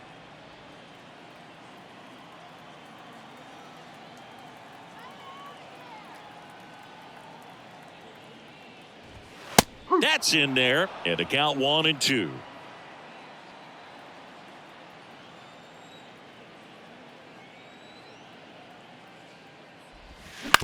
To the right side, Bruhan tosses to first. 2 up, 2 down.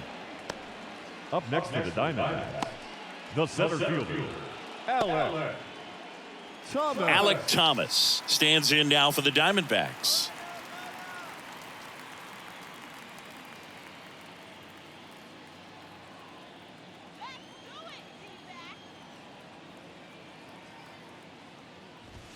There's a strike.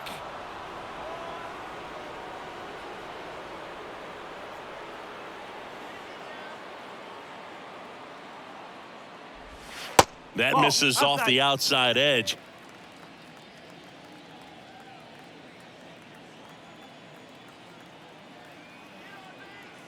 Two down, nobody on. Not close with that one. Now 2 balls and a strike.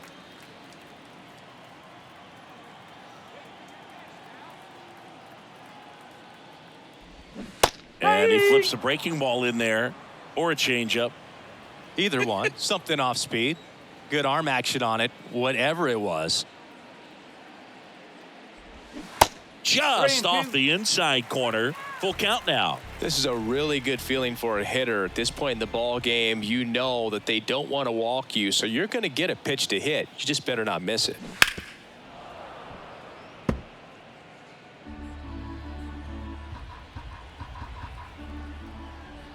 Left-hand hitter waits.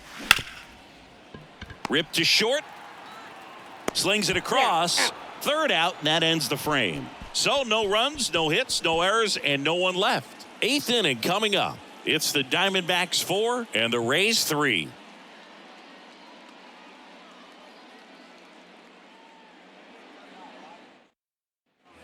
All set for the start of the inning. To the plate now for the Rays is the DH, Yandy Diaz.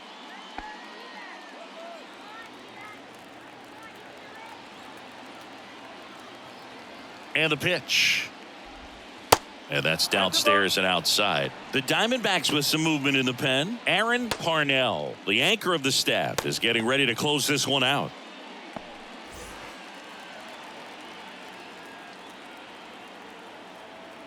And the right-hander deals. And here's a slow roller. Longoria whips it to first on the run. Leadoff man is out here in the 8th. Deceptive slider right there. Stayed in the tunnel a long time. Got that hitter out front. Rolled over it. Put it on the ground. Wander Franco next to hit for the Rays. 1 for 3.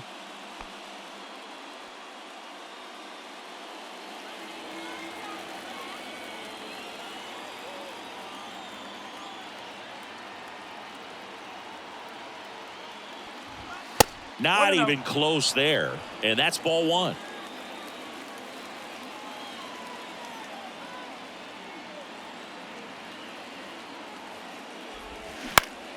High fly ball out into left center field. Gurriel handles the chance. 2 down. Hey, man, 4 pitches, 2 outs. That is an excellent pace. Austin Adams on the pitch out of the pen here. He's into the game with the bases empty. Number 55, Austin Adams.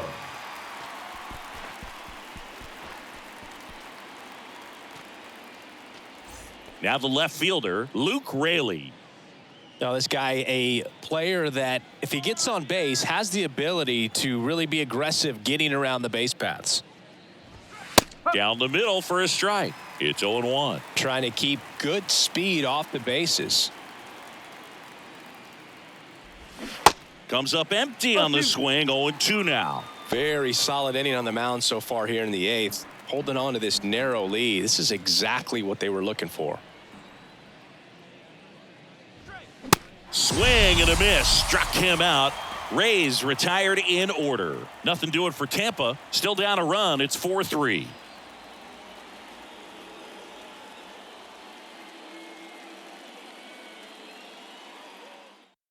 A new pitcher in the game, Colin Poche.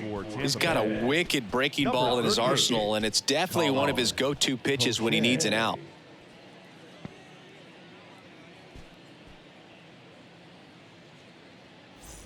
Back to the top of the lineup, Geraldo Perdomo digs in now.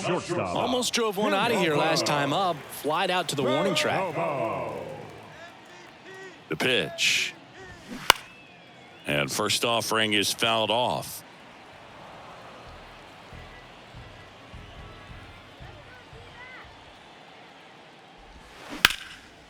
Laced to right center, base hit.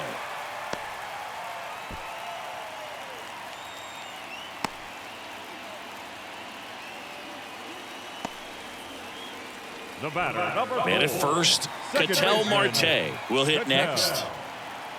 Marte. And that's in there for strike one.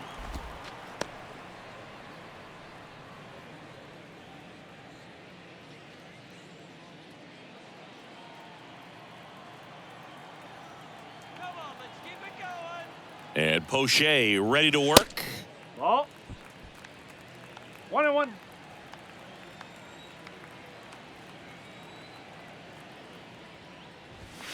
Good eye right there. 2 balls. Nobody 1 out. strike. Runner at first.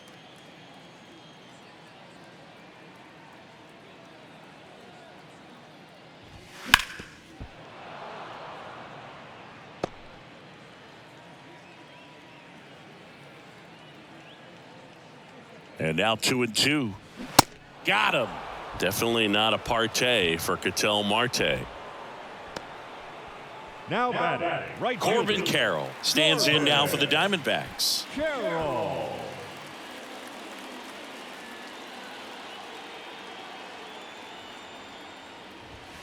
First pitch, and he just misses. Always tough to turn 2 on a speedster like this. It's even harder with him coming out of the left-handed batter's box. You really need something to hit hard on the ground that they can handle to turn 2 quickly. He's got it, and there's 2 away. Now batting, the designated hitter, Christian Walker. Now here's the cleanup hitter for Arizona, Christian Walker.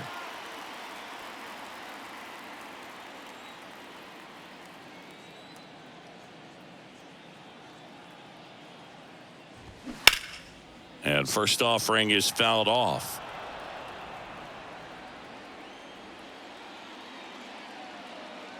Kicks and fires. And it's 1-1.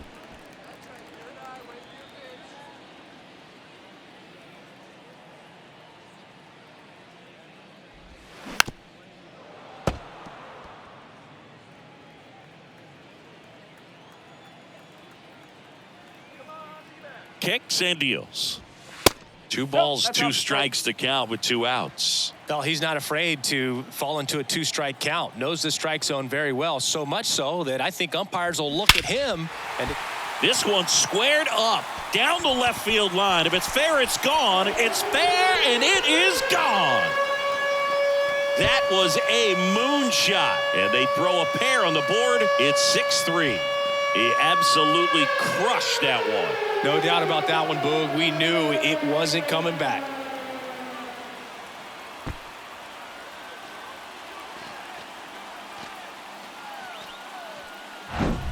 No, Boog, clearly some frustration out there on the mound right now. I mean, that ball was so close to going foul. Would have been a long strike, but instead, batter gets rewarded. Did a nice job of getting to the pitch and hitting it hard enough to get over the fence.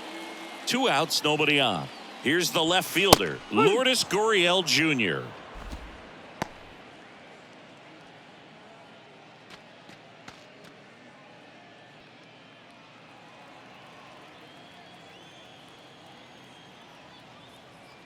And now the lefty.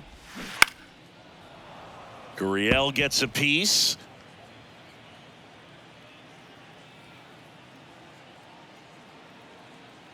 And a pitch.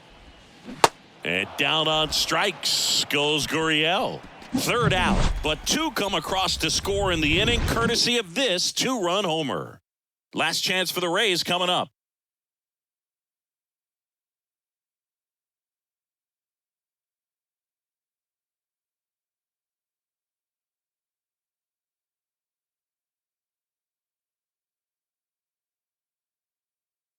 So they turn to their closer, Aaron Parnell.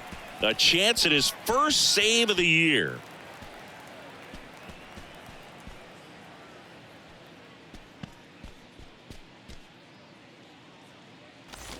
Now here's the Tampa Bay cleanup hitter, Harold Ramirez. Parnell goes 5 feet 11 inches, 215 pounds. He joined the team as a free agent. Pitch misses inside, 1-0. No strike.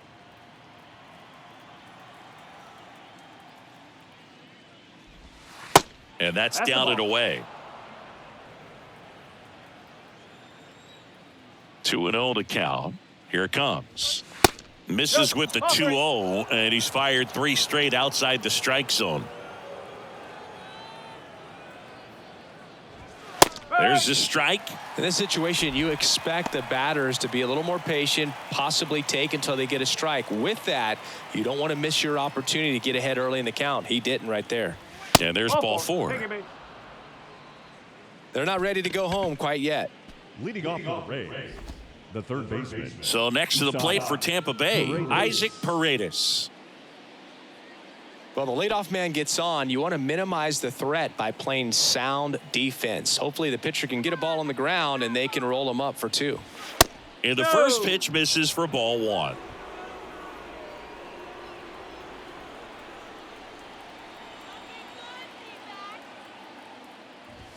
And another ball. It's getting squeezed a little bit here late.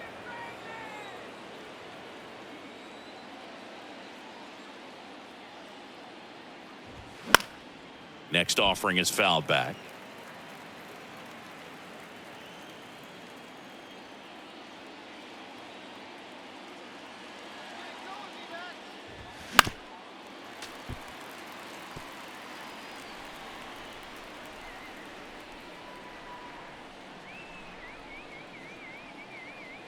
Two now. 3 balls, 2 strikes.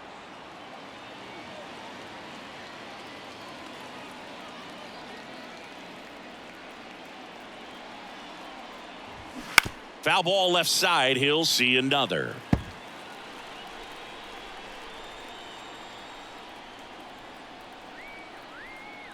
At the belt and fires. Cuts and misses. It's a strikeout. Wow, just great bite to that slider. Broke hard out of the zone, and he just couldn't hold up the swing. You know, as a hitter, that pitch is really hard to take, and there's just not much you can do with it. You know that, but you don't want to get rung up by the umpire.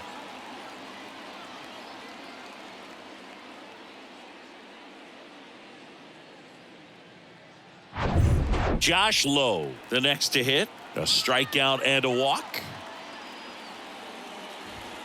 See the velocity, 97 with that fastball.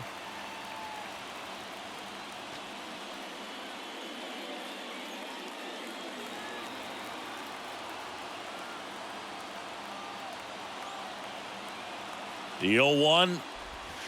Next offering misses down and away.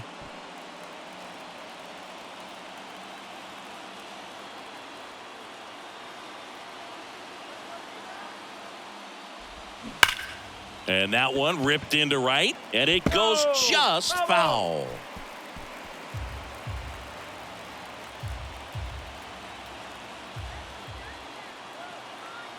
One and two now. 2-2.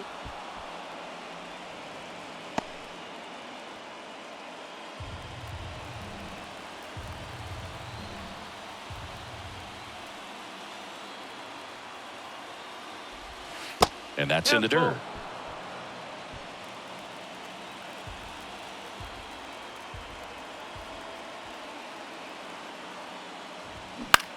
In the air out to center. Thomas gets under it. Puts the squeeze on that one. Out number 2. Now batting, the catcher, Francisco Mejia. Francisco Mejia next to hit for the Rays.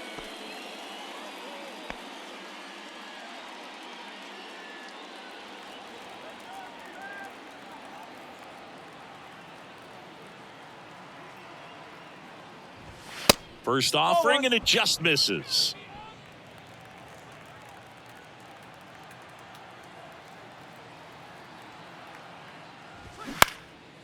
Hit in the air, right field. Hauls it in, and that's the ball game. The ball for his first career save deserves to be on display at his house. I mean, it's kind of like when a restaurant frames its first dollar bill somewhere on a wall. You just can't forget your first save. 6-3 our final score. For Chris Singleton and our entire crew here at MLB The Show, thanks for stopping by. I'm John Shambi. Talk to you soon.